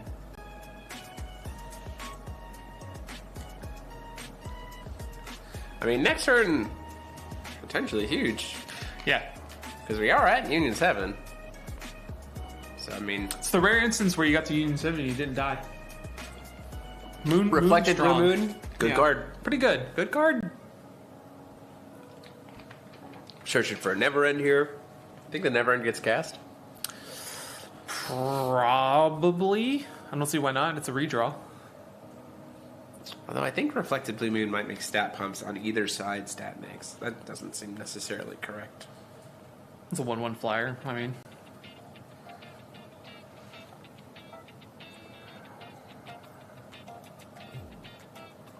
Opponent. So I think the Never End. Yeah, probably Never End gets Yeah. going to get cast here. Yeah, Ayush also has like 2 to 3 sealed one eyes in hand. Yeah. He's tutored for 2. Yeah, and with Daniel being so much lower on life, he can just start throwing them in his face. Yeah.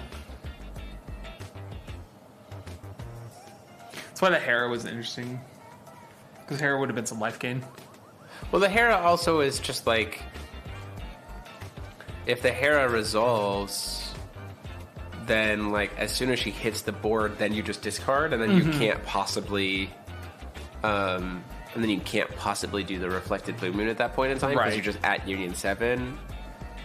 Because like I don't know if... Because there's a world where I don't know if Ayush flips Reflected Blue Moon over a Hera, just losing Right. one card. So we see another Lucifer come down here. The Lucifer that we put back in hand. Yep. And at this point in time, we can just search for another sealed one-eyed, so you just pitch all 3 sealed one-eyeds and call it a day. I mean, Daniel's tapped out, so it's just 1,800 from 3 dragons getting chucked at your face. Ayush has a life for it, so that cleans it Yeah, up. that's what I'm saying. Because Ayush's life total is so high, you just search for another one.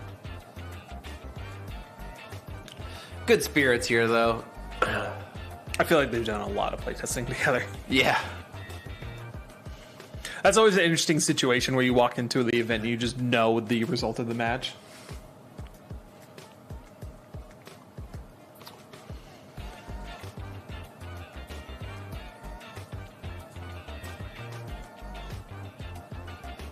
I'm curious why Ayush isn't just doing it. You might only play 2 sealed one-eyed, I guess that's a possibility. right? So I'd be trying to see where you can find the other damage. I'm Either s- 100 damage from somewhere.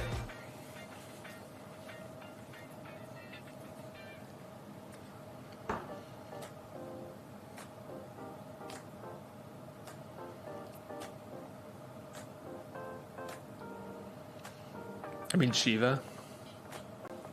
Just a pass. Shiva doesn't have. How would Shiva have helped there? You would have had to have tapped out to play the. You would have been down to 1 will anyway. Okay, we're under Union 7. We've got 4 will. Everything we play has swiftness. What do we do? Well, you don't play Magna Lineth because it gives stat buffs. We could just give the stat buffs to like Dark Alice. Sure. Is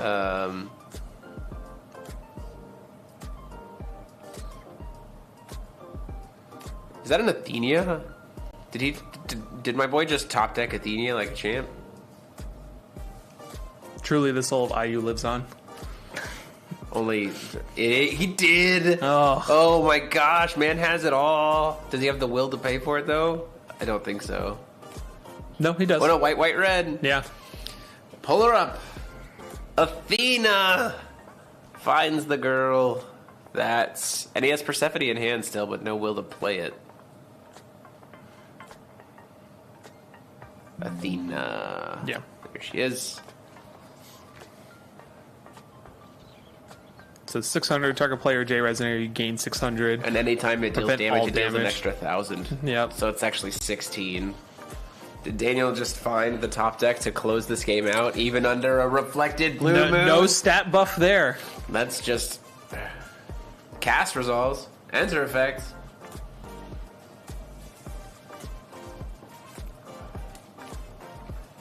Saying that, by the way, the continuous ability saying that all damage is prevented, also insanely relevant against the burn deck. Yeah. It's not life loss. Gotta be burn. It has to be life loss. He only had the one Reasonable, so if there's not another one in hand, and we know the hand is a lot of... This is hitting face, 1,600 to face.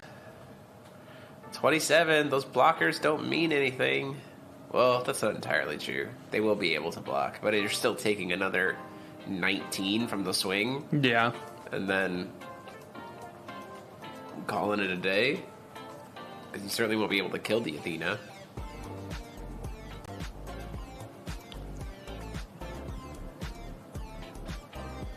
Swing for 9. Trigger, try to burn the board and face for its attack, which would be a 19. Take Ayush down to 8. Has to be never end activation to try to give everything save internal. something. Yeah. To try to give everything fairy tale. Do we have a form of spot removal for this never end before it dies? I think they were asking about the moon thing. Yeah. Does Daniel have something to stop never end from being a big blocker? Seems like maybe. Garion. Attack order. Persephone yeah. to try to just remove a card from the grave. Oh, to be able to it can. Persephone can kill because you need 7. Yep, it can do a pop, so you can pop the Hestia. You pop the Hestia and the Never End, right? Because you don't do the stat pump. Mm-hmm. Oh no, it's got it. Sorry, you want it to be probably the Dark Alice and the Never End to pop them both. So then, even if they have this game, last match we saw a Reflected Blue Moon be the cincher, and this match we see Daniel Morento playing through Reflected Blue Moon like a champion. You know what this effect does. You've used it against me so many times. Don't pick up that card. Put that card back. Thank you. Ayush's hand is all just like burn. There's no mirrors there.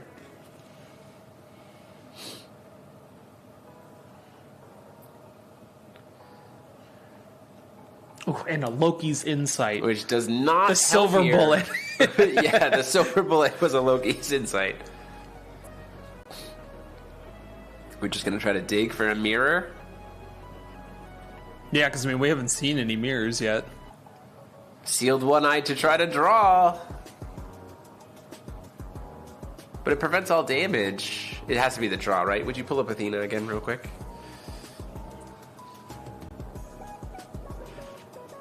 Is it all damage to you or all damage? Prevent all damage to be dealt to you. And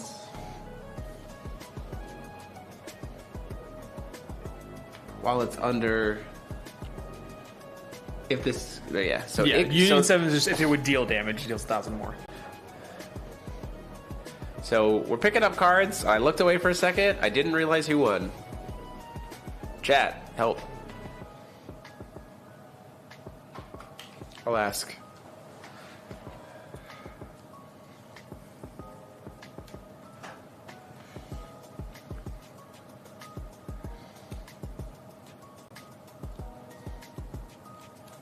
My analysis is going to be very dependent on who won.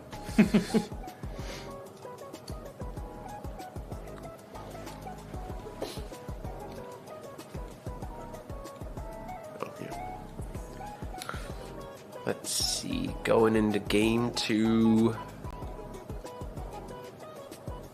Olympians is such like an interesting package. It's Yeah. like it's wild to see how many different kinds of like IU Olympian or like IU Olympians, There's IU Olympians, Zeus Olympians, Brunhild Olympians. It's like an ever persisting thing. Zaki Investigate Olympians. Yeah. Like, It's such an interesting archetype. did the chat catch who won while I was looking at a card? Chat did not. Moreno, Daniel got it.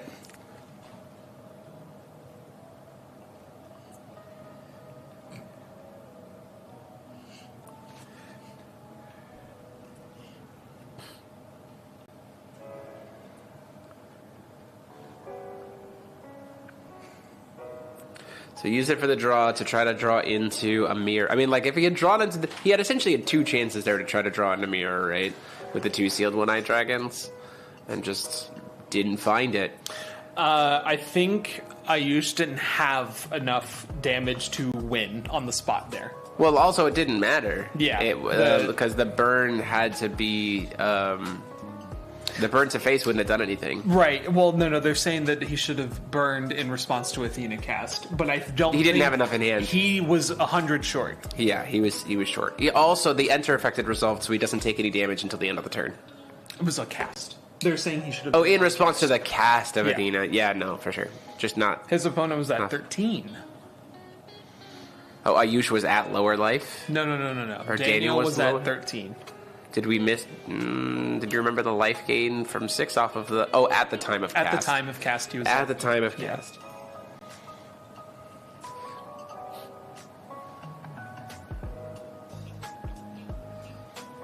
The top deck Athena, super clutch.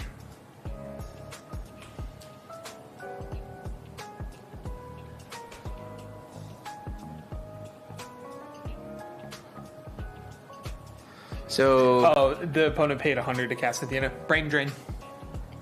Everyone's tired. Everyone be tired. Okay, so if you're Ayush, this is one of the reasons why I think with the reflected, I'd like the reflected blue moon.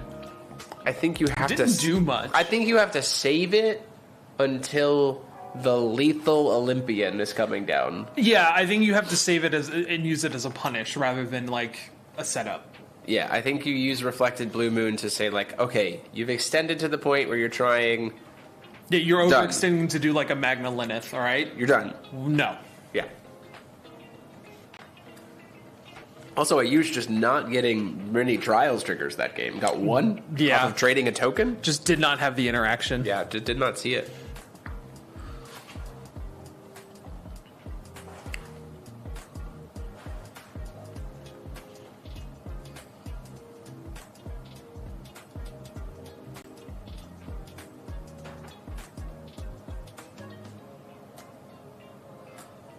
See, we got a couple Olympians keeping the Loki's Insight in hand. I don't hate keeping Seems that. bad. Like, yeah. Everything doesn't seem else, bad. I think you ship back for sure. Just sending the one. We're gonna see a similar play as before. We're gonna see a turn 1 freed from the altar. You think, I don't hate it. or do you know. wait for a Dark Alice? Like cast Dark Alice instead if he has one in hand. Star Scale! Can't pull that card up, unfortunately, but ooh boy, that's potentially very bad for Ayush. Ayush is on how many moonshades? Plus, Seer, Pure Heartstones. Yeah. Oh no, Daniel hitting his own moonshade. Forever punished. Oh my goodness. I think you just pass. Because now even, the funny thing is that moonshade can't even be recovered off of Artemis. Oh, no. And then Ayush didn't, the reverse punish on Star Scale. Listen, if you're playing Star Scale, you need to be able to have all your stones not get hit by it. No, I play one. No. I play one moonshade in my Star Scale list. Never get punished. Nah, we Never accept that punished. risk. We accept it. Oh my goodness, Anna turned one face down. Now Ayush is actually going to help Daniel here by flipping up Reflected Blue Moon and calling Star Scale. That's the plan. Is it weird that is it weird that, like, based on what the turn 2 stone is, I don't hate that? Like, it feels bad, but, like, if it does, Daniels are probably never going to hit another Moonshade at this point in time. Sure. And Ayush's stones could just be Moonshade, Pure Heart, Moonshade, Pure Heart. If he does flip over another Earth Stone that doesn't tap, or moment on tap, there's a world where you just burn the Reflected Blue Moon to get it off, and then Daniel's like, "Great, thanks for doing that. Thanks for turning it off for me. I need my Moonshade back up." Ooh, we have an artillerist in hand. Very clearly, there's an artillerist in hand. Quick, play instant speed Glint of Insight that doesn't exist. Yeah, but who says he's not playing Mystery Stones? That's true. Ooh. Sideboard into smokescreen. Sideboard into Rhea. I don't know. I feel like Glint of Insight is like one of those like sleeper cards that will make a comeback. That's a basic. Point. That's a blue black stone. That's a Dark Depths. Signed. Look at Daniel. The swag. The signed swag. They're having fun here in game 2. So that's really unfortunate. The Star Scale was boarded in and has done, unfortunately, nothing. Yeah. Because the first 2 stones. We're going to see a Whispers. We're going to gain 800 draw card.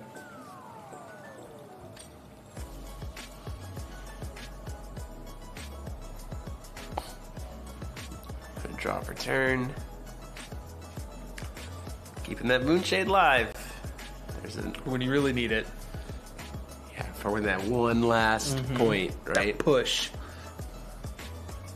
Going for a harvesting season now? No, just a pass. Lucifer into turn. Kind of mitigating some of that life total is... Are we going to throw something in response? Maybe. Oh, Mina Harker that we can't pull up. While she's on field, no other Darkness Resonators. Darkness Resonators entering the field get expelled. Yeah. That is huge here. No vampires.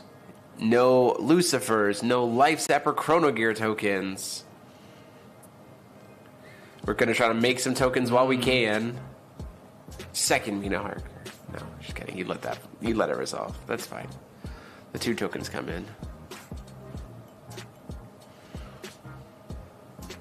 Mina Harker, clutch play there. So we clearly saw 2 of the sideboard cards. Yeah. For Daniel here.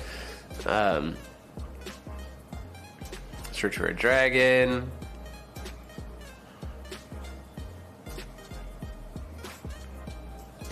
Clearly the 3rd stone's going to be a Moonshade, right? Or a Pure Heartstone? No. Ayush never punished. I mean, if it's not, then yeah, the Star Scale is honestly hurting Daniel more. Although the Star Scale is helpful against burn. So that's the other thing, too. The Star Scale will prevent the damage from the Artillerist. That's honestly huge. That's true. Because it can tap to say that any damage that would be dealt to me by abilities. There it is. There's the Pure Heart. We're rounding the corner. We're both at 1 stone that doesn't untap, and it only gets better for Daniel from here. Swings in for 4, has to take it. I mean, you have a comfy amount of life. Yeah, I mean, it essentially just mitigated the... We've now taken 100. Oh, no.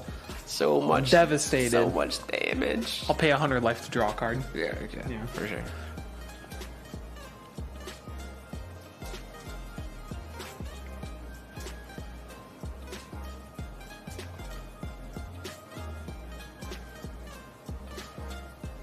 Yeah, Star Scale helping against the Artillerist, very huge. Can technically do it twice. Right? Because you can tap it to produce, and then you can also pay 1 to produce. This does also... the double judgment doesn't matter here. The Star Scale is obviously better for stopping the double judgment of Mindless Moonstart, which we've seen For sure. players we haven't seen it played this weekend, but it has been before. Well, we are tapping down the we don't have a Moonshade. fire resonator to sacrifice for Vault Gold. Yeah, not yet. We're No Baja casting. Blast. Look, we're accepting that we're going to lose this stone. We're Loki's inciting at the end of Ayusha's turn. Why not? Smoke if you got him. Now Ayush responds by casting his own Loki's Insight. Oh, ooh, Flashing Smile. It's clearly going to take the mirror. That's not a great hand for Ayush in this situation. So yeah, hitting a mirror and hitting Flashing Smile. So now next turn we know that we just get to start going in on Harvesting Season. That's pretty good. Yeah, Flashing Smile is a huge hit. Yeah, for sure. And the Yamada Artillerist is doing absolutely nothing right now. The moon is a thing. There's already one face down. Sticking a ray on board is kind of huge. Yeah, you could burn it with coin, right? He could have done it. He might be saving to try to use it as an enter effect, though, as opposed to having to pay it 3. I would rather stick it. I personally agree that I would. In this matchup in particular, I Well, would yeah, rather Olympians just stick it. Yes, Olympians do have a significant amount of continuous abilities, but most of their impact is ETBs. Yeah, for sure. So definitely a Harvesting Season turn. Look at Daniel comfortably knowing that stone wasn't going to be a Moonshade.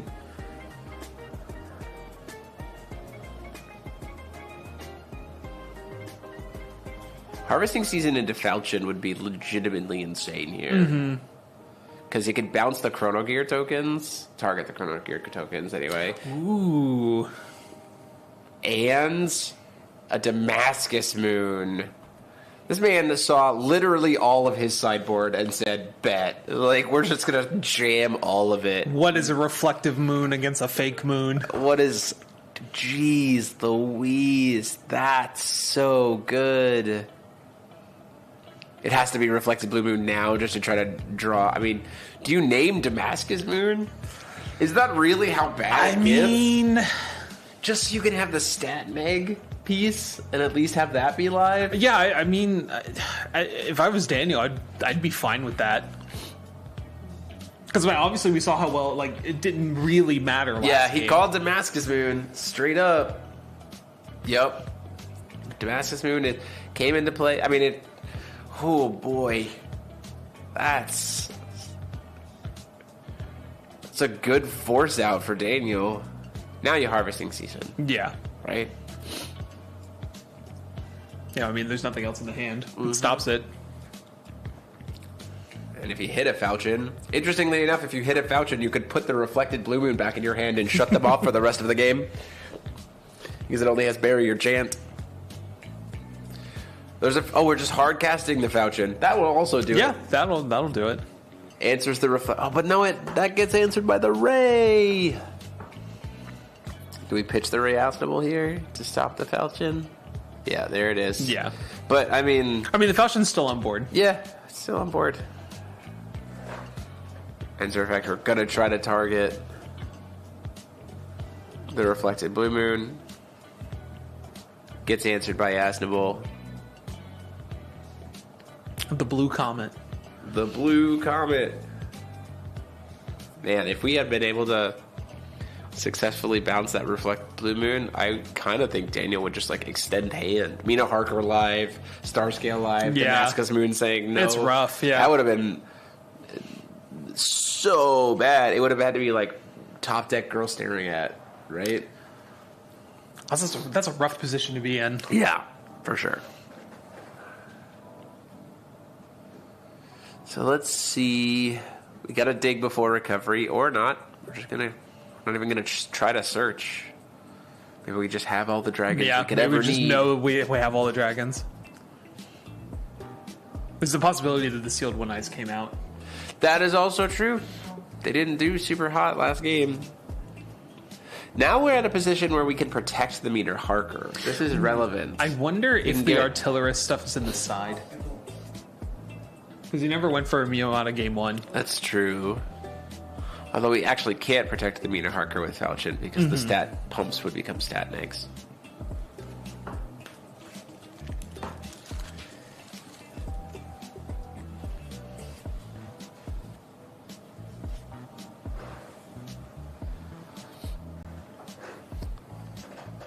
But we can protect the Falchion. Yes. Which is very relevant. But in general, the Mina Harker sitting on field is going to be difficult for Ayush to deal with. Well, yeah, it's the lightning rod on the board right now. Yeah, for sure. There's the Never End. Just gonna try to cycle into trying to get to something where we can give our board Eternal.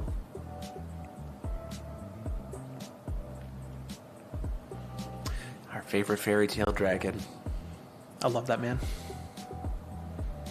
And then a pass. Okay. We made it through. Ayush has 4 will. We will have 4 will. We've got multiple floodgate stun cards live. We still have not attempted to use No harvesting. Harvesting Season. We have Einherjar summon available. Only one rune. Only one. I mean, so Freed is still there? hear me out. I'm hearing you. I'm glad you're here.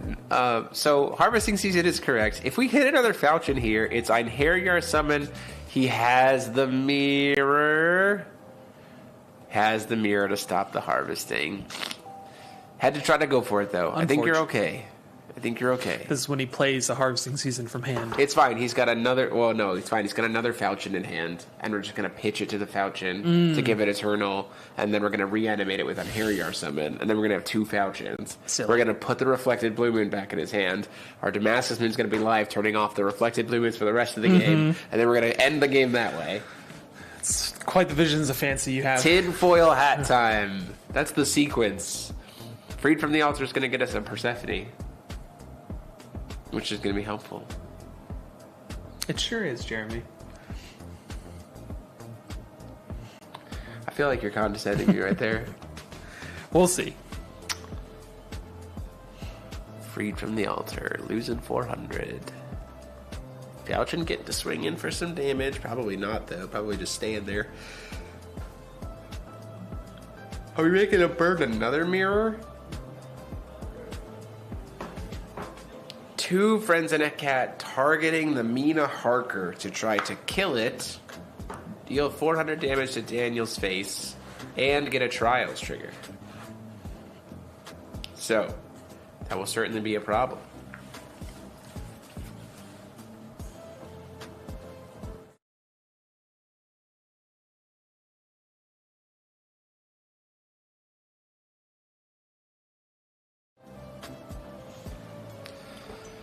So it got to kill it. Now we had Darkness Resonator, because this was before the Persephone was live, which makes sense. What are we grabbing off of this Trials? Is it Scroll, just to try to draw 3 cards? Kaguya's Pictorial Scroll to draw 3? Doesn't seem bad. There it is! To draw 3, quote unquote. Take the top 3 cards, remove them from the game. We can look at them at any time. Ayush, were they any good? Tell us. Speak to us from the ether.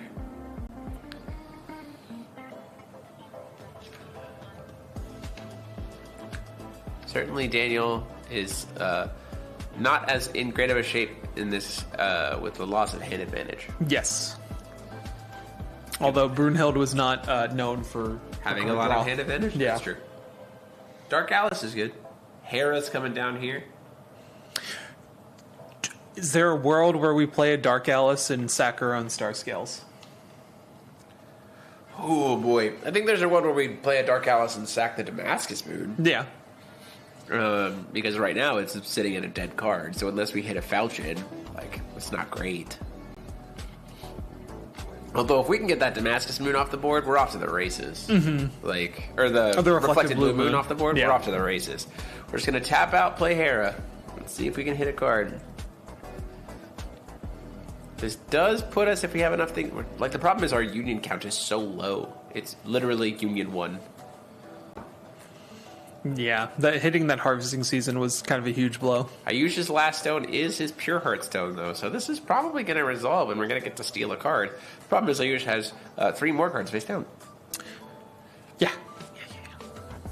We've dug a lot. Yeah. I am wondering what these 3 white cards above the... Oh, that might be his treasury deck? Could be. That's what I believe it is. We are playing the Pure Heart. So that stone Going into it. ain't recovering. We're going to do Life From Life Zapper to make a Zapper? couple tokens. Okay. Now is the time. We do pitch Falchion to Falchion. Mm-hmm. We do the thing. Yeah, and yeah. we target the tokens now.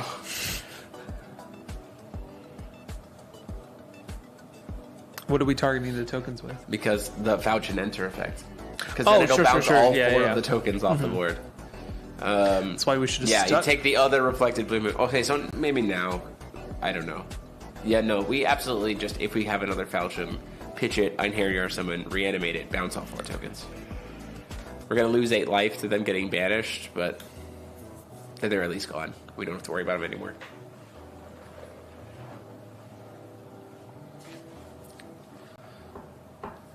Daniel tapped out. Ayush has 1 will left. He's got a full board. Going to be able to make everything eternal and make never end big. Is that the end of it? We are at only Union 1. A measly Union 1. Pathetic. Not pathetic. Just, It's rough out here.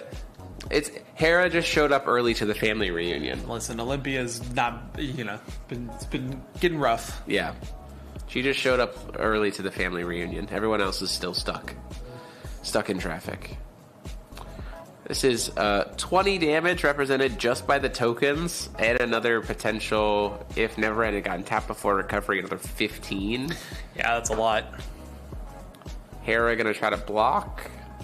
Gonna say lose the token or drain. I don't love blocking with the Hera here, because honestly, if I'm Ayush, I just swing another token into her and kill her, so I get another Trials trigger. And potentially just go Apollo But the Sphere, board Thunder of Zeus. advantage. Sure. Board advantage doesn't mean anything if I just kill you. Nah. Yeah, he can get Falchion flying. It's true. Falchion can be given flying, but again, Thunder of Zeus.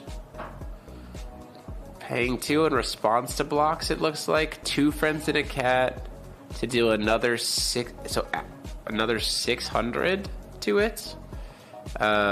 Which will and they're going to lock them so that if a card would go from hand, deck, graveyard, or RFG to any of those other places without being drawn, it gets expelled instead. Which is fine. It's still revealed. Yep. And now we get a Trials trigger. Is it Apollo Sphere for a Thunder of Zeus to take us to Game 3? Doesn't look like it. Yeah, what do you grab here, if not that? Well, Wind Chimes? So you have will for... No, it's the Apollo yeah, it's the Sphere. Apollo Sphere, okay. That makes the most sense.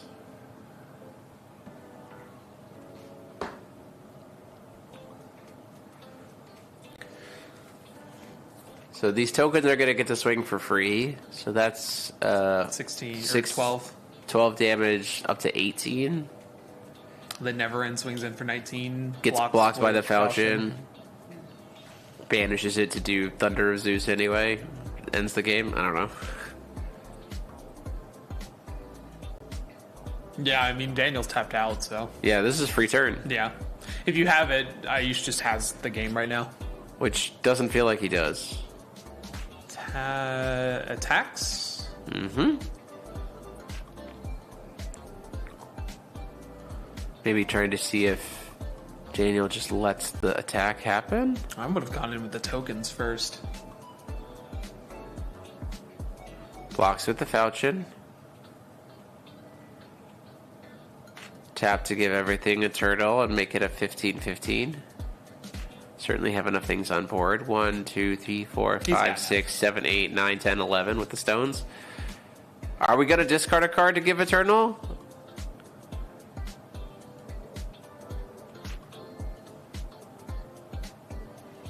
So we're gonna give Eternal and then block. So it gets expelled instead. Yeah.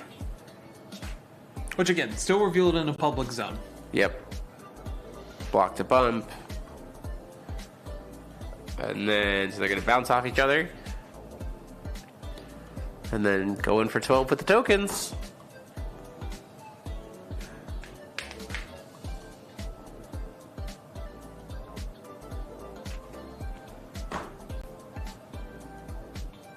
Four. It's fine. Daniel's just going to top deck Athena again. And then that's going to be the game. Again. Somehow. Watch out, you should just have Thunder of Zeus in hand. Casually. Yeah. You're just like, oh yeah, I had it the whole time. I've been here the whole time.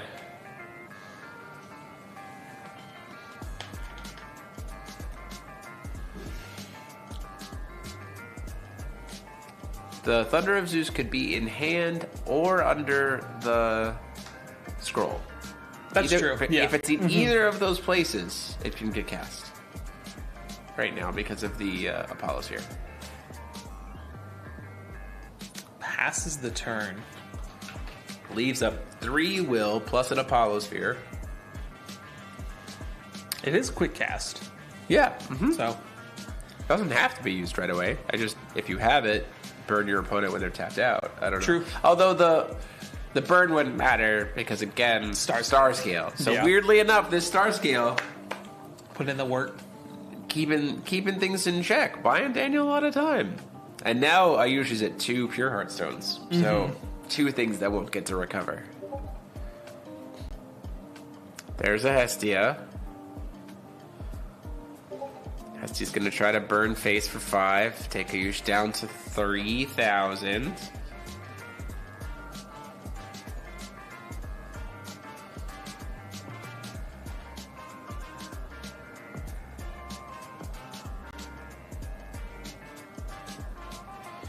What is the play here? It really comes down to what those 3 cards face down are, right? Yeah. Because we know there's... It's interesting that they haven't been touched at all. We know that it's a Artillerist and a Yamada. And I'm pretty sure a Stars and a Sealed One-Eyed. I think he took them out. The Hestia tried to burn the token instead of face. Got banished to make him lose 2.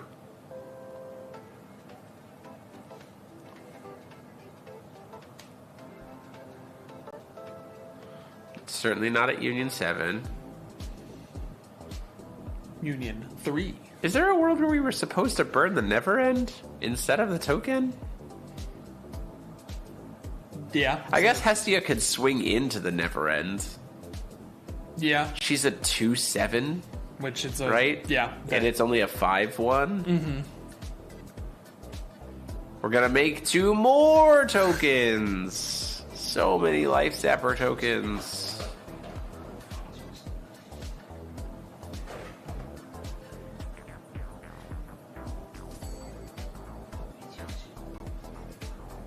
Let's see, that's gonna happen. Our tokens are back.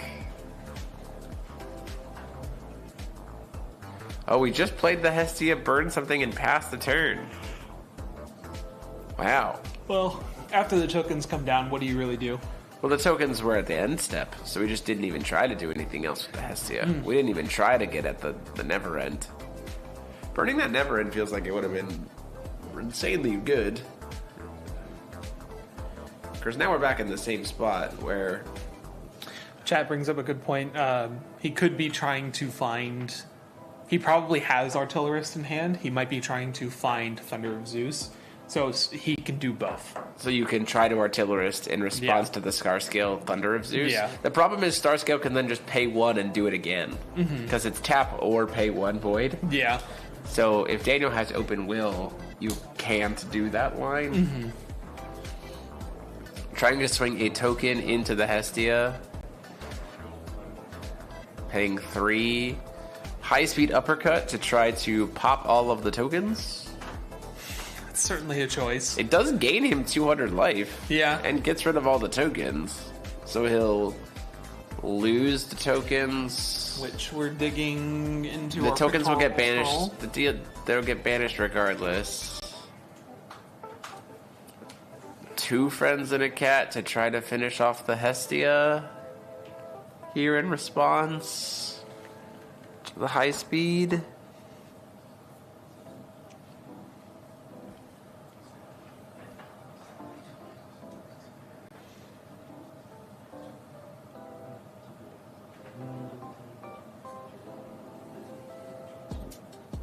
Does get to die. We do get a trials trigger. Now, what are we getting off this trials trigger? Oh, and by the way, we can also just give them all eternal still with the never end. So the uppercut here doesn't feel super great. Another reason why I think we should have tried to burn the never end with the Hestia instead. It's just time is called for them as well, so we are in turn 0. So this match is probably going to be a draw. Although, I mean, they could close it, yeah. Well, I guess that's true. We're in Daniel's main phase, or we're in Ayush's main phase. If he can't close it here, and Daniel just like top decks the Athena, yeah. I mean, like, hey, we saw it happen last game, right? Not a Union 7 though. The problem is Daniel's also at 8 life now because the 2 friends burned the Hestia for enough. So we can literally just sack the 4 tokens and deal 800 life. In response to the So what do we have? We have Einherren summoning and Whispers was already used, and Soul Resonance. Soul Resonance is the other. It's the unused. So Einherren and Soul Resonance are what's left. Ayush, did we remember that we can just banish? Banish. Takes him down to 4. Banish. And banish. Lumia. That would be the thing. And Okay, that I was is gonna it. say. That is going to be it. So that match ends in a draw. So that is going to be a draw here in the second, because it is the second to last round of Swiss, so the players are able to draw. So fun match for both of them, though. They Pretty could cool try stuff. to play. They could, but I don't think so. I think it's They're just going to accept the draw. they're just going to accept the draw and move on from there. So cool stuff there. We are in time on round, so I imagine we're going to see some stuff closed out here soon. Round 6 is going to be the weird one. I don't know what it's going to be. I don't know what the pairings are going to be. We'll find some cool stuff. Maybe we'll see like the best ranked we'll glorious try to- deck or something. Should we try to report top tables? Yeah, we'll see what. I'll kind of go and look and see what top tables are being on to see what we can kind of see. That might be on like a bubble, like a win and in for a fun, exciting round 6. But we'll be back in a little bit. Oh wait! Oh yeah, we have to do the rule. We have another ruler to talk about. Let's talk about the triplets of the Verdant Tree Yigsay. So it's the elf boys, our elf boys here. You may have a total of up to 8 copies of a card called Leaf of the Malefic Tree in your deck or sideboard, if there are 4 or more copies of that card in your deck. So you have to play 4 in the deck, and then you can play 4 in your sideboard or an additional 4 in your main, or any combination. If damage would be dealt to you, prevent Y100 of that, X100 of that damage, where X is the number of additions you control, named Leaf of the Malefic Tree. Pay a black. We have this card in here. Search all of your non-field areas for a card named Leaf of the Malefic Tree and put it into the field. If you searched your deck, shuffle it. By the way, that's not a hard once per turn. It's just usable. Yeah. And it is a bestow edition for 1 green that has pay green and tap. Bestowed Resonator gains pay 200 life. This card gains plus 100 until end of turn. So that's not the best, but the fact that by existing it prevents damage is pretty good. A Judgment of pay a green, pay a black, only if you control 4 cards named Leaf of the Malefic Tree in public zones. Flips over to being Union Yigsay. 4 leaves. Yeah. Yigsay as 1. 8/14 with Overgrowth. As this card enters the field, put X plus 1 X on counters on each J/Resonator, where X is the number of spells with Overgrowth you resolve this turn. When this card is destroyed, put 8/0/1/0/0 Wind Darkness Resonator Woodfolk Resonator tokens with Overgrowth into the field. So they would come in with +1/+1 counters. God's Art Deciduous Leaves of the Malefic Tree for 1 green and 1 black. Perform the following effect Y times, where Y is the number of cards named Leaf of the Malefic Tree you control in public zones. Each other player loses 400 life. If Y is 4, each other player banishes a non-magic stone, non-J ruler entity. So, if Y is 4, each player has to lose 1,600 life and banish. Each other player has to then banish a non-magic stone, non-J ruler entity. So just clear the field. That seems fun in ABC. It feels like something you're going to do, like, in response to, like, you're gonna try to destroy yourself, and then in response, God's Art? So you clear the field, then kill yourself, then make a bunch of dudes? Yep. At the end of your opponent's turn, so then you just go to your turn and... It depends on how many overgrowths you've done. Storm deck. Green Storm? Green Storm. It was Blue Storm last time with Veer. Now it's Green Storm with Dark Tree. He feels like, what if Dark Tree was not obnoxious? It's the vibe that I get, right? Because it's like doing damage prevention, but you don't have to rely on decking the opponent out to win. But the longer the game goes... this one has very few races compared. And also, notably, it does say grab a Leaf of the Malefic Tree from non-field zones, or non-field areas, which means... your non-field, so you get to recycle them. Yeah, even if they're in graveyard, you just get to bring them back at an instant speed. Which, so it makes having 4 of them fairly easy. Or make having 8 of them. Oh, they get to come from Expel as well. Yeah, literally, you can't... They will just keep coming back. Which Only from the deck. Non-field areas. Oh, never mind. Go to the if field. You search your deck, shuffle it. Yeah. Yeah, so you could just... You kill them, they come right back. That's potentially very good. Yeah. Based on, how cards that say damage can be prevented is helpful there. But if not, good luck. Yeah. We got one more to talk about, which we'll talk about at the end of the round. Of next round, our Vengeful Soul of the Palace Dungeons, which is a very cool card. I'm excited to show you all that one. And we'll go on a quick break, so see you in a little bit.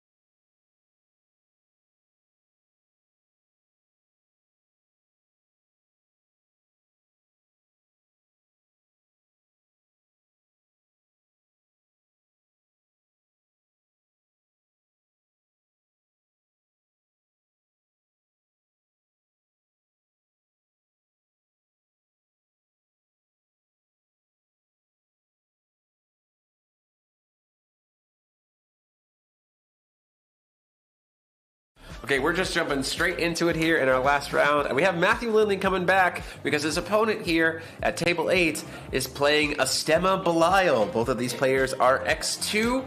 And so... Win and in. Win and breakers. Win and into breaker contention Sure. based on the breakers happening because of how they are sitting at table 8. So it'll be very interesting to see what happens. But also, Astema Belial. So, Yeah, it's wild. I'm interested to see how this goes. Well, yeah, I'm very excited to see how this goes. So let's go ahead and jump over to the tables and see how this goes. Starting with only 2,000 life against a deck that can burn you for 2,000 on an enter And they effect. also need to set the life total. Yeah, it's potentially pretty gross. So let's go ahead and see how this takes us.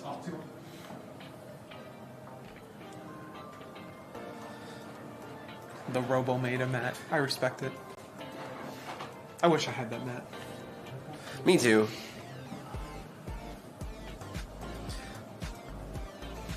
So, we don't have the new text for Belial, but as a reminder, he now only provides the benefit to Fallen Angel Resonator tokens instead of any token. Has a God's Art to, say, pay 1 white to prevent set all damage to 0 until the end of turn, and you cannot lose the game, and you draw a card instead of just paying for 0. Has a Judgment of red, or has a Judgment for white and black, but that can only be performed if you have activated 2 God's Art abilities this game. Astema is unchanged. She is still Astema. She's totally fine. She just does not have access to Inferno, but she does have a God's Art that costs 0, so it makes it judgmenting Belial a lot easier. And then on his backside, Belial is able to also do a second God's Art to do the same effect to prevent damage, or replace damage, apologies, until the end of the turn. It just doesn't draw a card. So, 2,000 life against the red deck, Aristella, not the best. Double swinging Neil Red could just be the game. Could be, yeah. Could just end the game. Although there is a wonderful card called Prideful Rule, if we want to bring that up, which is pretty good, especially when it also generates additional value because it makes a body to be able to potentially block, and also can pop additions or regalia, and then if it pops something, Astema gets to either draw another card to replace the card value or produce will. Yeah. And turns Value out, Town. good card. Astema's record is X2. So Both of these players are 3-2. X2 sitting at table 8.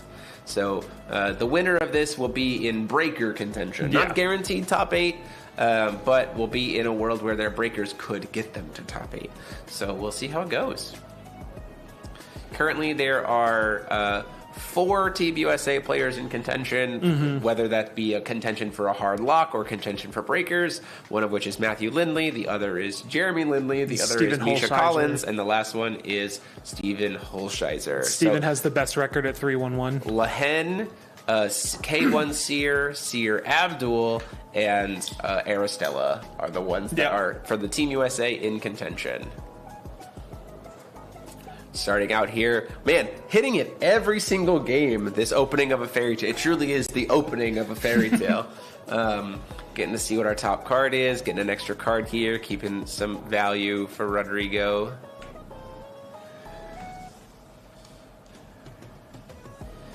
Let's see what we hit. Robometa, so we know we're drawing a Robometa next turn. Yeah, I'm very interested to see what this Belial deck runs. Right. Like, what did we get that makes this so viable? The ruler, in general, is pretty good, right?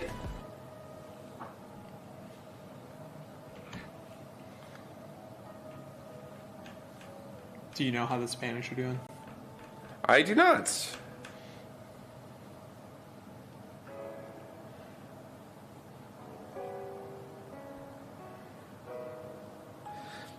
I know that a lot of the Spanish players are on Glorious. Yeah. So they're the kind of ones that are championing the mask here.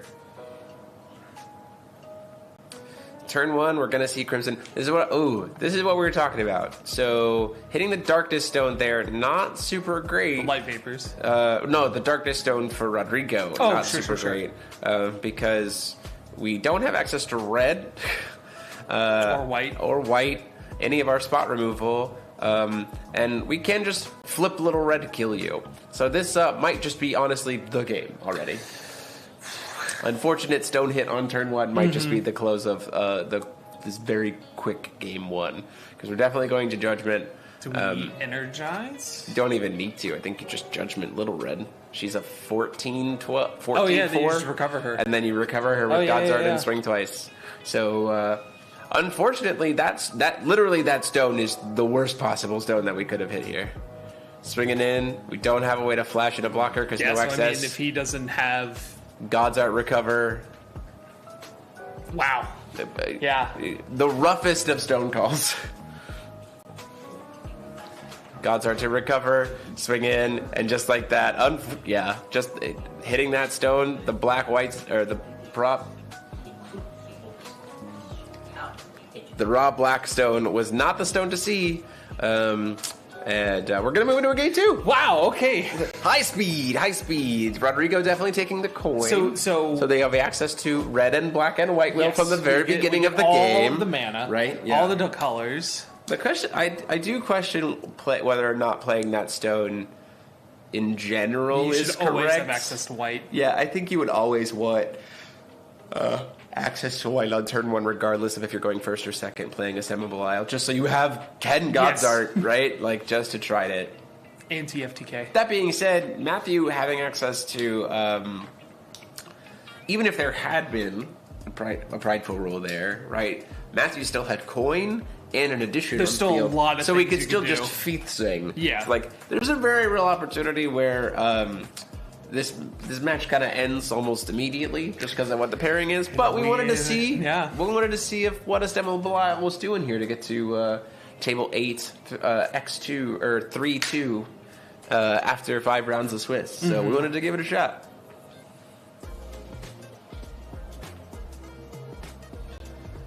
I imagine high-speed uppercuts probably come out because they can't kill J-rulers. Yeah, it's kind of awkward. You have different stones in the sideboard, maybe. I do see lunar protective life forms coming in here potentially. That makes a lot of sense. Removes something that's attacking, gains 1,500 life, draws a card, more stun, right?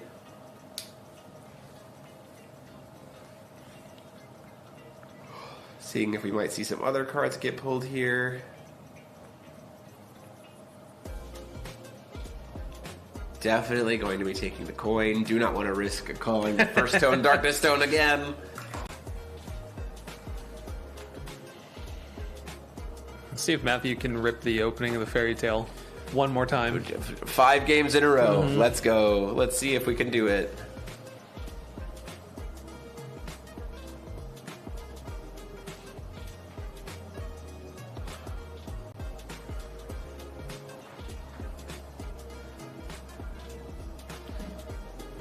Yeah, double. I mean, like his hand truly was all the spot removal he needed. Right, but It was just none it was of the color.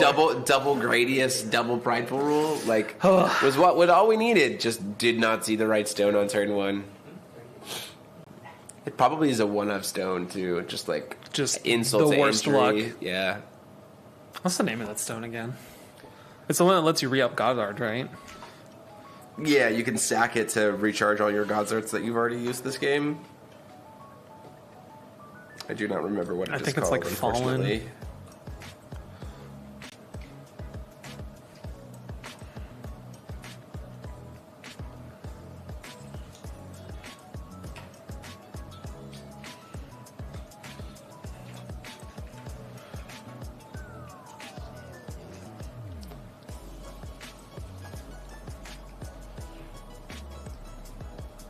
Just the word fallen. Yeah, they brought up way too much. I'll try stone. We'll remember. All we know is it taps and sacks. Yeah, I recharge know your God's exactly Arts. what it does. Yeah. Okay. Taking the coin. Taking the coin this time around. Using the will coin there to represent the God's Art. And we've got our wonderful 2024 World's will coin that we all got over there on the right. Ooh, no opening of a fairy tale, so we're gonna hard pitch 5.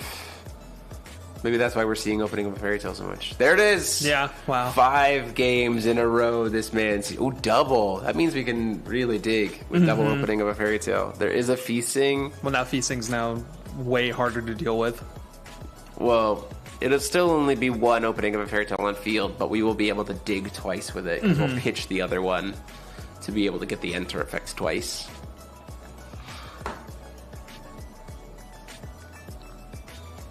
Prideful Rule, Gradius, Suyas, all very good. Although having the feasting and opener is going to be very advantageous for Matthew.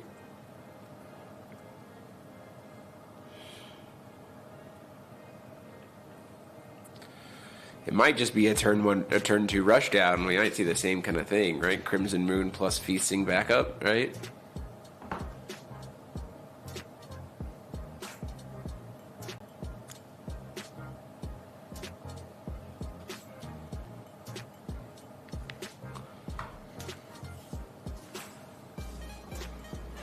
Gonna pay to play out the Crimson Moon. This looks eerily similar. I don't think you judgment here. No. Though. I mean, well, maybe you do. You have Imperishable. Yeah, why not? Well, actually, so here's the thing. If you so there's a potential punish here if there's Prideful Rule in hand. So he searches for Contract, swings with Little Red. In response to swing, Prideful Rule pop the Crimson Moon, block the Little Red with the token, kill the Little Red. Go to your turn, recover. Right? Swings in, pops. This is it.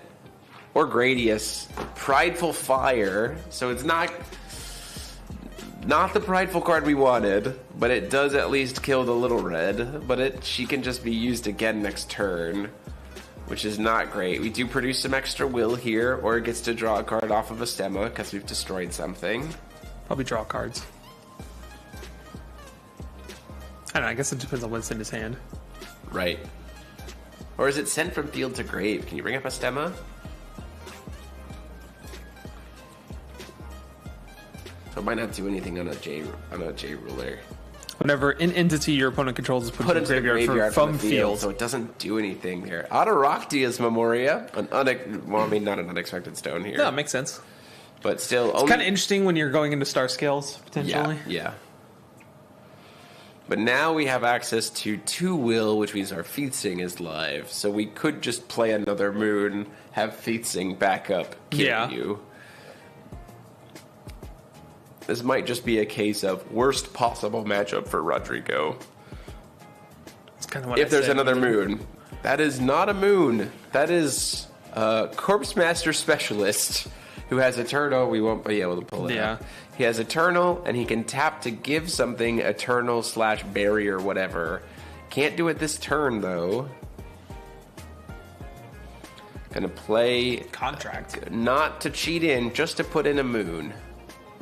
Not awakened. Not awakened. Doesn't have the will to awaken it right now. Just trying to draw a card, put a moon into play. What moon are we putting into play?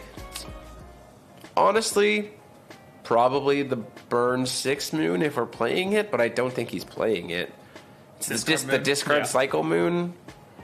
Try to sculpt the hand to be a little bit better. Glorious Little Moon. Trying to cycle some cards.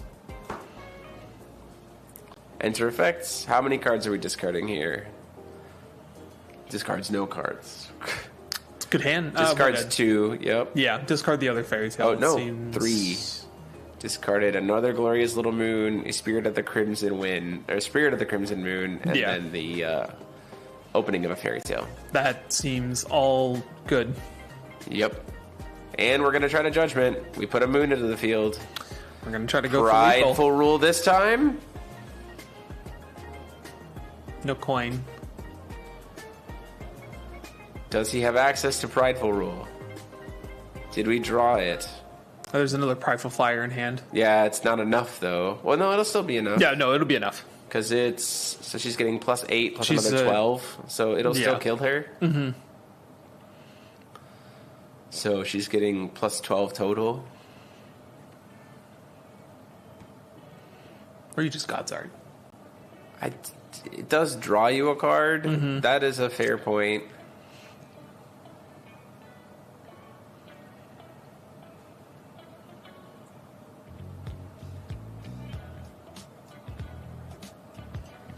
Flash in Amina Harker? As a blocker? Why did we not just God's Art? Maybe because we're too worried about the God's Art for the contracts? So we just block. But then you're still tapped out.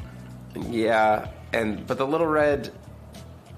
Oh, she does have Bane. Oh, true. So, does still kill her. So that serves some... We're doing a great job of answering this little red this game. It gets a little untenable at some point. Yeah.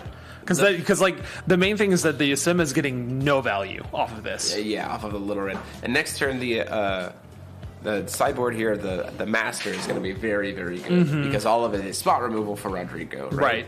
So now we're going to have to start relying on God's Art, but the Feasting can cancel the God's Art. Yep. And, like we're in a rough spot.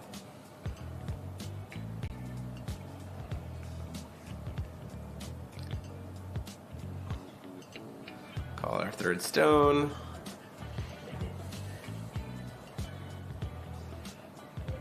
Ooh, bounce Another moon. another moon. I don't think we have that one. Hologram of the Crimson Oh, okay, Moon. there we go. Does have to bounce something. Probably just bounces itself, gets you to draw a card, but you had a moon enter the game this turn. Yep. So we still get to Judgment. We still get to do the thing. Now we do have multiple additions out on field now. There's 3. So what Feasting cannot... Like, the God's Art will get stopped. Yeah. Right? Assuming Feasting's in hand. I believe he saw it in opener, so we're going to try to swing in for... It's just 16 this time. Only 16. Only, Only almost all your life. Yeah, 60% of your life, right? Or 80%? Yeah. 75. Yeah. Math is hard. I can't math. I play card games, I can't math. You can't Prideful read. Fire with Remnants. Don't burn the Feasting here. Burn the Feasting here. Well, I guess I kind of understand it. It's like if you force him to use the God's Art. See, I would just rather use the Specialist here. Because the Specialist can give it, unless it can only give it to a Resonator. Try to perform God's Art. Flash at another Mina Harker. Problem is the Mina Harker won't be able to kill the Little Red, but Little Red flips back at end of turn. Do we have a second Feasting? That is the game. Man just had it all. It's not going to kill in this turn, although you just God's Arts. Yeah, that's true. It is just lethal. No, this is game. Yep. So Mina Harker gets canceled, gets hit, and then God's Arts recovers and swings again. So, Wow, okay. A Quick, fast round. quick, fast round. Unfortunately, just a matter of getting paired up into the worst possible thing that we could have seen as the Assemblable Isle player. Yeah. So, but kudos to Rodrigo for bringing Assemblable Isle and getting to this point in the event. Yeah. So, Good luck to Matthew with his breakers. good luck to Matthew Lindley with his breakers, getting Team USA back into top 8, hopefully here. And we've got one more ruler to talk about. The last one. The last one. The vengeful soul of the palace dungeons. Golem. Golem, very important. Magic life form. Okay. Nightmare. You cannot have non-darkness cards in your deck. Calling a magic stone does not cause this card to rest. And at the beginning of each player's turn, you put a phobia addition that doesn't share a name with entities you control from your hand into the field rested. If you did, and you aren't the turn player, so if you're doing it during your opponent's turn, you draw a card. And you can tap it. Target player gains control of up to 2 phobias additions that you control that don't share a name with a phobia addition the chosen player controls. So we're gifting phobias. gifting phobias to people. Judgment for 6 black. You pay 1 black less to play this judgment process for each phobia addition your opponent controls with a different name. And on the backside, it is Viola, the Obsidian Golem. Flavor text is, I am Viola, the Obsidian Princess, and you will fear me again. So, right. It's Viola, yeah. It's Viola from Lapis Cluster. Terrifying. Pierce Eternal. 14/13. Not getting blocked by much. Nope. And you gain Barrier Addition, which is important because the phobias can be shifted back to target player. So having barrier addition means that they can't be shifted back to you anymore. Enter, put the top card of your Magic Stone deck into the field. Unrested. Search your deck or hand for a phobia addition and put it into the field under target player's control. If you searched your deck, shuffle it. So give your opponent a fear. God's Art, Memento Mori for double black. If target player controls 7 phobia entities with different names, they lose the game. Fun. Give your opponent a heart attack. Yeah. The Stress-induced heart attack. Stress-induced heart attack. Remember, you will die. Yeah, for sure. That's pretty cool. I like it a lot. Like non-darkness is a cool thing. We just gotta see what the phobias do. Yeah, that's the big thing. Like that'll be the deciding factor for her. Is like how good are the phobias at like seemingly punishing your opponent for taking game state actions. Right. And then the mirror gets really weird because it's just 2 players shoving phobias back and forth. I'm afraid of this. No, you're afraid of this. No, you're afraid of this. Oh, that'll be a weird mirror. We'll put that on the channel and then be really sad about ourselves. Yeah. So that's it for us for now. Obviously, this was a pretty quick round 6 for us. We've still got quite a bit of time left in the round to see what plays out on top. Will it be Lahan? Will it be Glorious? Will it be which versions of the 6 Sage decks will top? Will Aristella make it there? Will Grim Rulers make it there? Seer, K1 Seer and Seer Abdul currently on the bubble, waiting to see what they get to play. It really could. We could run this round outside of probably this matchup 5 times and get 5 different top 8s based on how it goes. So very curious to see what comes out of it. But thank you all so much for being here, especially those of you who have stayed up super early because of the time change to join us and be part of this conversation. We'll be back in a little while to give you the breakdown of the top 8 and get ready for the Swiss Top Cut rounds tomorrow. So see you in a little bit. Also a special announcement after? Is that tomorrow? Special announcement tomorrow. So we'll be back in a little bit. We'll be back for top 8. And that'll be top 8 today. And then we'll come back probably to do the breakdown of top 8 once everybody's finished. So see you all in a little bit.